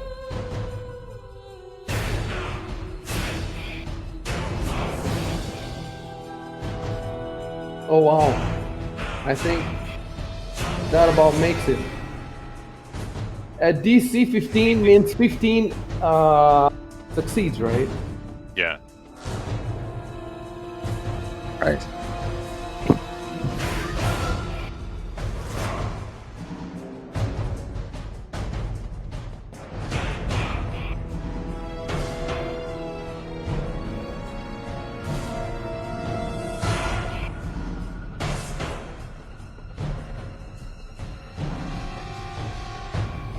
So there's also an acrobatic feat.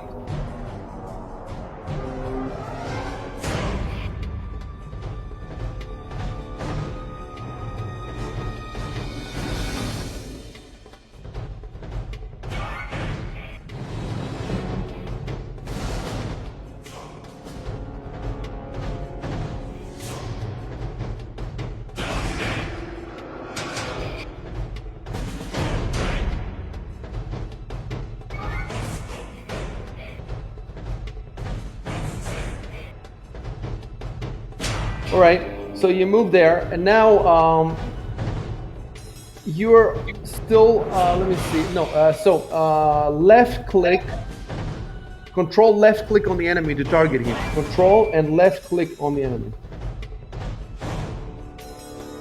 That's it. One sec. Jesus Christ, we learned so many things today.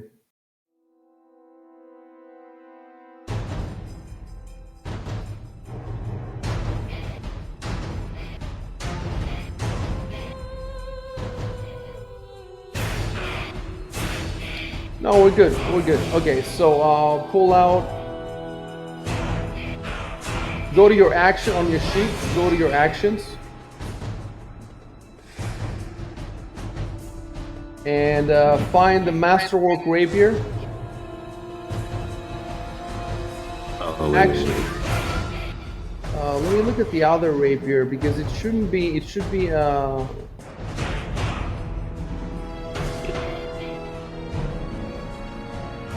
Oh, it's carried. Okay, fair enough. So find the Masterwork Rapier and double click on the little square with the 1 and the red die.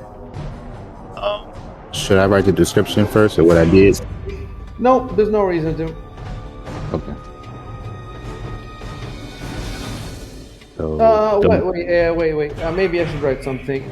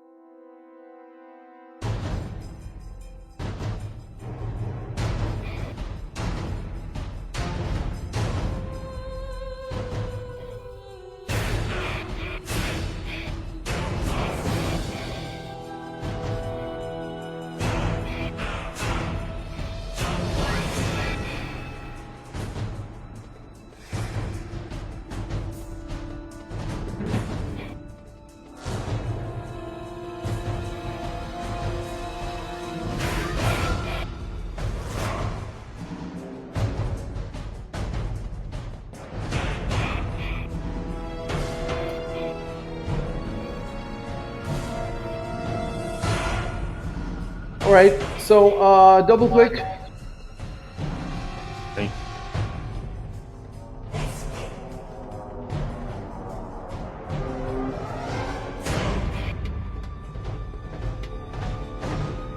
Okay, and now next to Masterwork Rapier at the end of the line says 1d6 piercing. Double click that.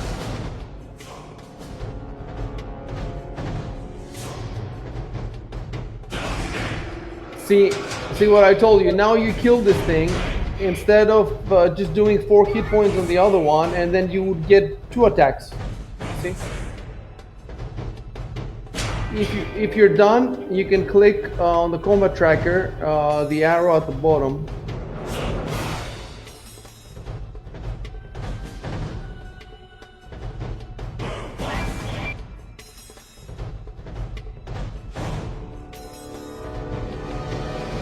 Yeah, I'd like to throw another dart at this guy.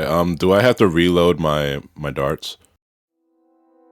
Reload the darts. I don't think that's how darts work. Darts are like you just pick them up and throw them, no? Guess so. Yeah. So what you need to do is you need to first cancel the targeting because you're targeting the dead one. So you need to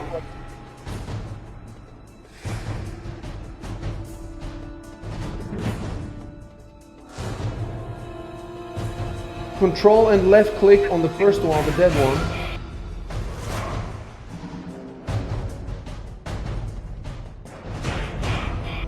And then control and left click on the other one.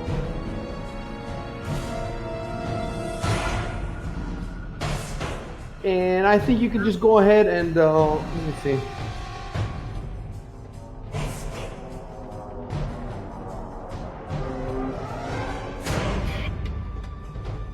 You can just go in your actions and double click next to dart.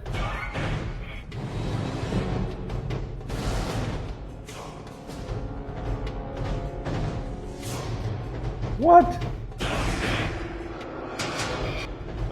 What in the fuck did I just do?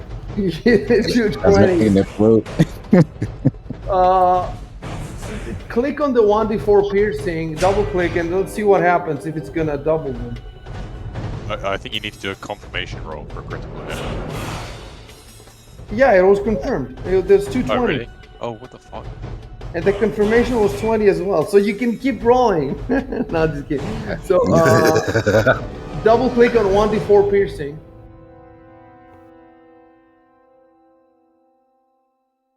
Yeah, it rolled all of them. So you rolled. Let's try to understand what happened now. Something awesome. That's what. It was Q4. 2 plus 4 is 6. Okay, and let me go in your inventory and remove 1 dart. And combat notes.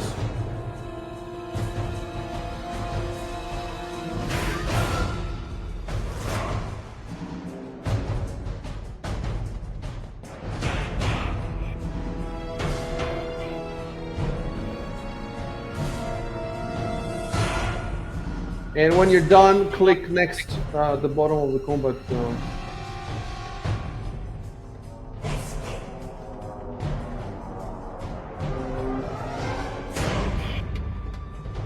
Okay, it's Ivan. It's number round number 3, but I need to check something, so I'll take 1 minute. Okay. In the meantime, you can decide what you want to do.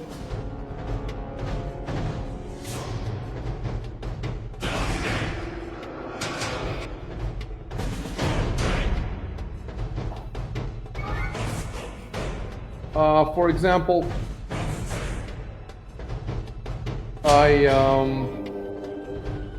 I'm not sure if you can use the 5-foot step now, because you need to use the move action. You need to move all the way there, and I think that means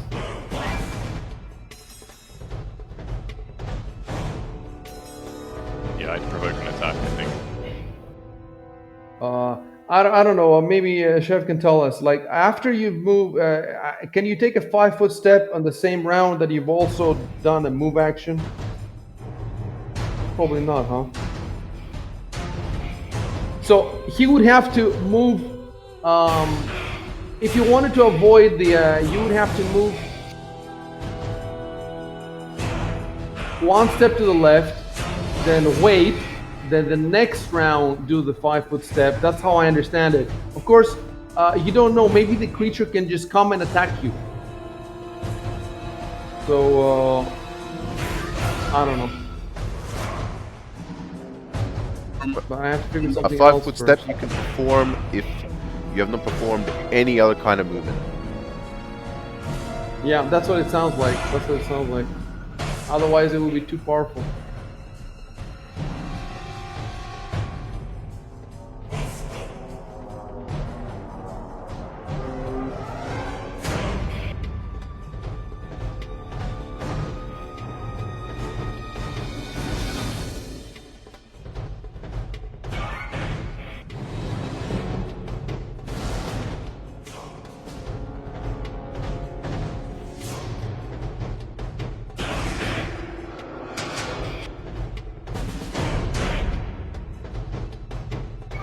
Guys, we forgot the +2 bonus to its AC.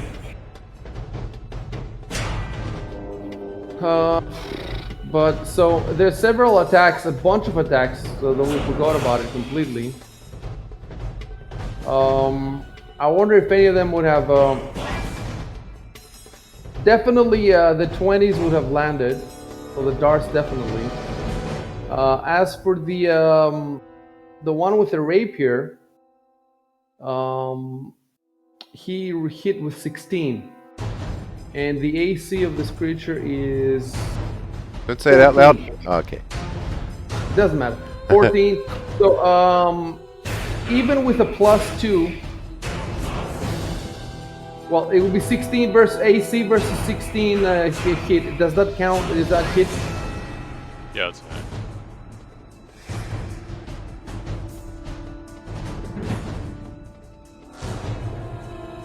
No, I think Arco's attack earlier. Yeah.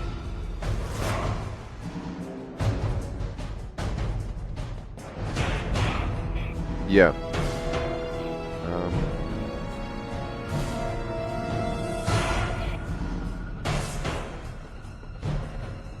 Yeah, you hit with a 16. You hit with a 16. So Oh. Arco's attack earlier with the previous dart. Oh no, that was automatically the -2. We already applied it, so that was okay. Oh yeah, you're right. Yeah. wait. Yes, because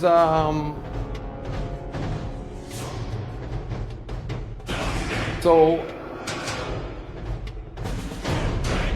hold on.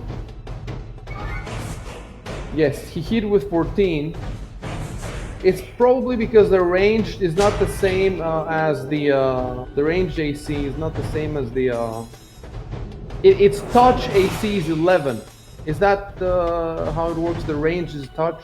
No. Range touch means that if it even gets so much as grazed by the attack, it takes full damage. It basically, so like acid, stuff that armor basically doesn't protect you against. I see. That's what it Okay, means by touch. so why did the 14 hit? Because we actually applied the -2 already for that one. You can see it in your notes just above it. -2 creatures partial wall cover. Yes, but I still don't get it. Why would a 14 hit when its AC is? Oh, you're right. Because we had already applied it. Yeah. Yep. We already applied it. So it looks like.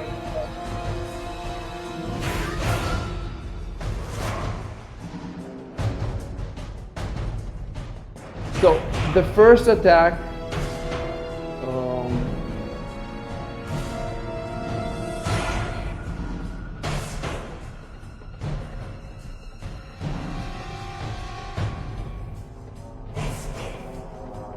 So the first person to attack was not Robo. It was Arco with his darts. Yeah. That was Yeah. Edward, I think. Edward, then Arco. Then Oh right, no, me. Yeah. But I had magic missiles, so. Yeah. So I started making the mistake of forgetting the -2. I made it first. Yeah, it was only Valkyrian's attack, which was the last one. Vulcan's attack, which would have connected, and Arcus would have connected. So I haven't fucked anything up. Okay. So what do you want to do, Robo? Yeah, I'm just going to move it. So I think that'll provoke one attack of opportunity. I see. Target the new creature. Is that double First, click? first control and left click on the old one to cancel that targeting. And then, okay, so that's good so far. Hold on a sec. I think to designate an attack of opportunity, you hold shift while attacking. So then it should show in the let's try it. Yes, so look, it's an attack of opportunity. I don't know, does it show in your screen? Let me see. It doesn't say opportunity, it just says attack. Okay, it said opportunity to me, but because I have my my rolls hidden, it doesn't show it to you. But in my screen it shows it, and it will also show it in the I turn it on again. Show it to you. It will also show it on the I think on the chat log as well. Okay. Okay, so if he's targeted, I think you can just attack. Yeah.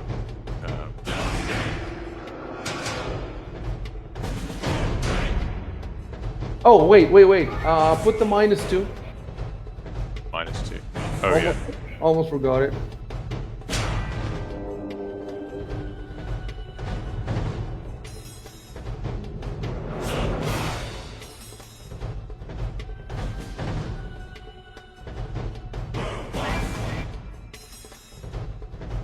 Okay, and oh, so now you're not gripping your sword with two hands. Oh, No, I still am. I mean, I didn't change it. Oh, So.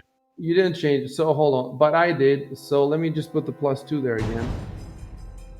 And let me put on GM notes that, not GM notes, combat notes. Ivan is holding sword.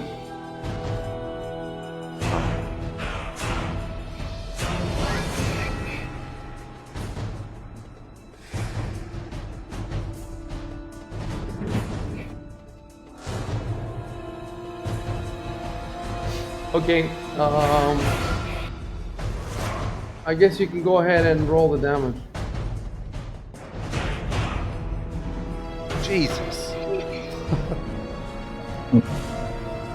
Okay.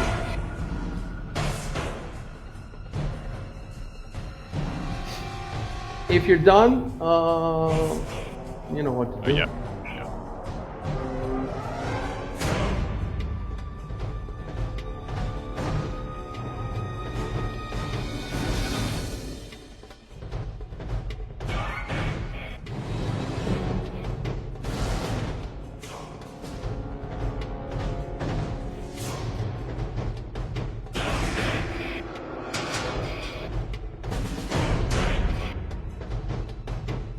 So the creature wants to retreat, but I'm just trying to think if he would do a 5-foot step in so that he doesn't get attack of opportunity, or if he would just turn around and run. But you see, if he does a 5-foot step, that means more of you can can pile up on it. So I think that it would just keep going.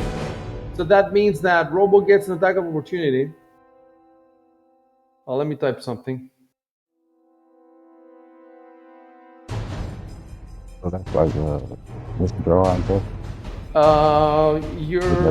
Your voice is coming out muffled, Chev. Oh, sorry. Is that withdraw? Okay, I cannot. It's very muffled. Who is trying to speak now? Me. Oh, It's it's still Exile. muffled. Okay, what are you saying? Is that withdraw that he's doing? Yeah, there's a move I think called withdraw, right? Yeah. I don't know if that's it, but I think with withdraw you don't get attack opportunity, right? Well, the withdraw is the 5-foot step that I was speaking about, wasn't it? No, there's a, well, in 5e there's a move that's literally called withdraw as a standard action instead of a, and it means you don't provoke an opportunity attack. And you can move your, movement speed. Your full movement, basically, with that. Really? Okay, I need to check that. In 5e there is, but I'm not sure if this if Pathfinder has it. I'm just trying to find it right now.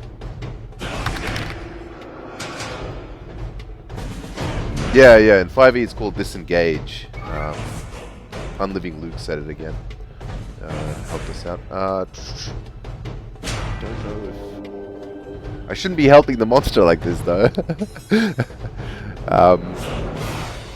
It's a full round action. It says withdraw. I see it on the table, page yes, 183. yes. And now I just need to find the actual description. Yeah, page 188. Oh, Jesus.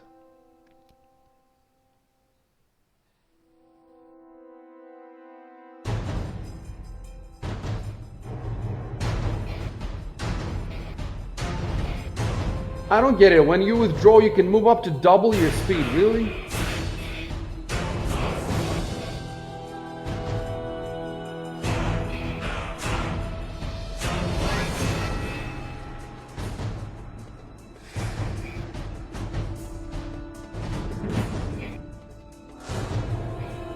Oh.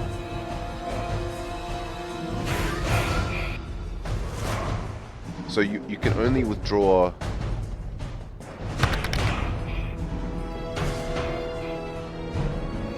Yeah, they're basically running when they're withdrawing.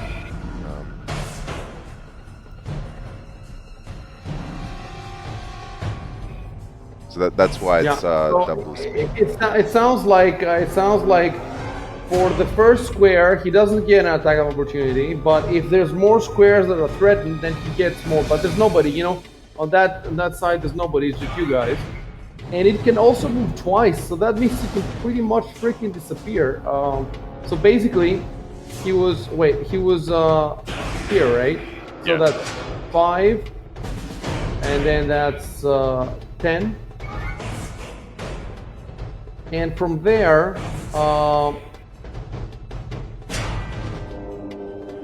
he basically disappears from you guys because you can't see him. Like, he basically disappears in the wall.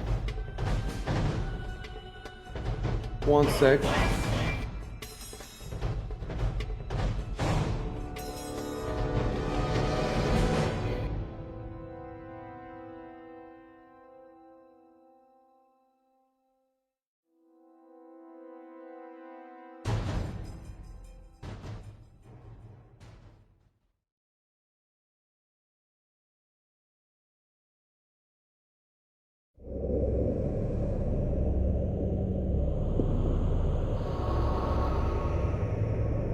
I just want to make sure, take a minute to make sure I did everything correctly.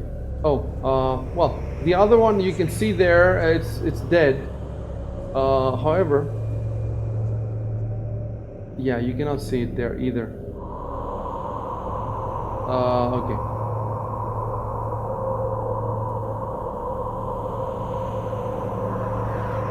Okay, that means don't type anything. I need to first describe to you what happens to the first one, the second one fled, but I need to describe what happened to the first one.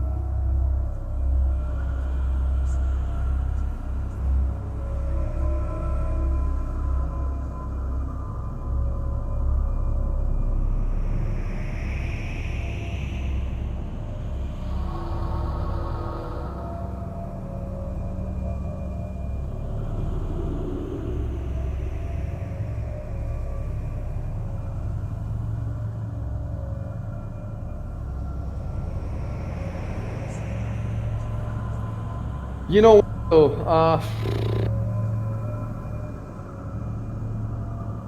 Robo actually should get an attack of opportunity. Oh, really? Yes, it's the way these creatures move through the wall. Whenever they move through the wall, they automatically always attract attack of opportunity. So that's different. Even if he uses withdraw, it doesn't matter. Just because he's moving through the wall, I guess you could say that maybe it's harder for it to move through the wall.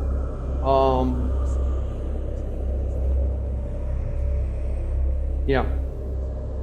It's a move action that provokes. So he can do it. Let's do it. I'm gonna bring him here. He's moving there, but Robo gets an attack of opportunity. So let's see. Is Robo targeted on him? Robo, make sure to target him. Are you targeted on him? No, you're not. So, I don't think he... because you cannot see him now. Yeah. see him.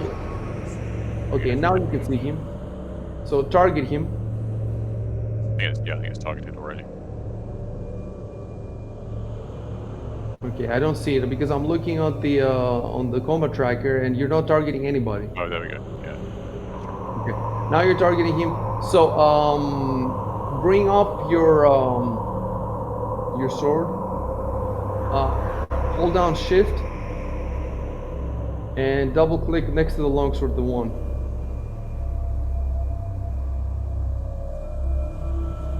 All right. And now. Oh, that's... Wait. Wait. We didn't put the -2, but it would have hit anyway, right? Because it's 16. Yeah. So double click the damage now.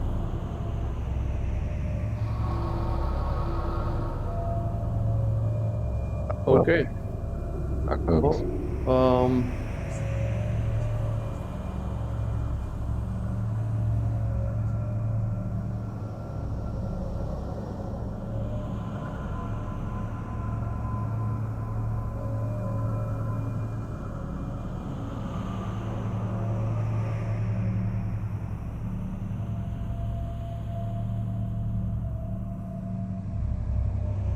Okay, so now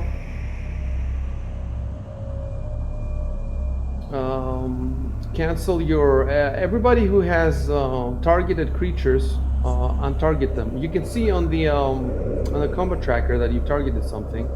So you just hold control and left click on it, and that's how you untarget.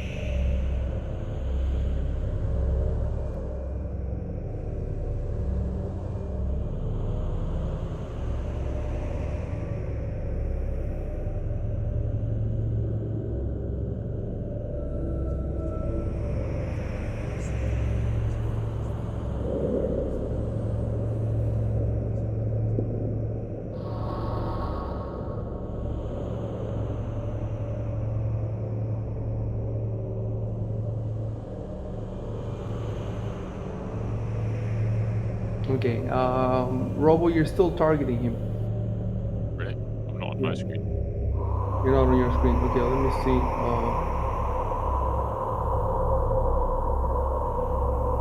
Well, you are on mine. Try any. There's two of them, you know? Oh, yeah, I see, yeah. Okay. Alright. So, my problem now is how do they die? Like, do they? Is there a corpse on the ground? That's what I'm trying to figure out, or did they just disappear or something?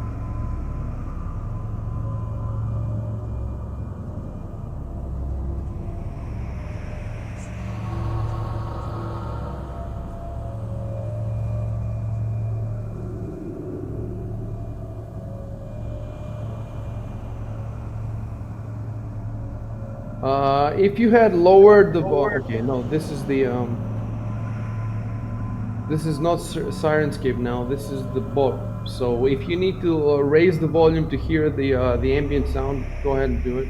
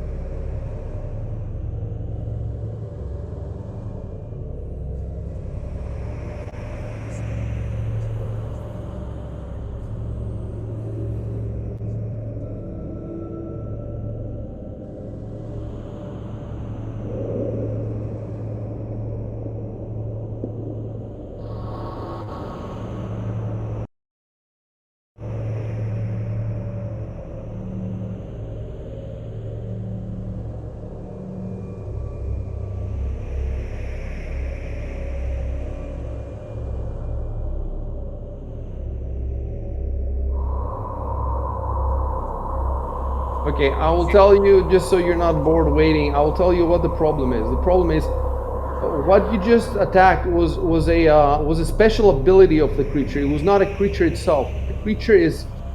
Um, the creature is elsewhere, and what you and it just projects itself through the wall. So my question is twofold. First, now that the manifestation is killed, does that mean that the creature itself is killed? And second of all, what happens to the manifestation? Like,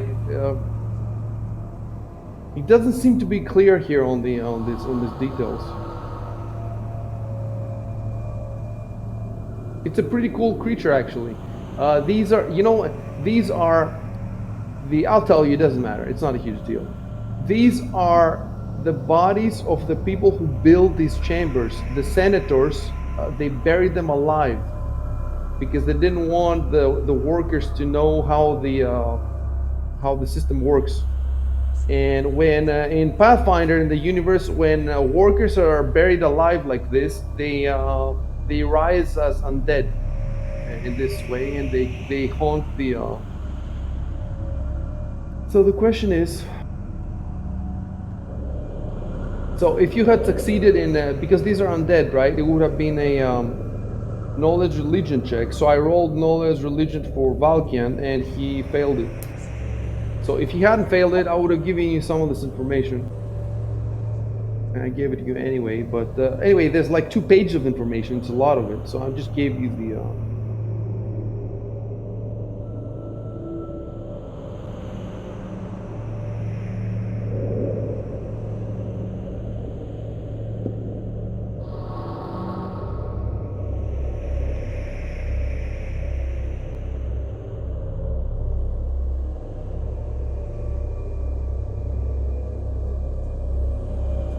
Yes, it says defeating its manifested form also destroys the undead. So you were just fighting its special ability. You were not fighting it. But apparently it says that defeating its manifested form also destroys the undead. So, so the question is, what happens to the darts now? I think that the darts drop to the ground. So okay, let me type something.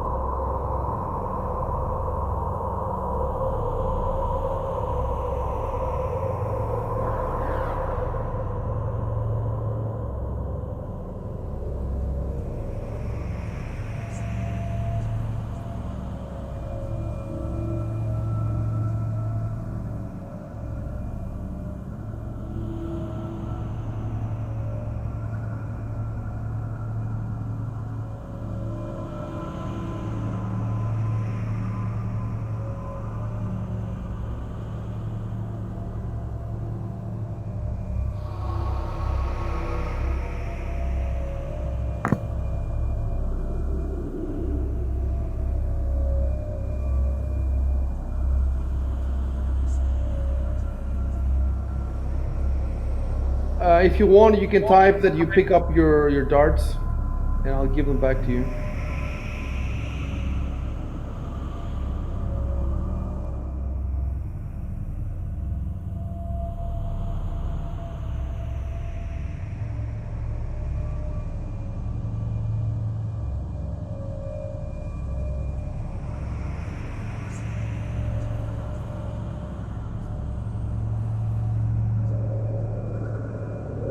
Well, you don't pick them up as they fall from the wall. You pick them up from the ground. I've already typed that they.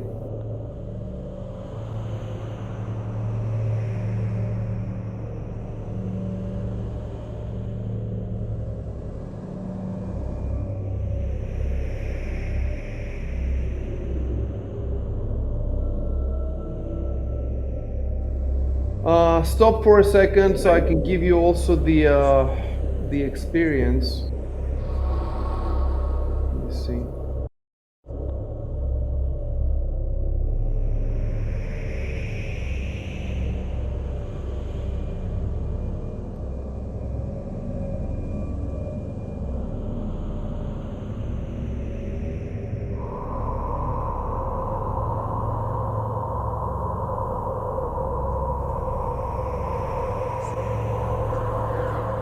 Well, now it doesn't matter. I mean, your XP is totally fucked now because I gave you all this XP by mistake before, but we're just doing it for the sake of the combat tracker.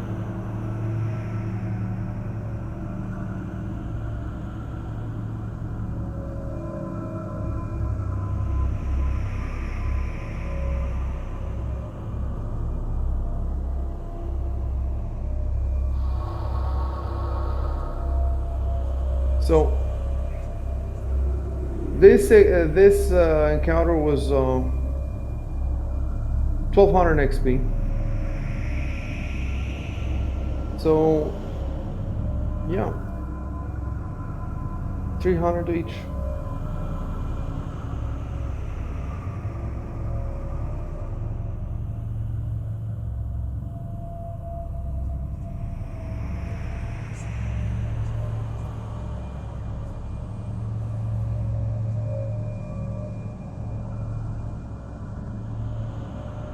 You can move normally. There's nothing to search as far as the two enemies are supposed to. Like it's never happened.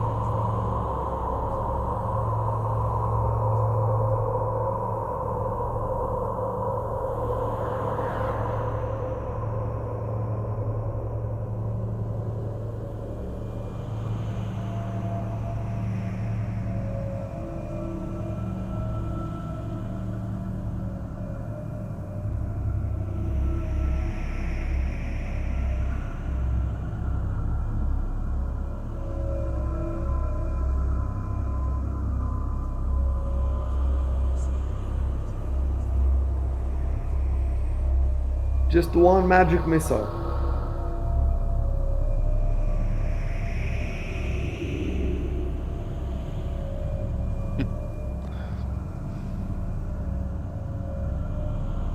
Everybody can hear the ambience, right? Yeah. Yeah. Okay. Arco and Exile, you can hear the ambience, right? Yeah.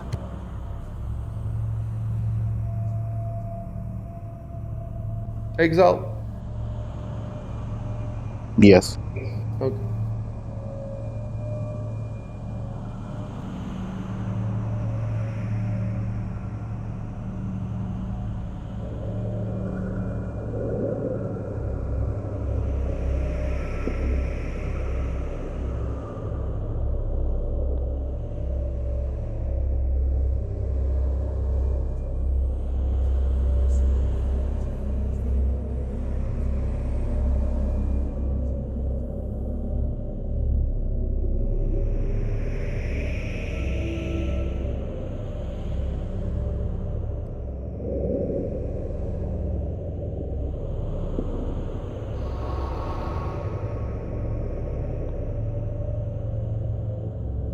Like, how many attacks did these things make? And they not a single attack landed then? They didn't roll that Okay. well. I'm looking at one of the rolls. They rolled a 1. And then an attack of opportunity, he rolled an 8.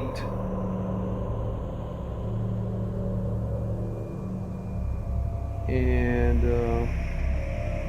they missed the will saving throw, but it doesn't matter because it was undead. And then 2 more attacks at Robo, he rolled a 7 and a 9. And the first attack at Robo, he rolled an 11. That's a okay, but he has a +4, 15. And what's Ivan's AC? Let me see. It's 18. So the Holy 15 is shit. about the highest. 15 is about the highest that they managed to roll, and they still didn't hit. But they would have hit. They would have hit other people. You know, if some of you were in front, they would have hit you maybe.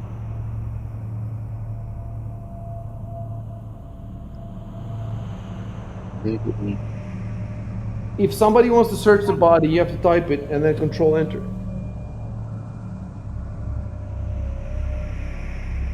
Dude, nobody talks like I attempt to loot the corpse. I check the body.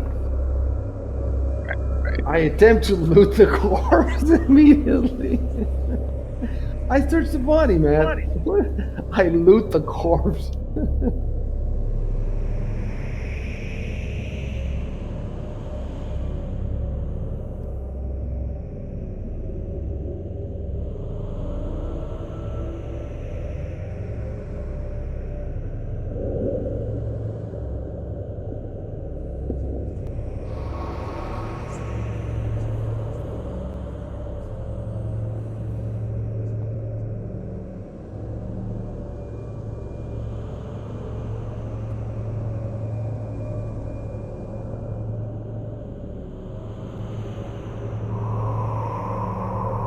Okay, don't type anything while I figure something out.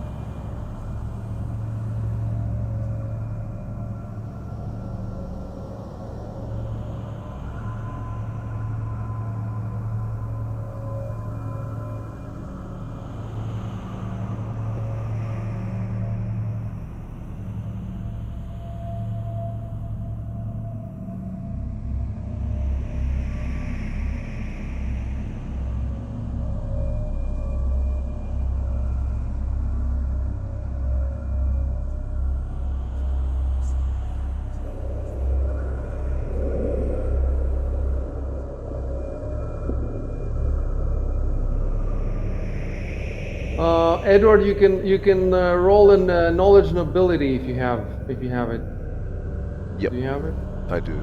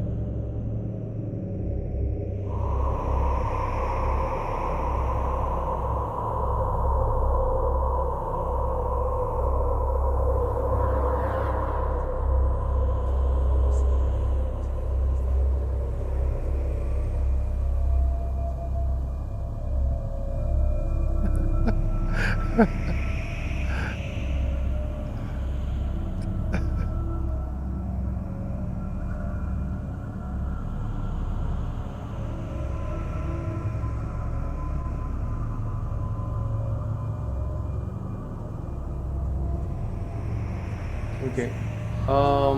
Yeah. I'm dealing with a couple of things, but you guys can keep talking if you want.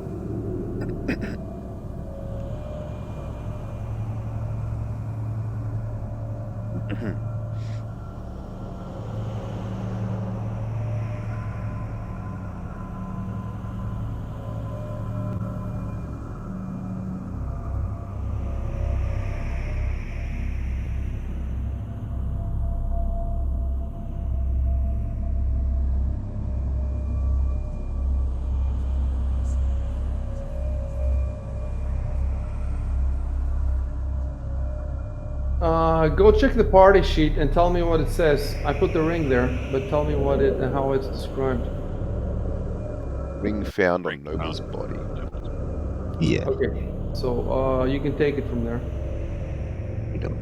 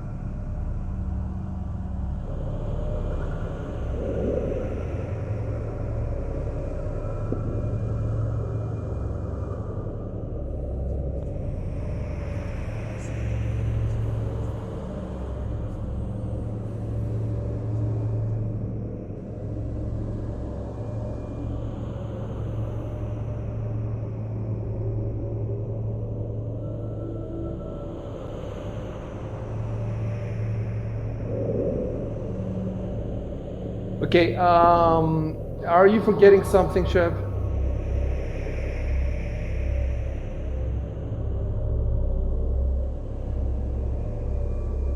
Uh,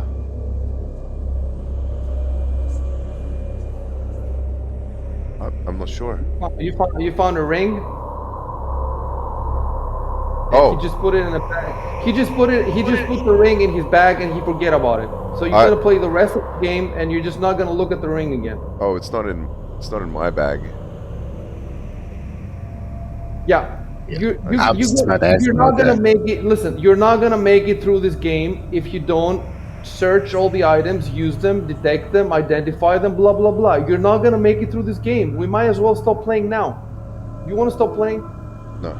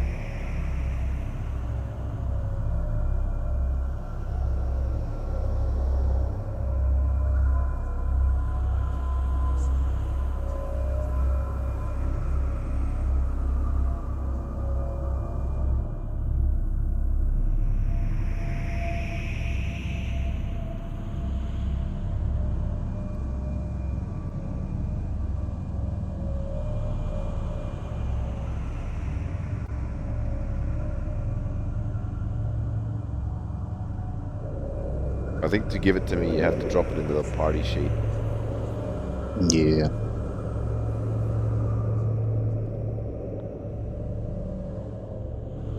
There you go. Cheers.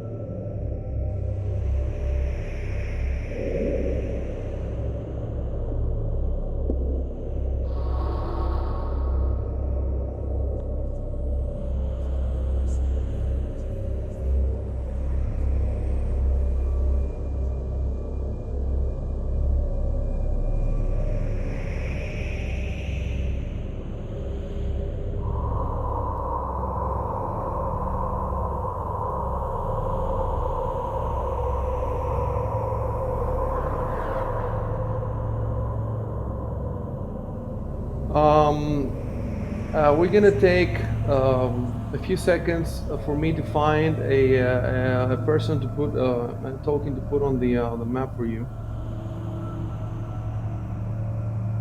Um,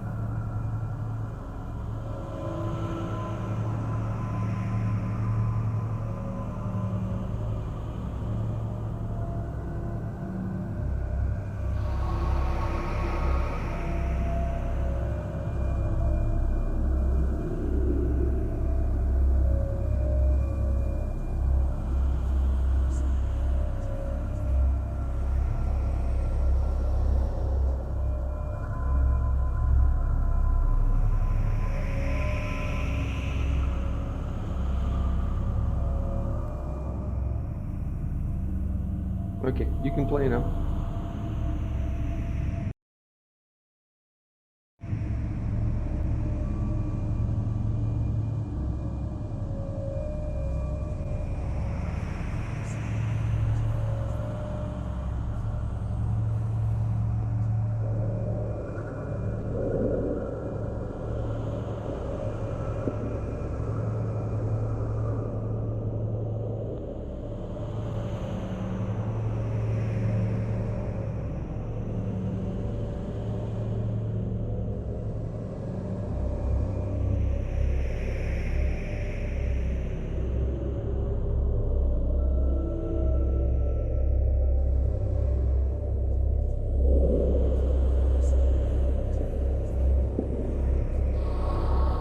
Okay, and okay, Chef, you're talking like Bill and Ted's Excellent Adventure. Shit. Wow. Fuck. God damn it. Anyway, Whoa. that particular one is not as bad as saying guys or yeah or whatever, but it's not. I don't think that anybody in Game of Thrones would go wow, or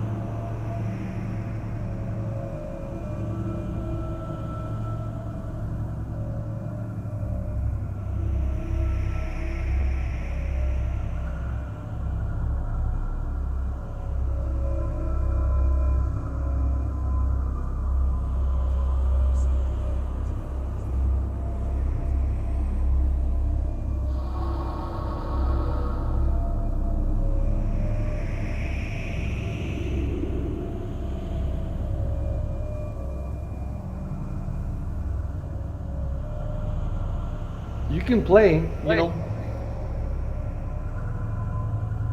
Hmm.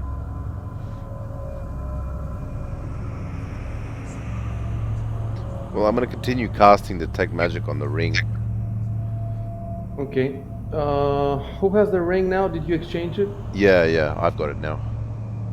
Okay. Edward. So let's. I'm just gonna take. So I'm pausing everything to play this out.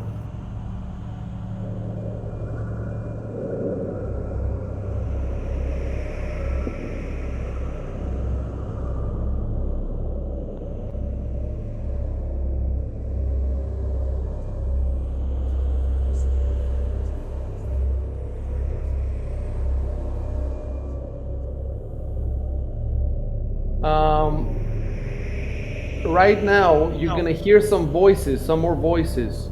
So it looks like this is taking forever, but it's actually just taking like 3 seconds. But during those 3 seconds, um, well, actually, his spell is gonna take because it's gonna take 3 rounds, so that's 18 seconds. However, we can say that he was doing the detect magic.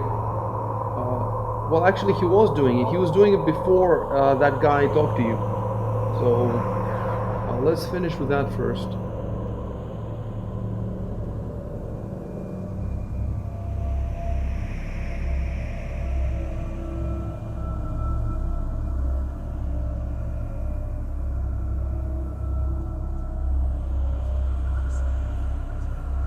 So I'll finish casting it then. Uh, I thought you had a yeah. Oh, yeah. It's Let's see. No, finish casting. Yeah, go ahead and yep. finish casting. It should have been done earlier. Okay. And then roll knowledge arcana. All right.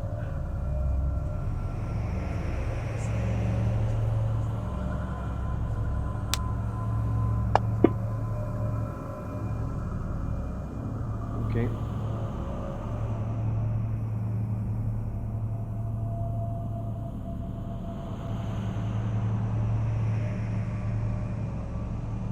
We still don't know what the fuck a non-spell effect is. I know. Basically, it's like either some kind of a physical ability, or it's in the book somewhere. Either a physical ability or let's see. Physical ability of a magical monster. I don't know because this is supposed to be a magic detection magic. If it's anyway, it doesn't apply in this situation, so we don't care. So the DC is 15 plus the spell level.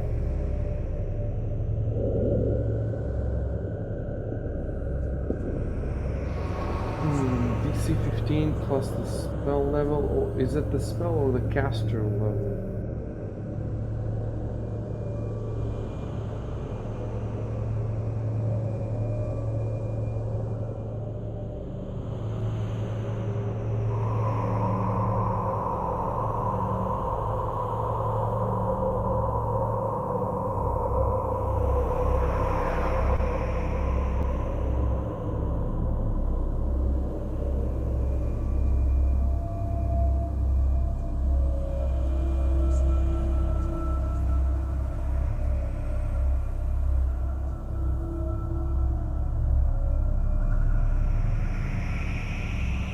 Okay.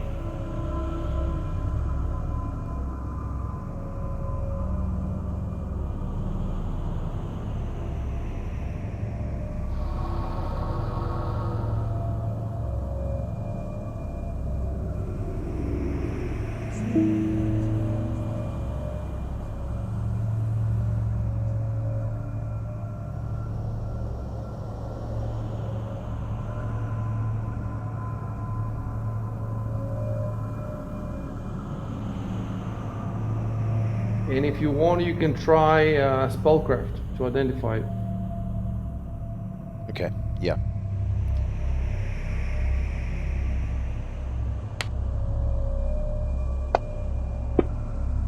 I'll just let them know.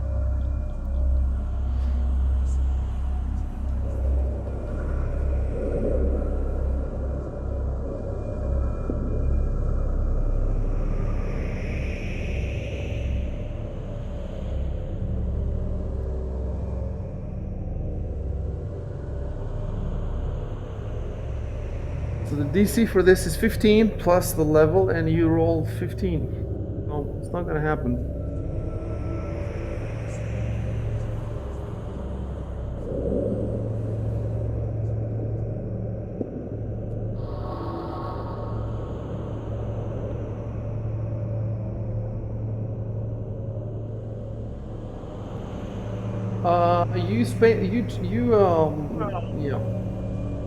You failed the spellcraft. So my question is, would you be able to tell that it's a magical item, but you can't figure it out, or maybe it's not a magical item, and maybe it has just a little spell cast on it? So it's an edge cage. We don't know. We don't know.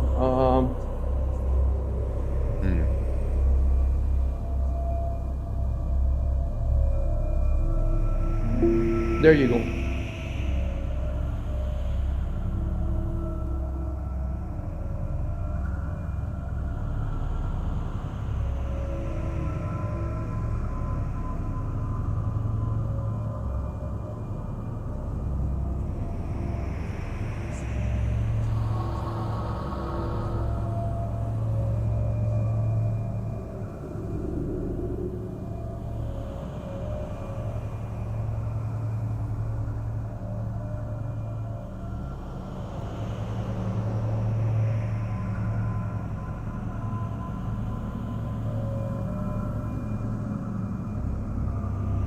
So you made two mistakes. One mistake is just put it in the bag, forget about it. You didn't try to identify, didn't try detect magic. The second mistake is that even if you can't figure out what the ring does, it might be useful to just put it on anyway, because it might give you the benefits. Of course, it might be cursed, and but cursed items are, for every 10 items you find, magical ones, maybe one will be cursed, or maybe 1 out of 20. It's very rare to find a cursed item, but you may find a cursed one and it might fuck you up really bad. So, but my problem is that none of this stuff even entered your mind. You just put the ring in a bag and forgot about it and kept going. I didn't want to put the I ring was on. about to ask him to check it before you said it. Literally right before you said it, I was about to say that. I thought about it. To ask him to check it. I wouldn't put it on though, but I was about to ask him to look at it. Yeah, I don't know about putting it on now, just because these guys seem to know him. Okay, so stop. The all the discussion about put it on Discord or put it on the chat book. Yeah.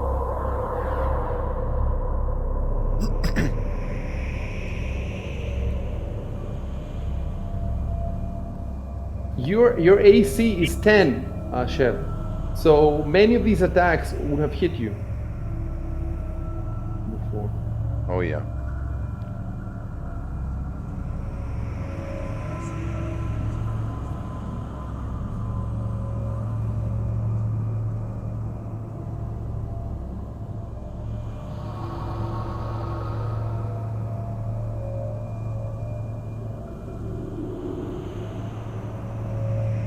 Okay, I want you to not look in your inventory now, Chev, because I'm gonna try to don't look in your sheet, don't look in your inventory, close all that stuff up. Yep. I want to try to see if I equip the ring. I want to see if it's gonna change anything in your stats, and I want to see. So far, it doesn't seem to change anything. But what if I make it identified? What if I click on that it's identified? No, I still didn't see any change.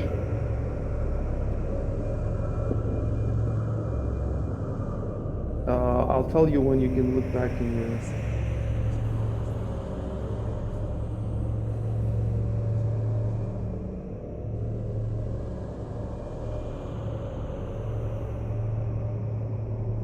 Dude.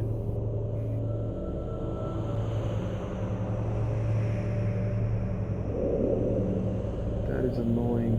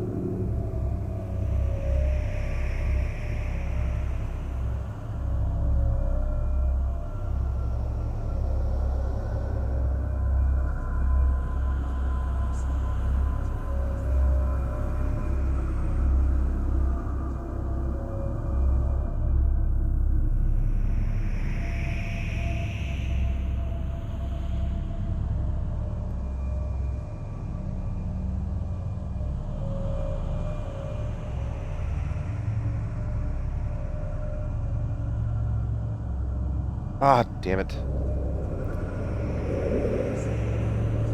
What? What did you make? Oh, I just made a mistake.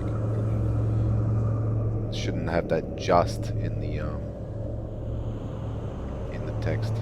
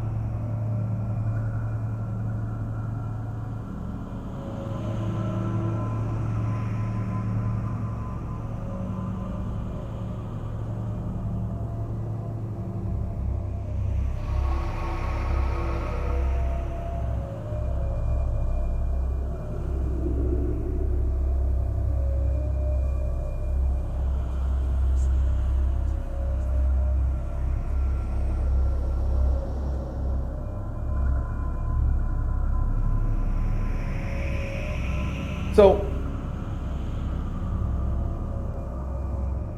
in the ring, in the notes of the ring, I put Edward failed knowledge, arcana, and spellcraft checks. So you don't know the school, and you don't know what the item does. But you can put it on your ring, and then that's when the dragon manifests. Honestly, though, when there's a real dragon, you won't believe me. And the time comes for the real dragon.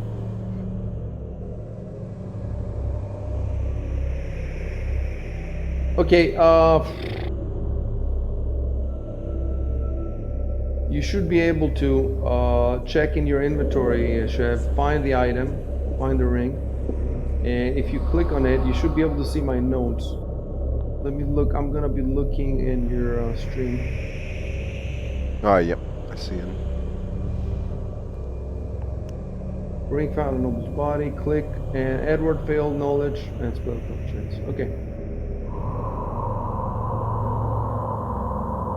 Oh, the guy's back, and he was giving us advice. Wait, about disengage. Yeah, in 5e.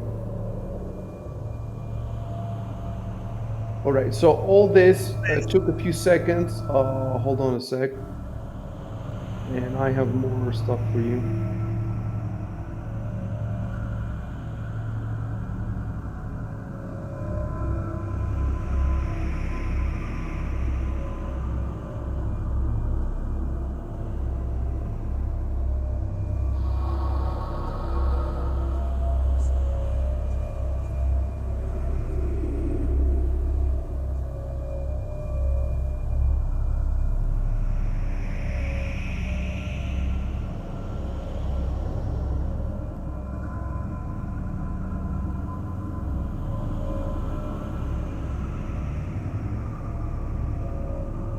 Are there any, like, identifying marks on the ring?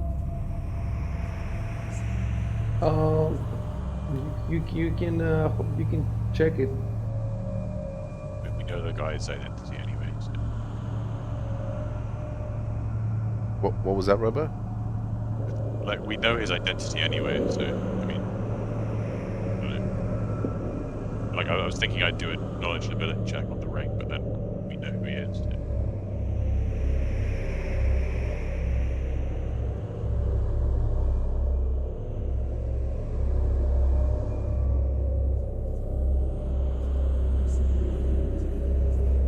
Let me fix these.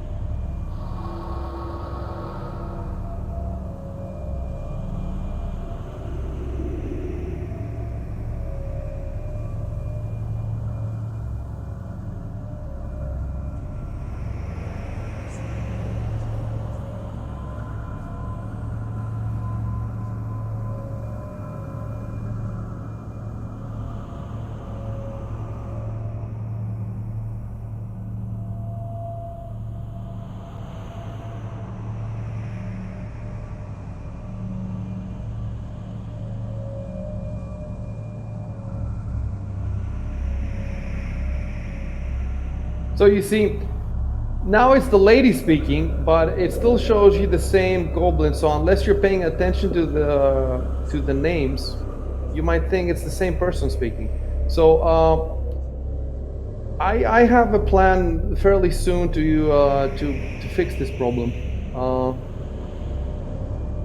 yeah, I have a plan. I'm just gonna go buy a laptop, like a cheap 300 euro laptop, and I'm gonna return it. Like you have a month you can return it. So I'm just gonna keep it for a month and put it next to my laptop. And it's just that for NPCs like these that don't come with icons, I would have to make the icons in advance. So it's a bit more work, but it's worth it. Anyway, when people speak now, pay attention to the names because there's three of them.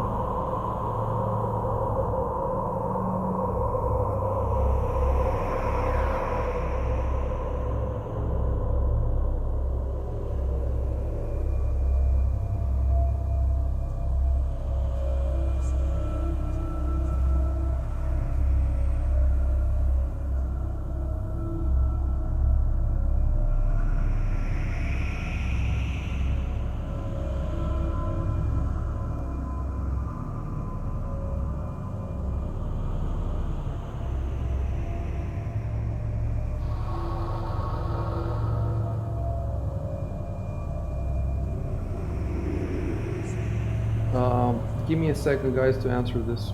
Don't type anything.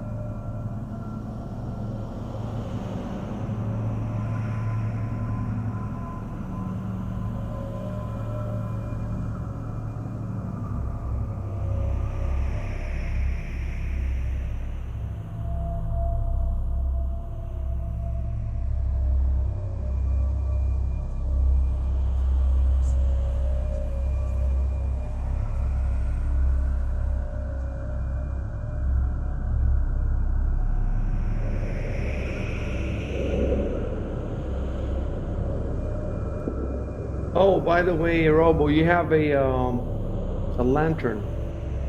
Oh yeah, I need to pick that back up. So if you're gonna pick it up, I'm gonna go in your sheet and where will you be in the actions, uh, in the longsword, and I'm just gonna remove the +2 bonus. Yeah.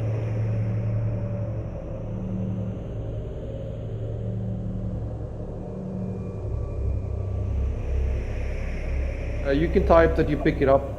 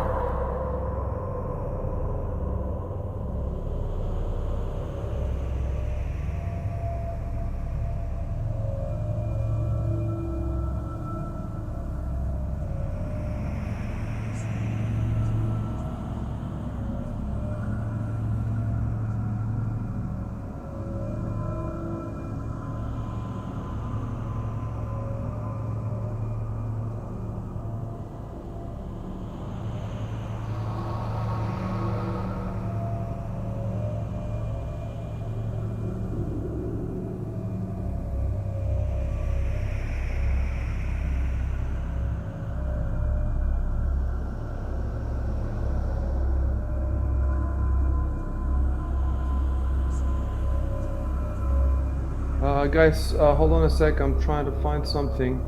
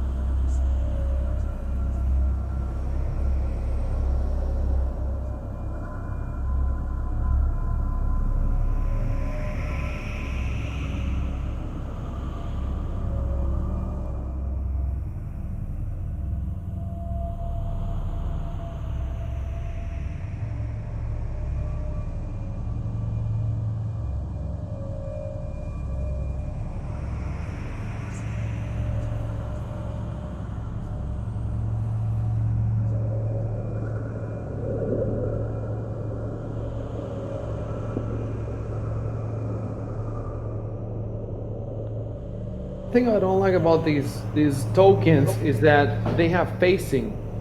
So when you're going somewhere, I'm gonna have to like rotate them around, but we'll figure it out. So okay,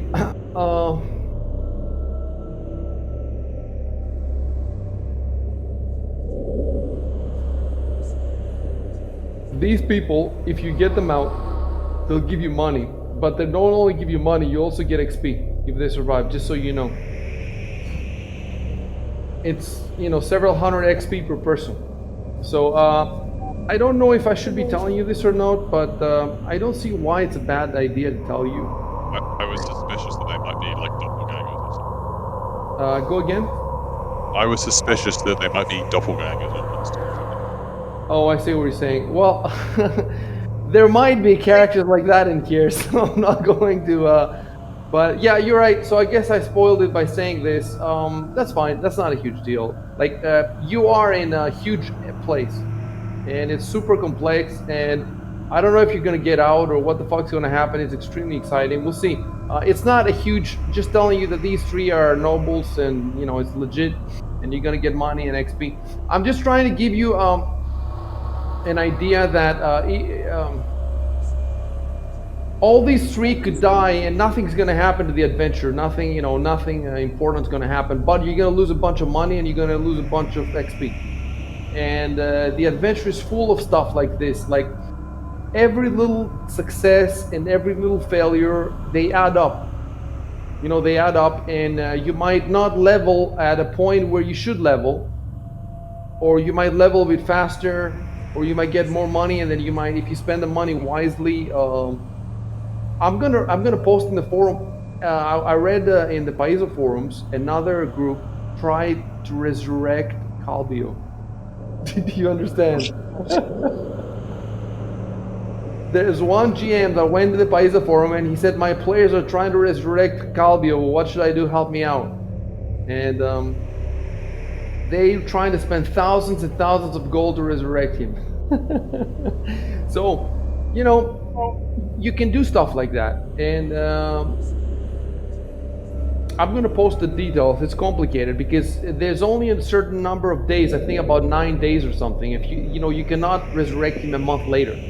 Although there's other spells, much more powerful ones, where you can. So they were trying to look for his body, and then the question is, do they spend all their money to resurrect Calbio? But if you spend all your money on Calbio, then how are you gonna equip your characters? So I'm telling you that it's like, you're playing Halo. You remember the first Halo? I don't know about the other ones, so I haven't played them. But the first one, you get all these Marines to join you at different points, and you get attached to them, and you want to make, you're gonna get them to survive, and they do help you out. They do help you out. They don't help you out a whole lot, but they do help you out.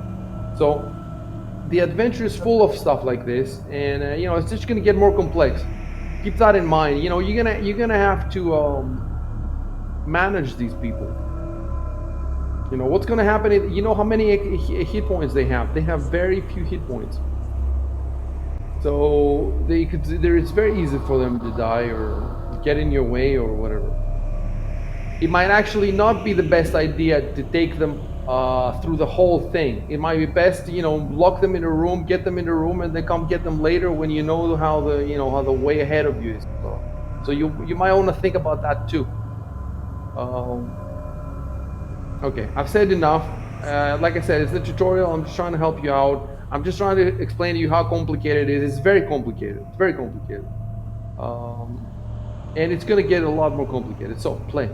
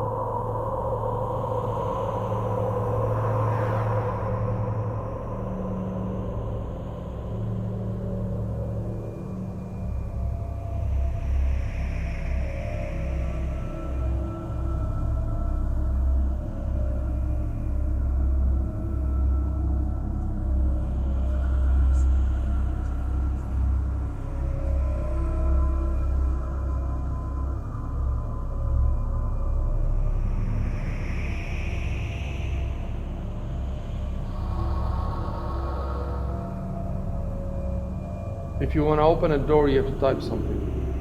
Yeah, or the others could move to better formation, maybe. Another thing is, you really are gonna need to check for traps everywhere. Traps, detect magic, you're just gonna need to do that stuff.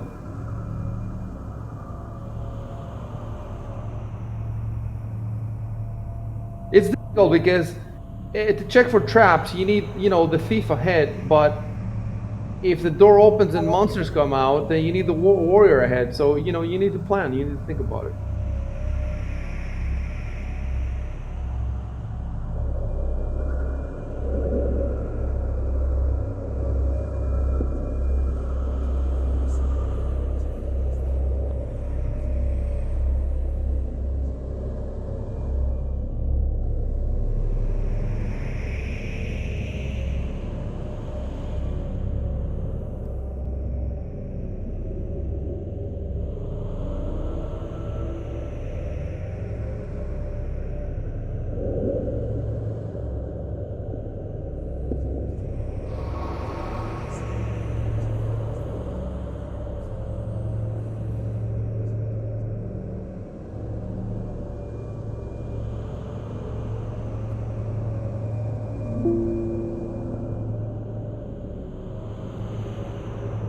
For doors and stuff like that, it's more important the searching for traps than.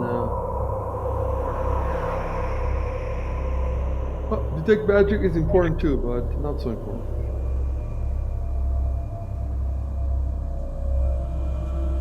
Seems like that's just a perception check. Isn't there like a detect trap skill or something?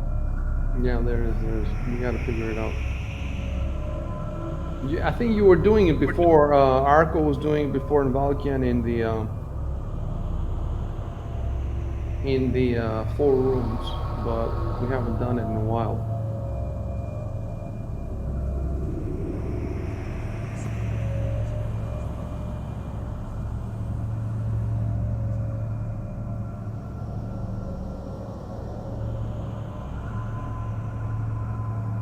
So I think you have to move.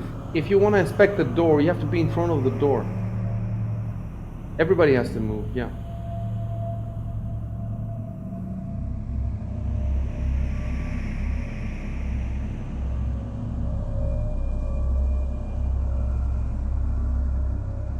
Oops, sorry. Yeah. Okay, so he inspects the door for traps, and we need to figure out how that works now. Yeah, it's just a perception check, I think. Perception check, I think. It's a perception check, huh?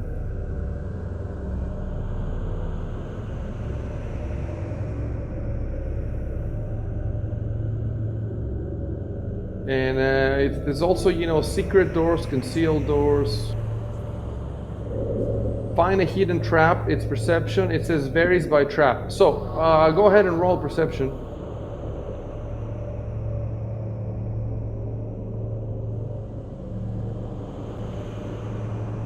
Oh yeah, I forgot about that. I'm supposed to be rolling it. Man, I wish I had a die on my table to roll because. Okay.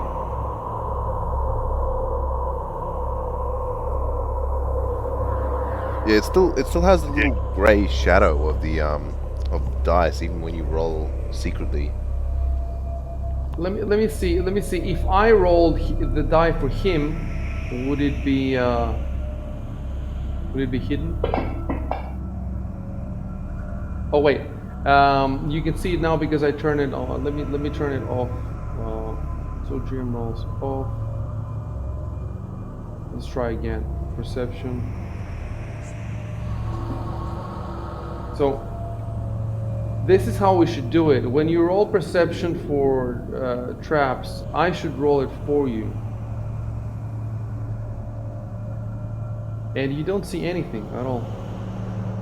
Just the little shadow. Okay.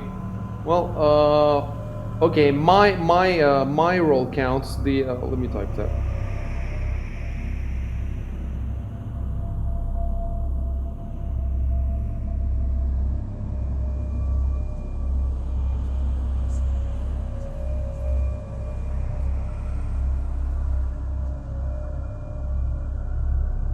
Be back in a sec.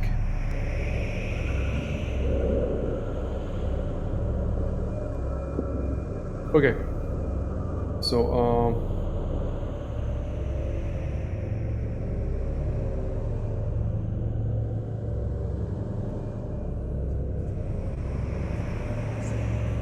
you know what though? I guess Vulcan should check too, right? Yeah. Because he has a high perception. So as well. I mean, I don't know. Maybe everybody should check because the more people roll, the better. But I don't know how that would. You know, in second edition, it was a skill that only rogues had, so the others could not check at all about for traps. But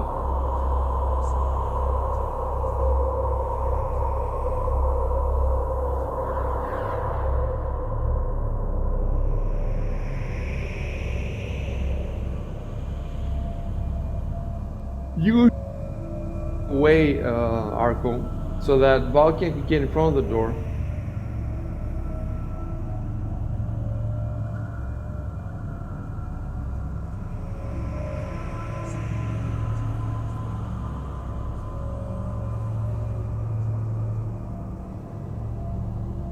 And then you have to type, I check the door for traps and roll perception. No, you don't roll perceptions. Then I roll for you. Let me see.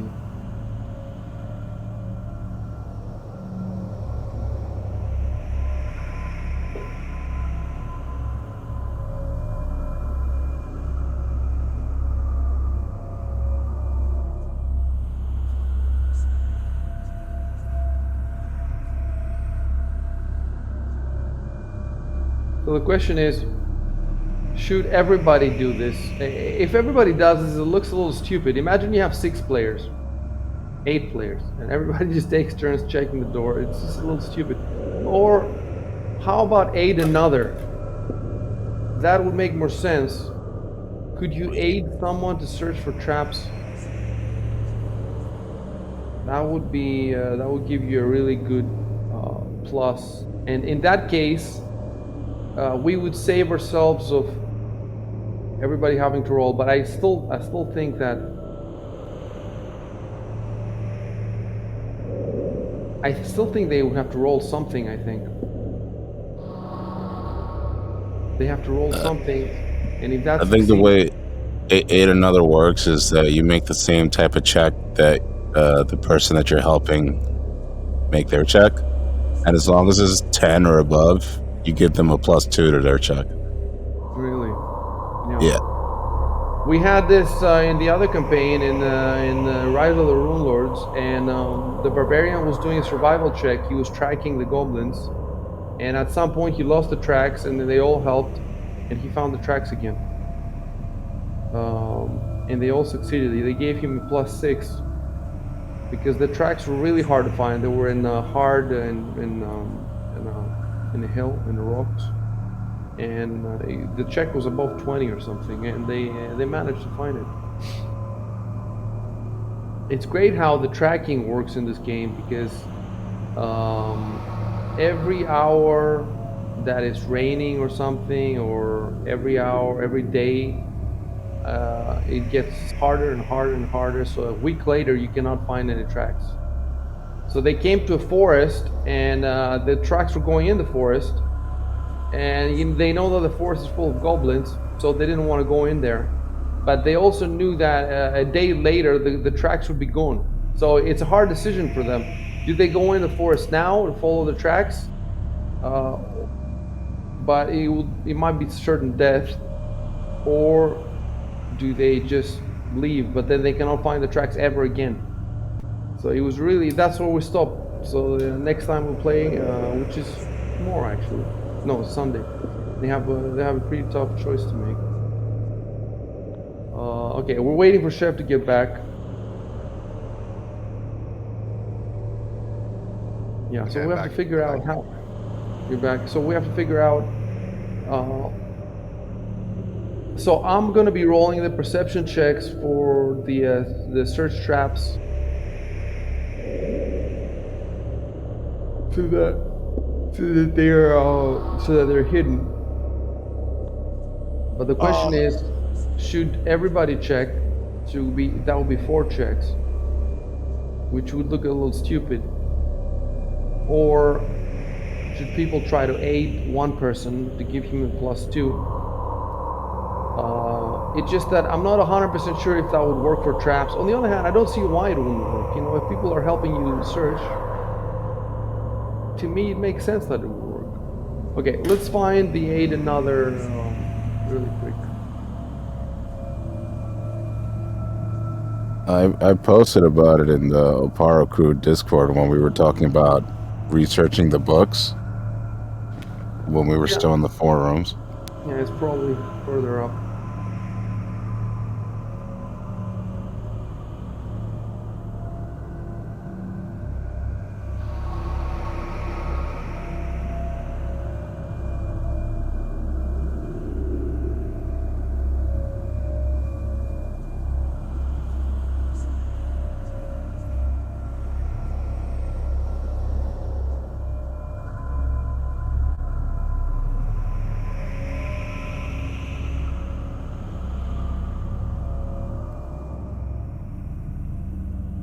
Can you find it again?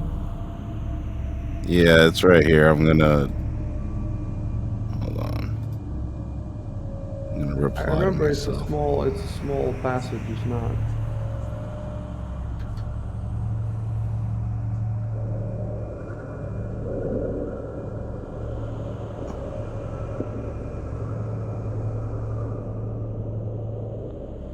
There, I replied. Page 86.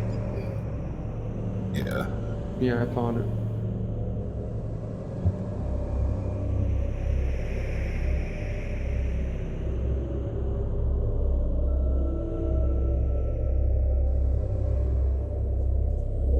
Oh. It says that for opening a locks, it doesn't help.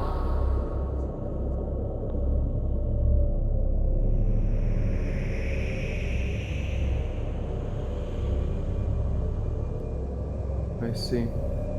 Okay, it makes sense at all. In the open lock, it won't help. The search for traps. You know what? Let's Google it.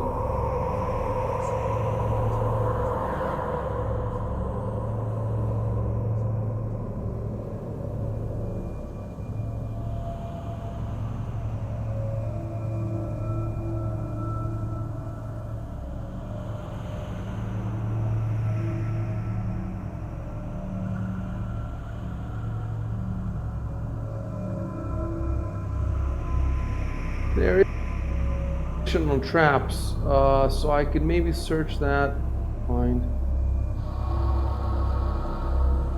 So it doesn't say anything about aid another in the traps. I think, you know what I think though? Imagine if the party was made of 6 people. So 5 people, that would be a +10 if all of them succeeded.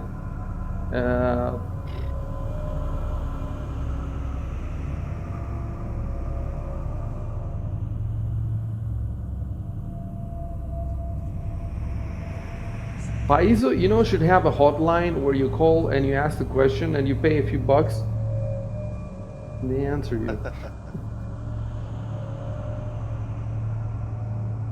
It'd be so cool if you had James Jacobs or something, his WhatsApp, and you could just text him.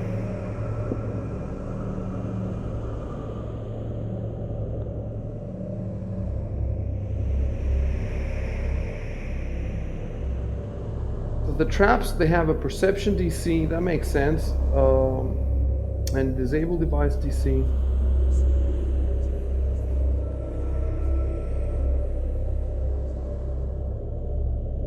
Dude, this is really hard to decide.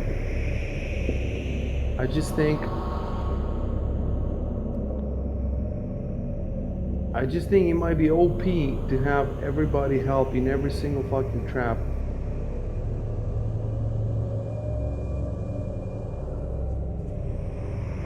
Doesn't sound like they've thought about it. Well, there are traps. It's no surprise that there will be traps here. And I'm looking at their DCs. For example, one of them has 20 DC. So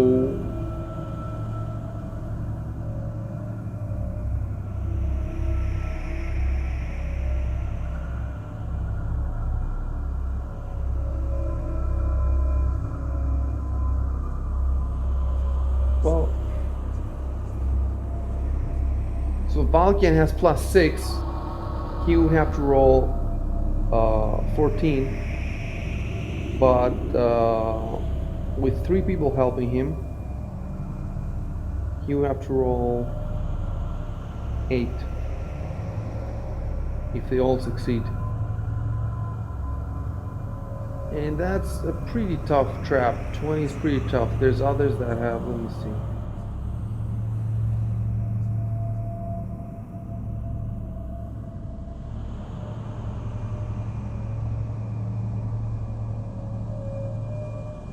Let me just take a look.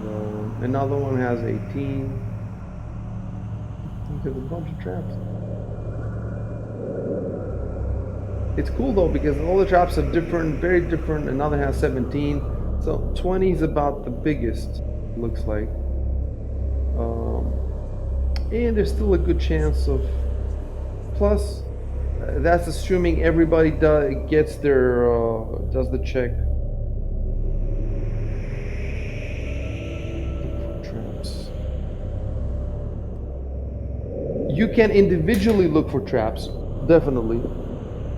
So it makes sense. Yes. Okay. For traps, we will use 8 another. So. Robo, if you want us help, Robo and Arco should type. No, Robo and Chev should type that we help out. Yeah, you have several options. Like, do you wanna both of you help Arconus, or one of you helps Arconus, the other one helps Exile, or all 3 of you help Arconus? He has the biggest bonus. You see, so if you want like 2 rolls, I don't know if 1 roll with +6 is better than 4 separate rolls. What do you guys think?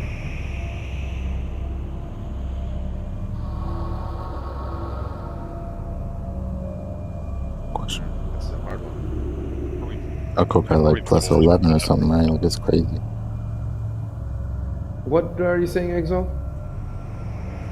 Oh, I was saying that that's a good question because Arco has like +11, so it's kind of like Yeah, if crazy. you add 6 to his +11, that's +17. That means he anything more than 3, and he gets the toughest trap.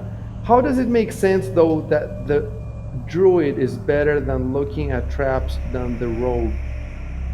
You know, I was telling people when you were going, Chef, that in 2nd edition, only the thief could look for traps. There was a specific ability called look for traps.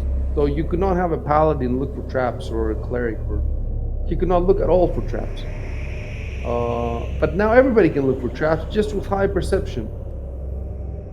I guess that means that the rogue is not so absolutely necessary.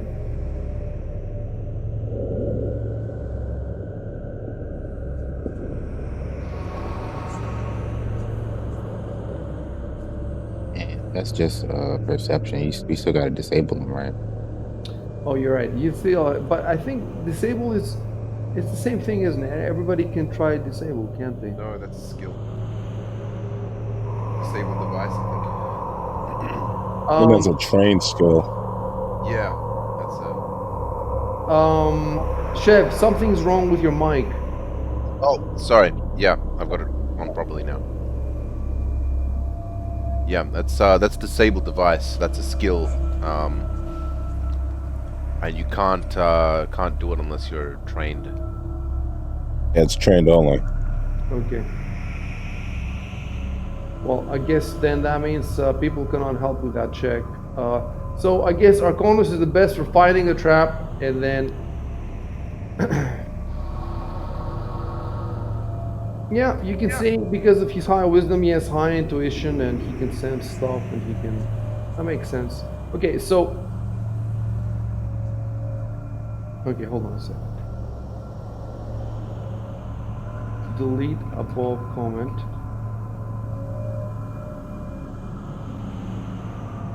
Okay. And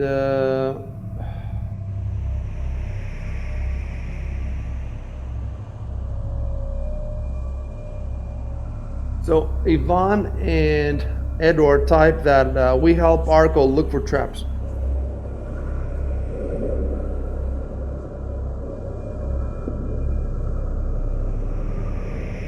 The thing is, most of the doors, the overwhelming majority, have no traps.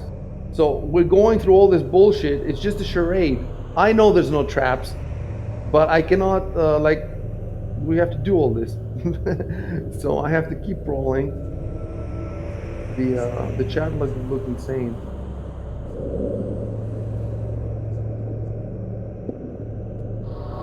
Unless we did it like we said that we always check for traps. So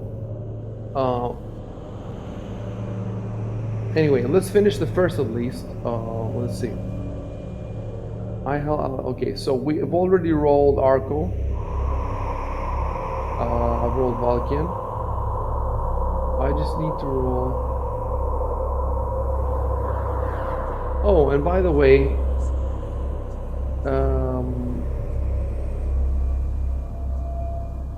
Edward's roll has a +2, right? So I have to add the +2 on my own. Yes. So let's see, I rolled, and yeah, it gave you the +2. That's good. And let me do Ivan as well. See, so you see the die being rolled, but you don't see in my screen. It shows it shows like normal the rolls. So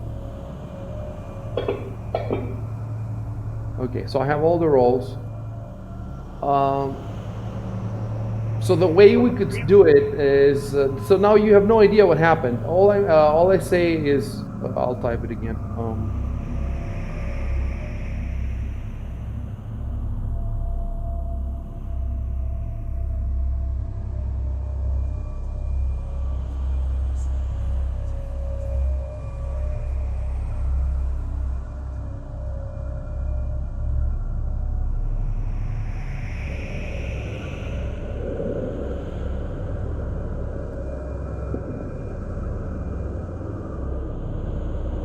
So what we can say is that in every door, we do this procedure so that basically it's me who does it behind the scenes, and I don't have to do it for the 99 doors, 9 out of 10 doors that have nothing. I only have to do it for the one door that actually has something.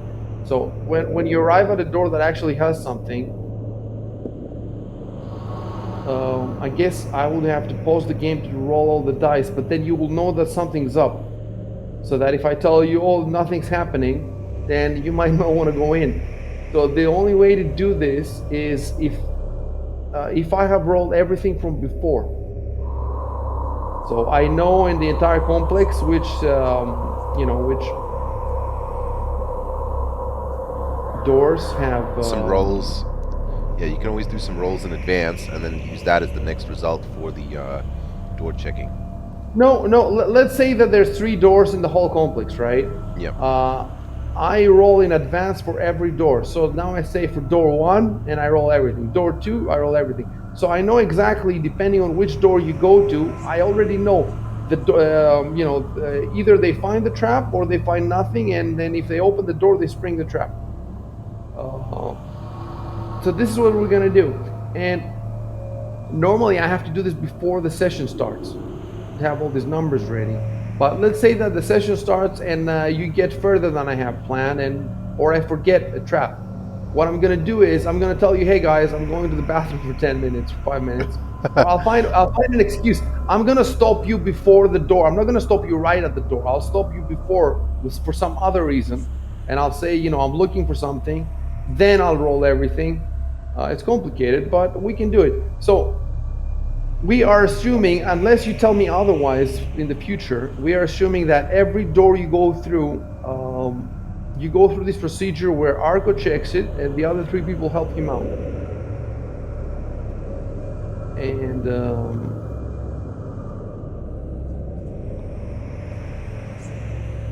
And if you do find something, I will tell you that you found something. And then obviously you're not going inside. Unless you tell me specifically. Otherwise, yeah. So let's do it like this. So now you have to rearrange yourselves for, I guess, Ivan to be in the front. And then you open the door.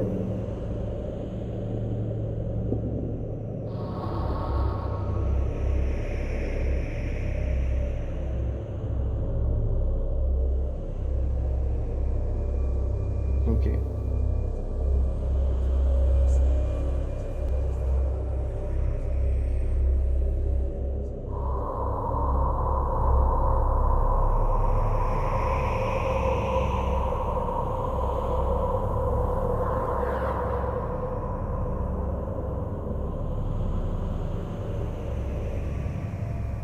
I'm not gonna give you a description until you move in, because let me see what you can see. Yeah. Okay.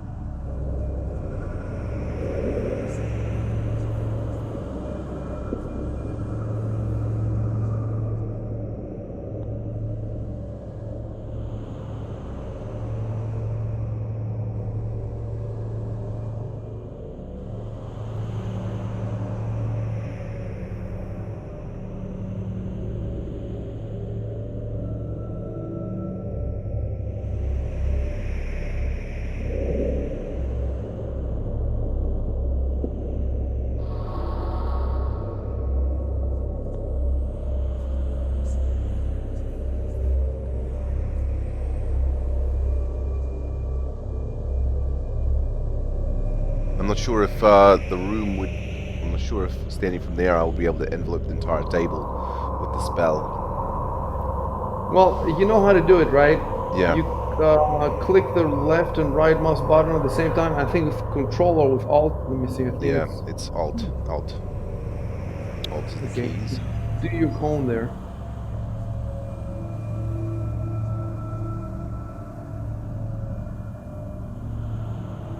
Okay. And yeah, click all that stuff you need to click. Okay. And then hold on before don't roll anything. Leave leave that on. Okay. I'll put back. Well, that's pretty cool. On the stream and people know what you're doing.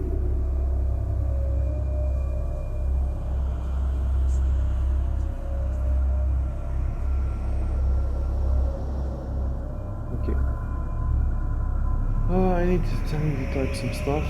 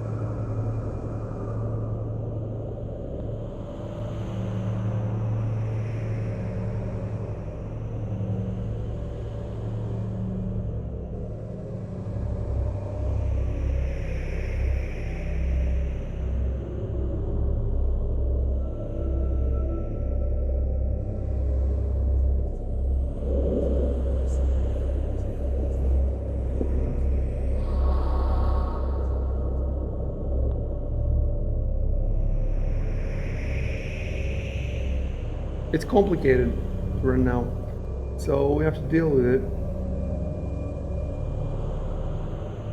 I'll tell you in a sec.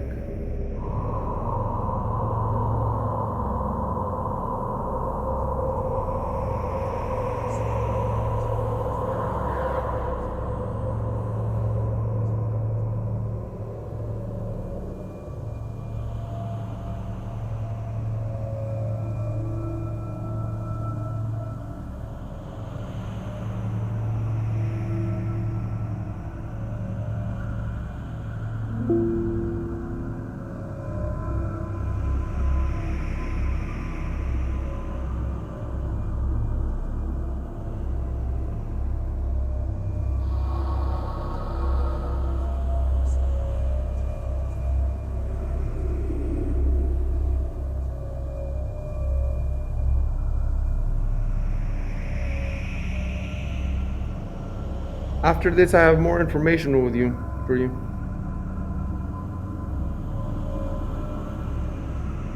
So that was up to the second round, and I'm not going to tell you what happens in this third round. In the third round, I tell you the strength and location of each aura.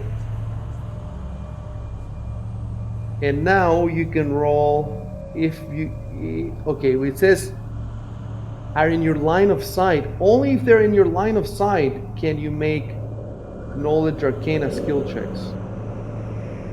If the items or creatures are in the line of sight. I don't think they're in the line of sight. Okay, I'll type something for you.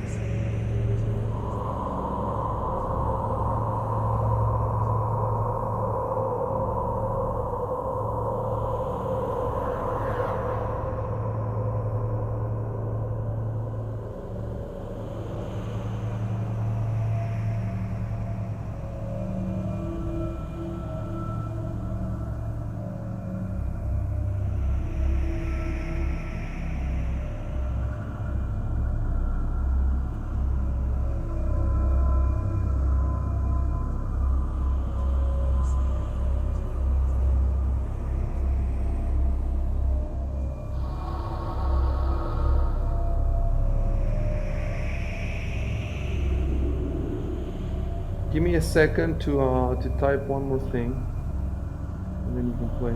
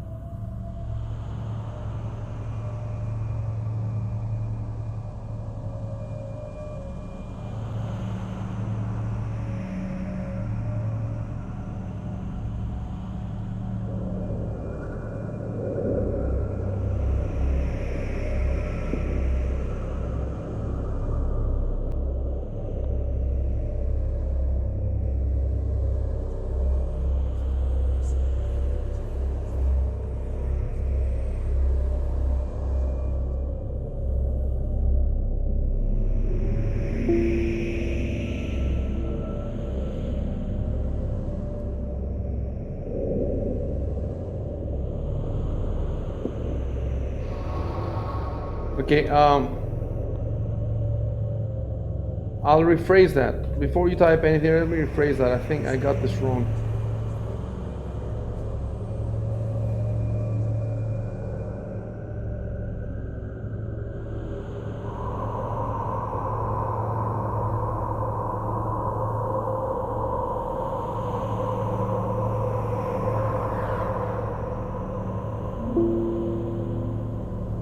So disregard the first and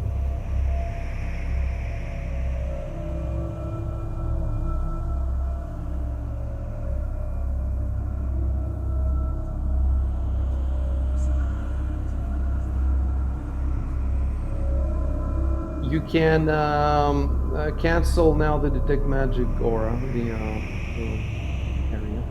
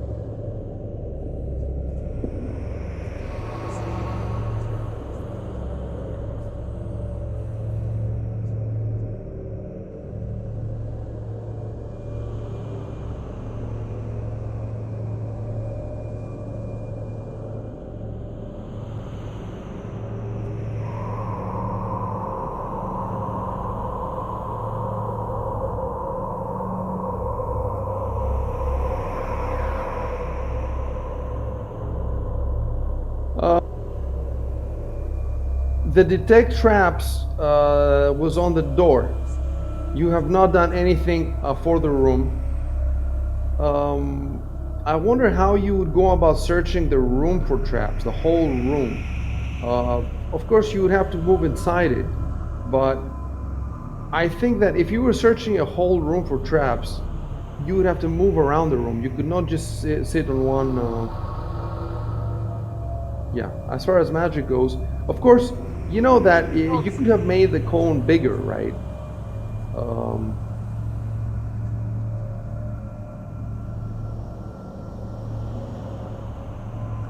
So it could have been 60 feet and you only did 30 feet. Just keep that in mind for the future.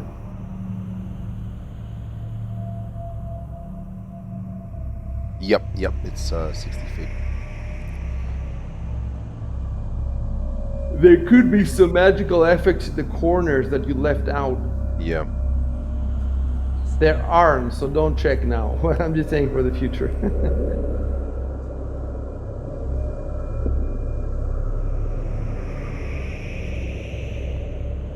You know, there could be mechanical traps.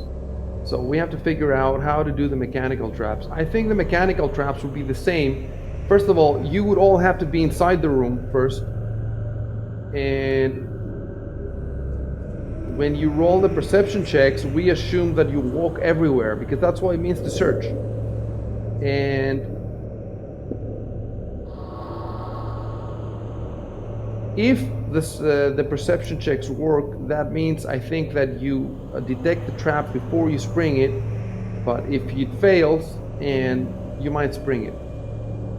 But I don't see any way to safely, from a distance, check before you know.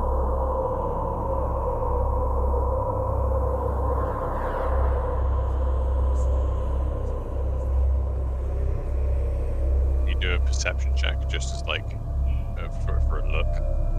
So like you look around the room. Look, if there was a trap, there would be no way to see it from the door. What kind of stupid trap would it be where somebody sitting in the room in the door and looking inside could see the trap? I guess so. You know, a trap would be that you're searching for it, and if you find it before it finds you, basically, then you might be able to avoid it. But some traps,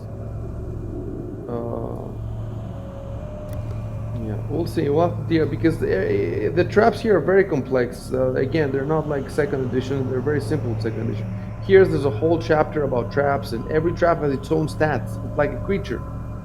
It has the stat to find it, the stuff to disarm it, stuff like does it reset? So after the trap is pranked, how quickly does it reset, or if it resets at all, or there's a lot of shit.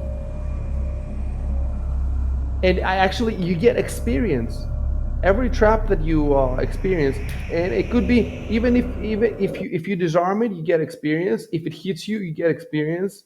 Anything that happens, you get the experience of the trap at least.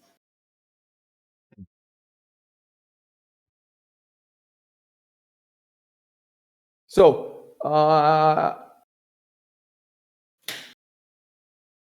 basically, it would make sense for you guys to search every room for traps. And I think we're gonna have to follow the same procedure. That I guess it's Arconus who searches. The rest of you are helping him out, and I don't. Basically, you know what I would do. So you're in a dungeon now. Obviously, you know that you're in a dungeon. I know how many traps there are. There are just a few traps. So when I'm preparing the dungeon, I know the procedure that you follow for traps, and I roll all of them in before, so I know exactly what's going to happen with every trap, way before we even started. And so I assume that you let's play this one out though. Move inside. Everybody has to move inside. Otherwise, if you don't move inside, you can't help. You don't have to move far inside. Just move, just barely inside.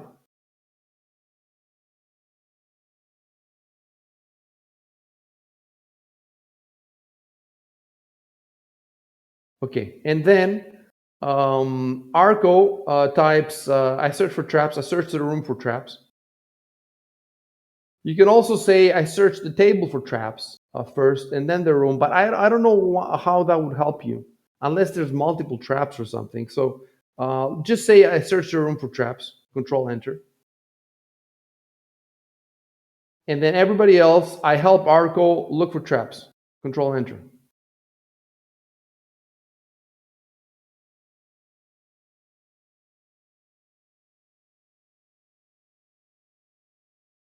And then the way it would go is I roll everybody's perception. Let's see. So I'm going to tell you now your rolls. Okay, so Valkian rolled 18. So that's good. Then Ivan rolls.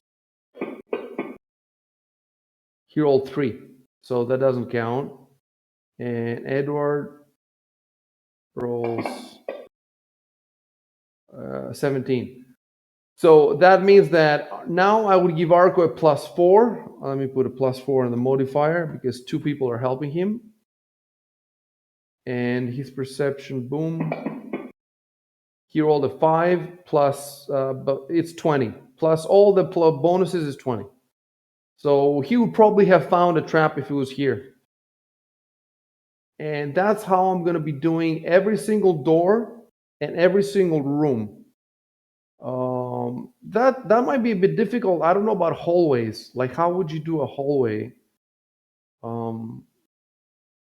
I think I would do it the same way. I don't see why I wouldn't do it the same way. I would just apply 1 to the whole hallway.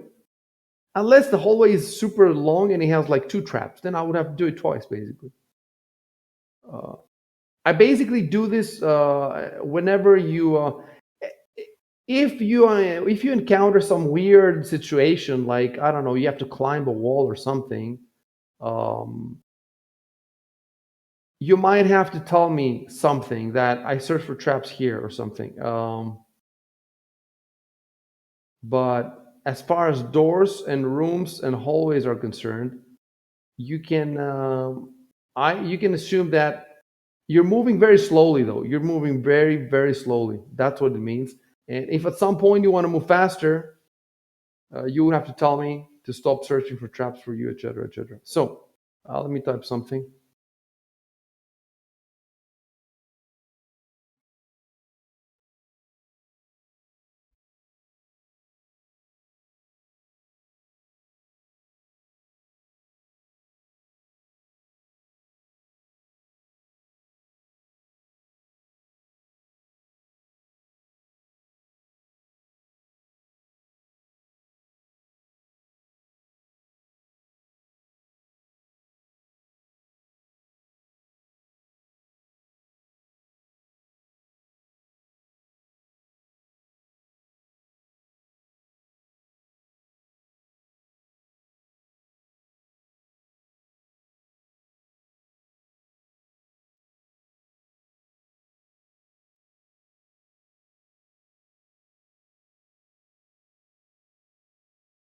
Oh, that was the bot. I'm gonna get restarted.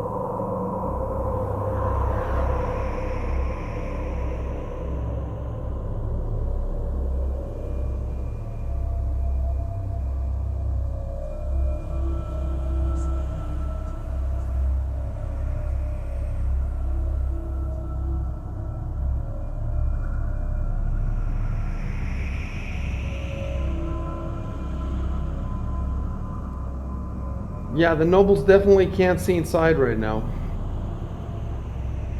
And I'm sure they wouldn't care that much if you just close the door for a second, but definitely. So you want to put on the ring.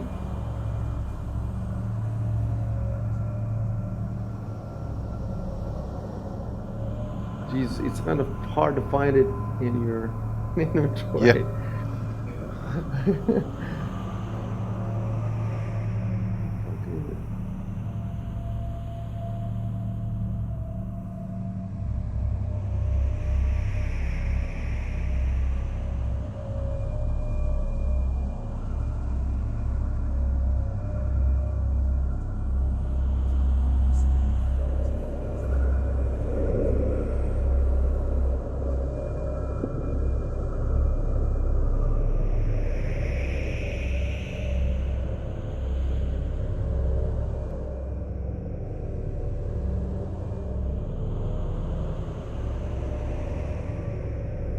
Okay, I cannot see the ring at all in your inventory. Can you see the ring in your inventory?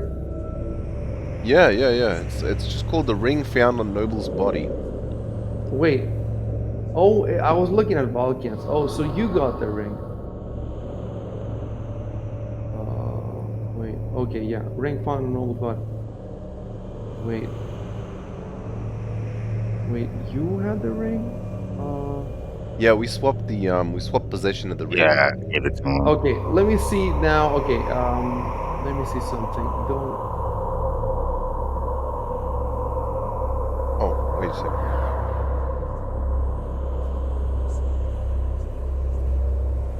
I see.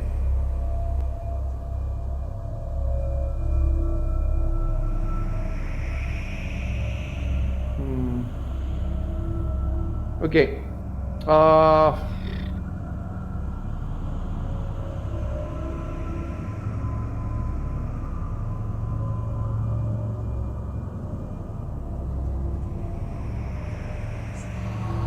right. I have turned on the ring on your, but I need to check something. Items.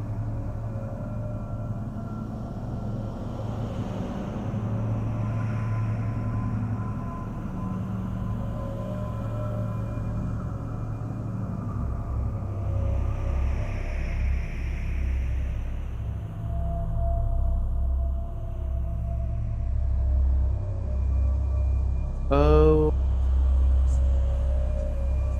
I see. See, I know what the ring does. You guys don't know what the ring does. When I turn it on, it doesn't change anything in your sheet, as far as I can see. But I can go in and manually change something. But the question is, what if you? I want to do this, but what if you notice it? What if you notice on your sheet that I've changed something? Then you know what the ring does. You see. However, it's not something that you would easily notice. Of course, now you're gonna start looking for it. um, so how about this? Don't. I mean, I could. I suppose I could. No, I could not. Like I could not. I suppose I could. I could manually add the effect every time I have to, but I don't think I could because it would show up in the chat log. So this is pretty hard. This is pretty the way it's done. It's. I think this ring would function even if you don't know what it does.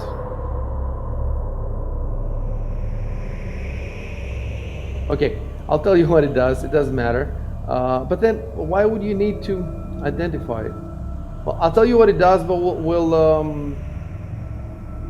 you will agree to identify it anyway afterwards. Okay, first chance you get, you agree to identify it. How about that? All right. So it's a ring of protection +1. It says here that it gives you a deflection bonus of +1. So when I go in your combat, tab, and you know where it says armor class. First of all, I never see the armor class changing. So when I equip it or unequip it, the armor class remains the same. But here it says it's a deflection bonus. So if you look at your armor class line, there is a def bonus. Do you see it? No. Combat. Yeah. Okay. I see. I see. Yep. And it says def. So there's several kinds of. There's nat, def, dodge, misc. So I guess the +1 would go in the def, and it would only work, I guess, under certain circumstances. And we just have to find out what those are. So. And you said that was a ring of protection? Yes, +1. Okay. That's what I thought.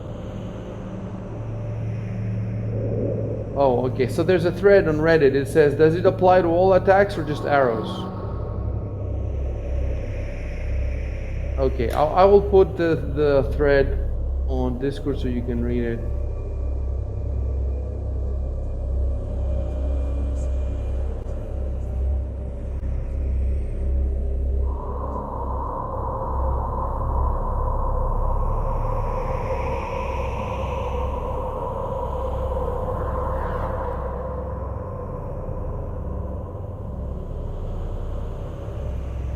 And I copy pasted the important part.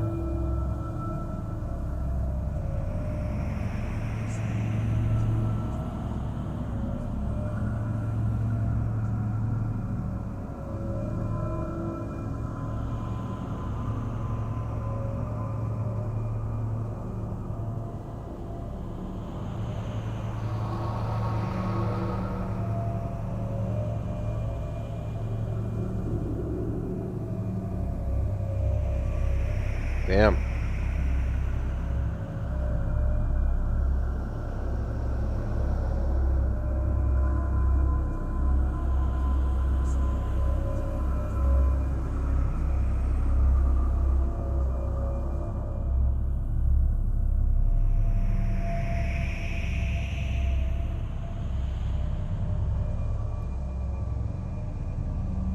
So I put a note in my notes. Edward has to identify the ring of protection +1 first chance he gets.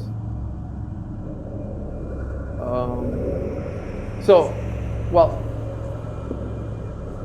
actually, well, you could give this ring to Ivan. He's in the front, and he would get another +1. That would be pretty cool for him. But that's supposing you guys know what the ring does, and you don't know what it does, supposedly. However, stuff like Ring of Protection is good for wizards because they can't use armor. So the question is that +1 better on the wizard who's in the back and mostly will not get hit, or on Ivan who's going to be getting hit all the time? If it was me, I don't know. I would give it to Ivan probably. He's already hard to hit, but he's going to be very hard to hit with this, and that means that he can just go in the front and just smash everything, so that you guys in the back don't have to use your spells. You know, if nothing can hit him, that means he can take as long as he wants to finish the fight, unless there's too many enemies and they surround you, and then it gets more complicated. But so it's your choice. But personally, I would just give it to Ivan. If you want, you can type something that I give it to Ivan, maybe, or you can keep it yourself. I mean, think about that. How helpful would a +1 be to the wizard in the back who has 10 AC? Like, his AC is going to go 11 from 10. Is that better than Ivan's going to 19? You know what 19 means? 19 means almost nobody can hit him. You see what I'm saying?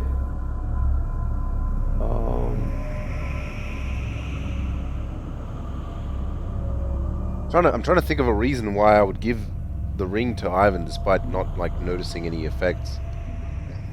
Yeah, right now that's the main issue. You don't have a specific reason.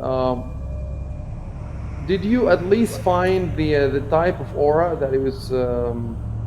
No.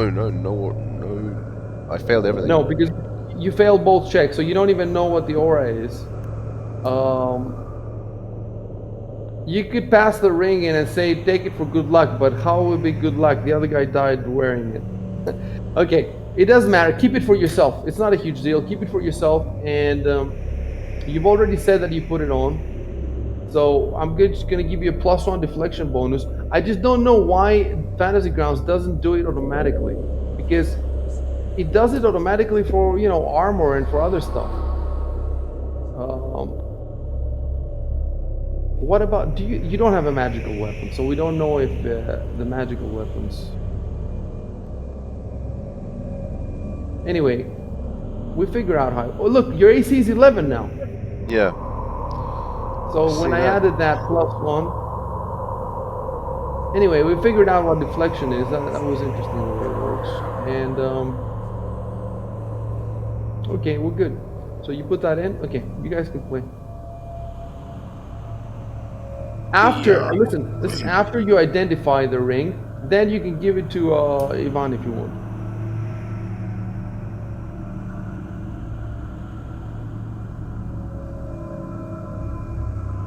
I wanted to ask, do you know how evasion works in Fantasy Grounds? Does it automatically calculate that?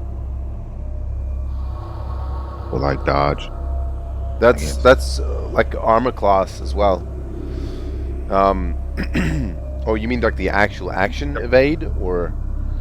No, like the rogue thing, evade. It's like a rogue, like I guess like a skill or something. Evasion, a rogue talent, I think. Let me take a look.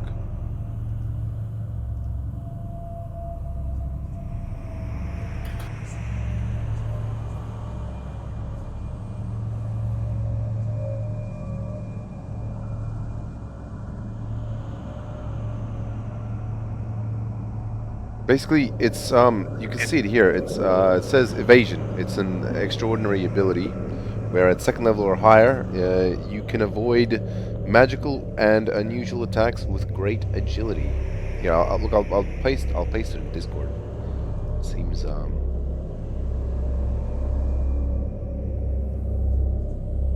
I don't think. Yeah, I'm looking at it. It looks like you have to remember it when you get magical and unusual attacks. I wonder if that works for traps too.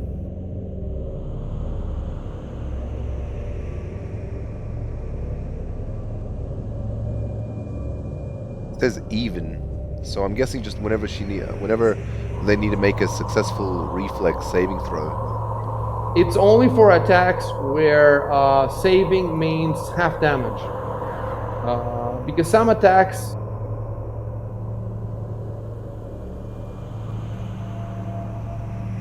So instead of taking half damage, he would take no damage. So you have to remember this for attacks that are. Look, if you don't remember it, you know what this means? If you forget it, it just means that your character, he wasn't on the ball. He wasn't paying attention, and he just took the damage. But if you remind me next time, next time, it hasn't happened yet. When somebody attacks you with a magical attack or unusual attacks. So every time the attack seems unusual to you, you have to ask me if evasion works, and then yeah. Okay.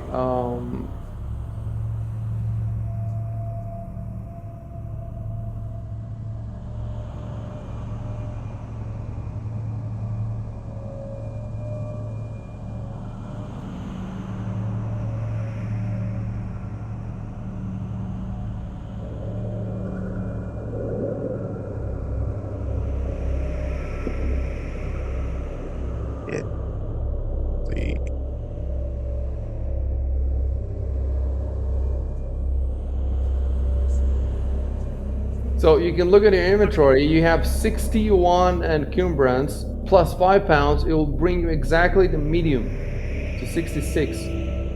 And then you won't be able to use some abilities, etc. So maybe you want to give some stuff to other people. You do have 2 backpacks. Oh wait, you have one with you and the other. Who has the other backpack? The other Arco, I think.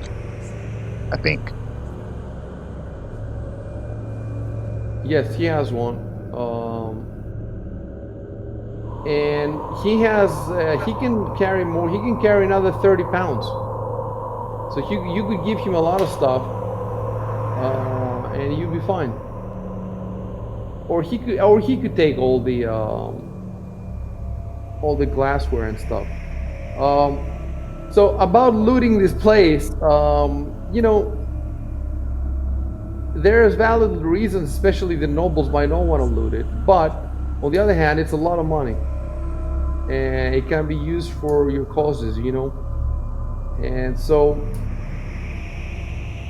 you guys have to roleplay it, but the thief seems to want to take all the stuff on the table, because I told him that they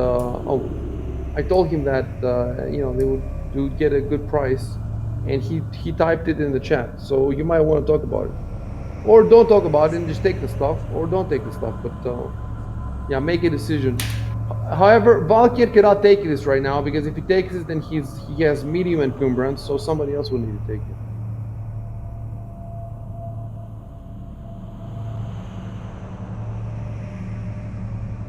I guess these backpacks are big, if it's gonna fit.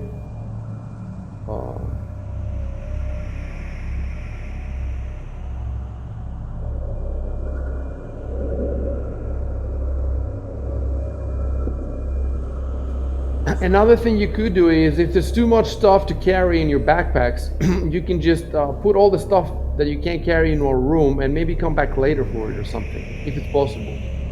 That's another option. Just on the other hand, if you get too greedy, you might spring a lot of traps. So I don't know, guys. You have to figure it out.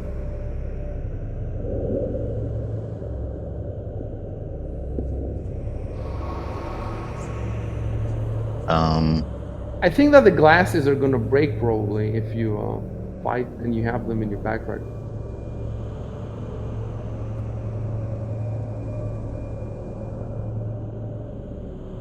I think I'll drop one of these. 'Cause I have two rapiers. I have the masterwork one, and I have like a normal one. If I drop the normal one, then I can pick up the set. Hold on a sec. The rapier costs 20 GP.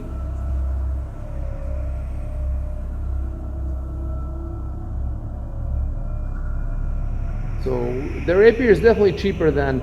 Keep in mind, look, the set consists of glassware and dining sets. So the glass is probably going to break the first, the first combat you get into. The dining set is probably going to last longer, but still not that much. Yeah, I don't see any way of taking, especially the thief who's going to be doing acrobatics. I don't see that working out. But one thing you could do is you could leave this stuff on this table and then use this table to bring more treasure here if you find more that you can't carry. And then if it's possible to get to the, out of the Senate and come back, then you could get it.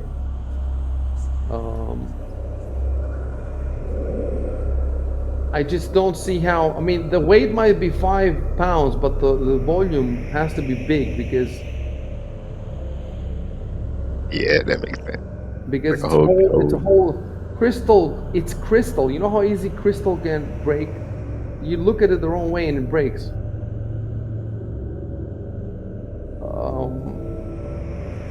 So why don't you take out your make a mark with your note on the map, on the table. Just put a big circle or something, and then you could try coming back for it because it's a lot of money. I can tell you right now, and you can see that it's a lot of money. It's not a little bit of money. Yeah, that's it. That's good.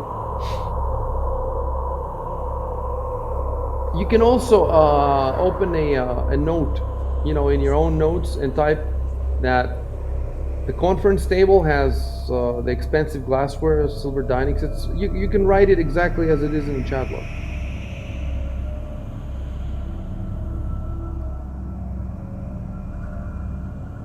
Would we also get experience from liberating this silver glassware from the? Yeah, there's actually parts of this campaign where if you loot, then the nobles treat you differently, and you might close opportunities, etc. It's hard to decide when should I loot, when should I not loot, and the thief might want to loot, but the nobles in the party might not want to loot. It's difficult. It's role playing. I don't know what's the best to do because I don't even remember all the places where it matters.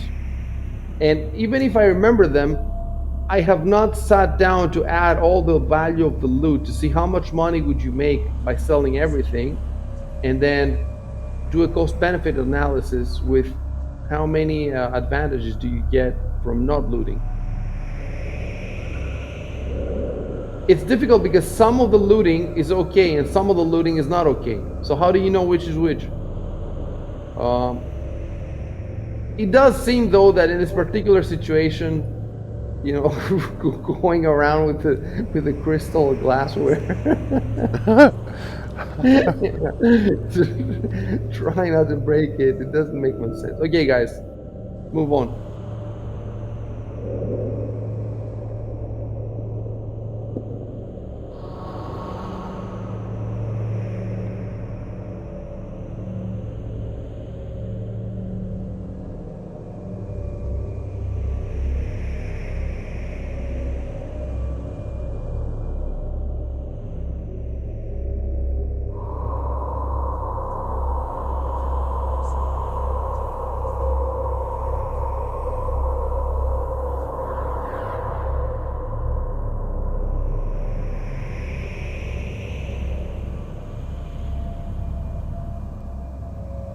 Ah, I missed the extra period that I wrote.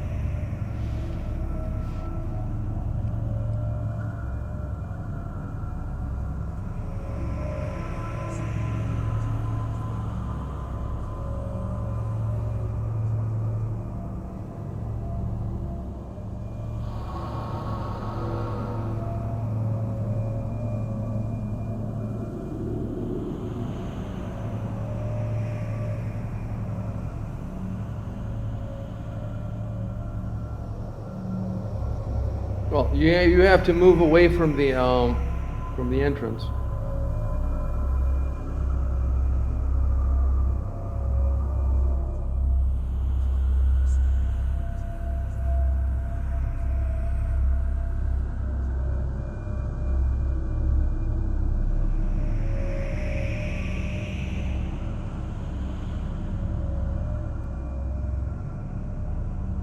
Ah, well, I didn't mean to move diagonally. No, It's annoying. It's annoying to the way that you have to like set the token down and then move it again if you want to move diagonally. Arco, you're gonna move out of the door.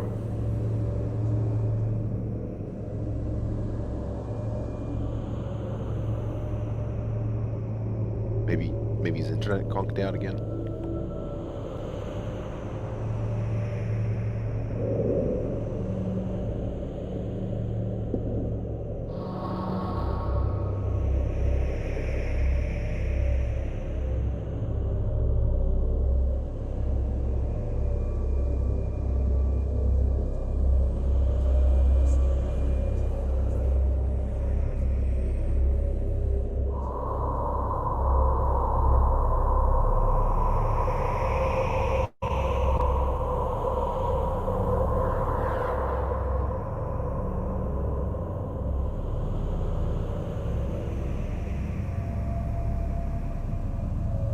Arconus,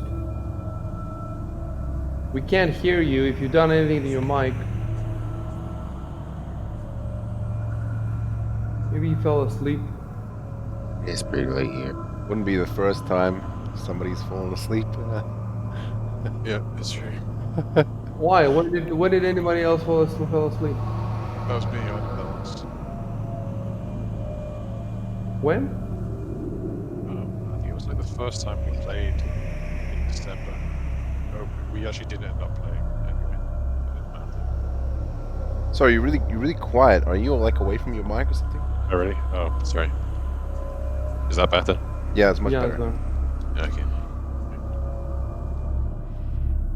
must be really late for you though, Robo, right? It's Oh yeah, it's 9 a.m. holy fuck. I've been there. Yeah. Okay, I'm typing something for you guys, and after I type that, we can exit because, we lost Arconus apparently, but we couldn't play even if we wanted to. You said you could only play it for a short time, right, Robo? I was under I the did, impression. yeah. I was That's how gonna it starts, right? try and keep my sleep schedule, and then just Well, yeah, man. I've been in the exact same situation. It's like 9 a.m. Check it. Like, fuck. Should I go to bed? But I don't want to cut the sessions short. So, Right.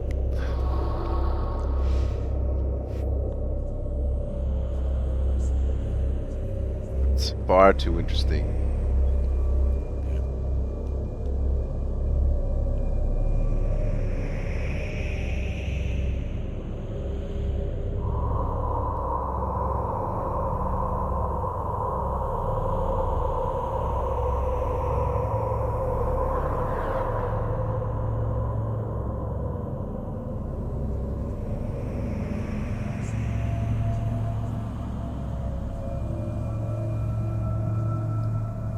Oh, there you go.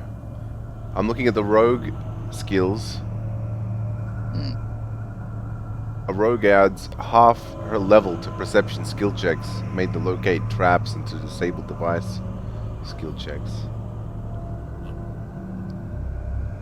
I was wondering about that. I don't know if it's automatic or if it's or if Dan did it or what. I mean, But it seems like gonna make that big a difference right now, anyway. At Well, least compared to Arkham. it's definitely something you should probably keep track of for now, because I don't think the game really automatically does this stuff. Like if Icy's doing the rolls for you, yeah, if Icy's going to be doing the rolls for you, then he's just going to be rolling the perception checks, and he's not going to be adding the bonus that you get. Because I also got a bonus on disable device checks too, as well. But I don't know if it's included in my score or what. In like my I don't know, what's that called? The skill. Yeah, the skill total. There's a better word for that somewhere. I don't know what it is right now. The total, I'd say. The skill bonus, the skill bonus. Bonus, skill bonus. Yeah. Yeah, bonus is the one. Like I have deaf hands. Supposed to add +2 on sleight of hand and disable device. Oh yeah. Yeah, see, I only get the +2, and there should be like a misc box, right? You can just put that in there. The extra bonus for the for your level. Yeah, it definitely wouldn't be automatic. So you should probably bring it up with Icy when Okay, next time. guys. I'm trying to write something a little complicated. My brain cannot think two things at the same time. So I first have to finish this, press enter, and then we can talk about what you're talking about, and then we can Yep. finish the game. Yep. It's just gonna take the whole thing's gonna take 3 minutes, but just don't say anything for like a minute. Roger that.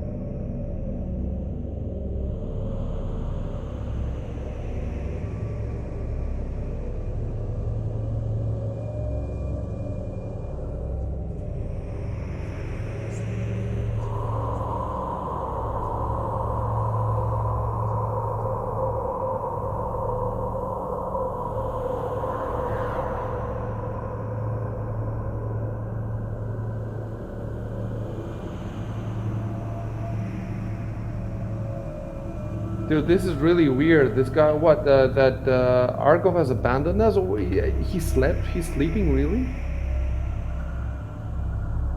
Don't know. Maybe his internet went down or his computer broke. But that's not. I mean, he's still in the game. He's still on Discord.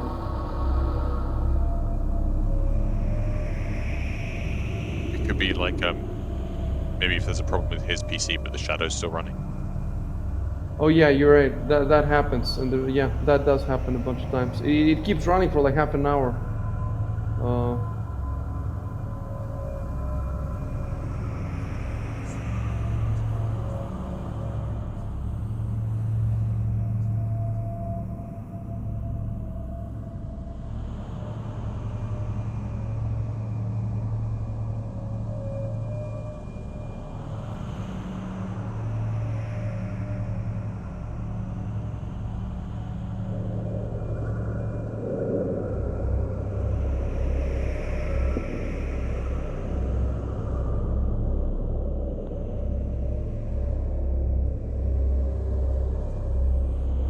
we reply now or wait next time? Yes, you can reply. You can reply. Yeah, and we're just gonna have to assume that Arco. I don't know. He can wait. No, you're right. You're right. Don't reply, so that next time Arco can reply as well. Yeah, we're definitely stopping the game right here. And now you can tell me. So, what are these things that I have to take into account? Well, They're in you your were just talking abilities. about They're the like the bonuses from like Okay, so there's trap certain binding feats and here. stuff. It says adds half per level. So 1. Yeah. So this might already be included in the skill tree. Let me check. Maybe probably not though, because yeah, it wouldn't be because it's only for traps and for disabled device skill checks. I think maybe for the disabled device it's included because so in the disabled device I see a +1 in the misc category. Yes.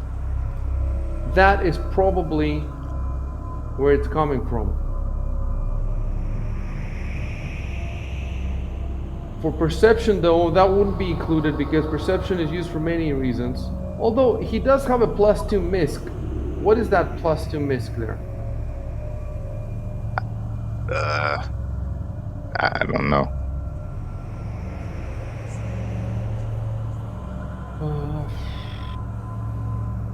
Let's see. Maybe it's from Young Reformer. Oh From yeah. his campaign trait, he gets a +1 on disabled device and knowledge local. So let me see, knowledge local. Yes, he has the +1 knowledge local, +1 disabled device. So yeah, Is the so +2 from class skill? the +2 from what? From it being a well, I was about to say from it being a class skill, but I mean the other ones don't have that. No, the class kill number goes in the total. It doesn't go to. It's the first number. First of all, what skill are you looking at? Disabled device. What are I you was looking looking at perception. at? Perception. Okay. I'm not looking at perception right now. It's more complicated. Disabled device is easier. Do you see next to disabled devices as +3? Do you see the +3? Yes. Okay, that's from the fact that it's a class skill. Okay. But there's another +1 in the box. Do you see another +1 in the misc? Yes. Okay, that is either from the trap binding or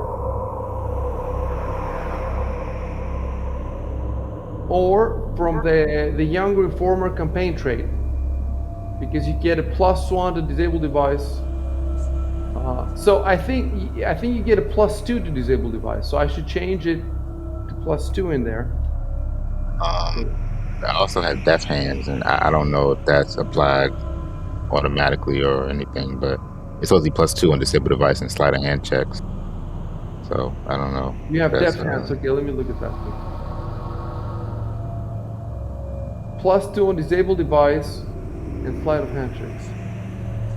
Yes, I don't know either if it's supposed to be included. There is a way to find out. There's a way to find out. Okay, I'm gonna put the misc 0. What we have to do is abilities, deft hands. So look at the skill right now. It says disable device +7, right? Disable device +7. Remember that. And I'm just gonna delete deft hands. Okay, so you don't have deft hands anymore. And disable device is still +7. Yep. This means that it wasn't included. So let me find it now. I think it's a special ability. I don't know what the fuck it is. Deft hands. No, it's not a special abilities. Classes. Is Deft Hands a feat? Oh, it's a Yeah. feat. It's a feat. It's a feat.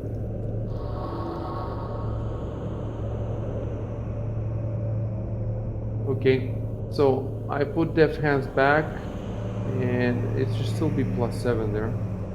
Okay.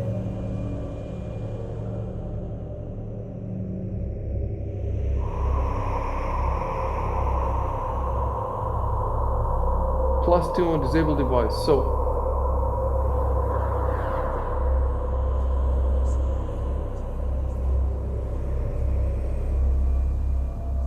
yes, that's MISC +2. Okay, +2 on disable device from deft hands. Deft hands also gives you +2 on sleight of hand. Yes.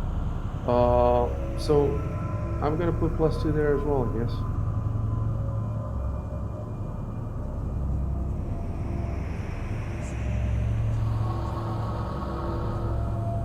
Okay, so deft hands, we've dealt with it. Next,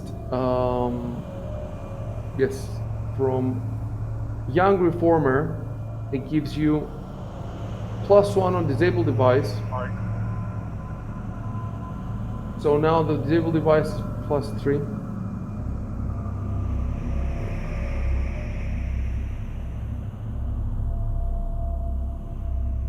And it also gives you +1 in knowledge local. And knowledge local already has a +1, and I think this is it. I'm pretty sure this is it. So I'm going to leave that as it is. Also, don't forget this. Once per day, you can make arrangements, etc. I don't think you can make arrangements in this. Well, you could say that you made arrangements, but let's say you need an item. I think you've already used this though, right? It says once per day. Yeah. Well, if it's past midnight, you could use it again, and I think it is past midnight. So you could say if you end up needing something in this dungeon, basically, you could say that you had somebody give it to you before, etc. Well, we'll figure it out. But keep that in mind if you really need it for something. Okay, so we've done the campaign trade. So the only thing left is the trap finding. It says a rogue.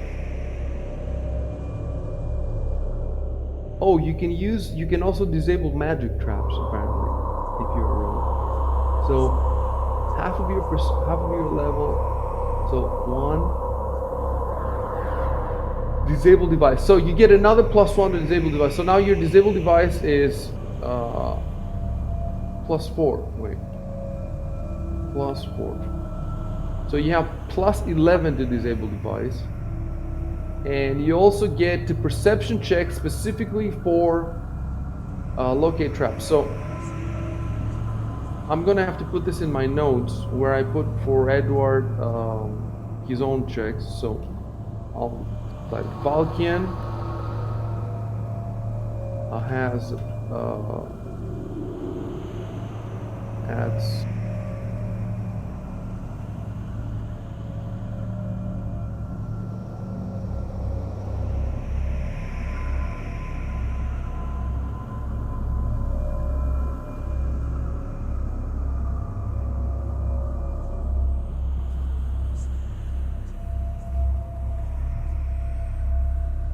okay, so I have it here, and I'm starting to remember these things. Like, it would be easier if I didn't have 16 players, you know, but I'm definitely starting to remember these things. I have them in my GM notes at the top, right at the, because my GM notes are several pages, but right at the top, I have the penalties and whatever the bonuses for the different players, so that every time I fire up my GM notes, it's the first thing I see. So eventually, I should remember it. And it's pretty cool because there's rogues in other groups too, and now I can do the same things to them, you see. So now that we figured it out.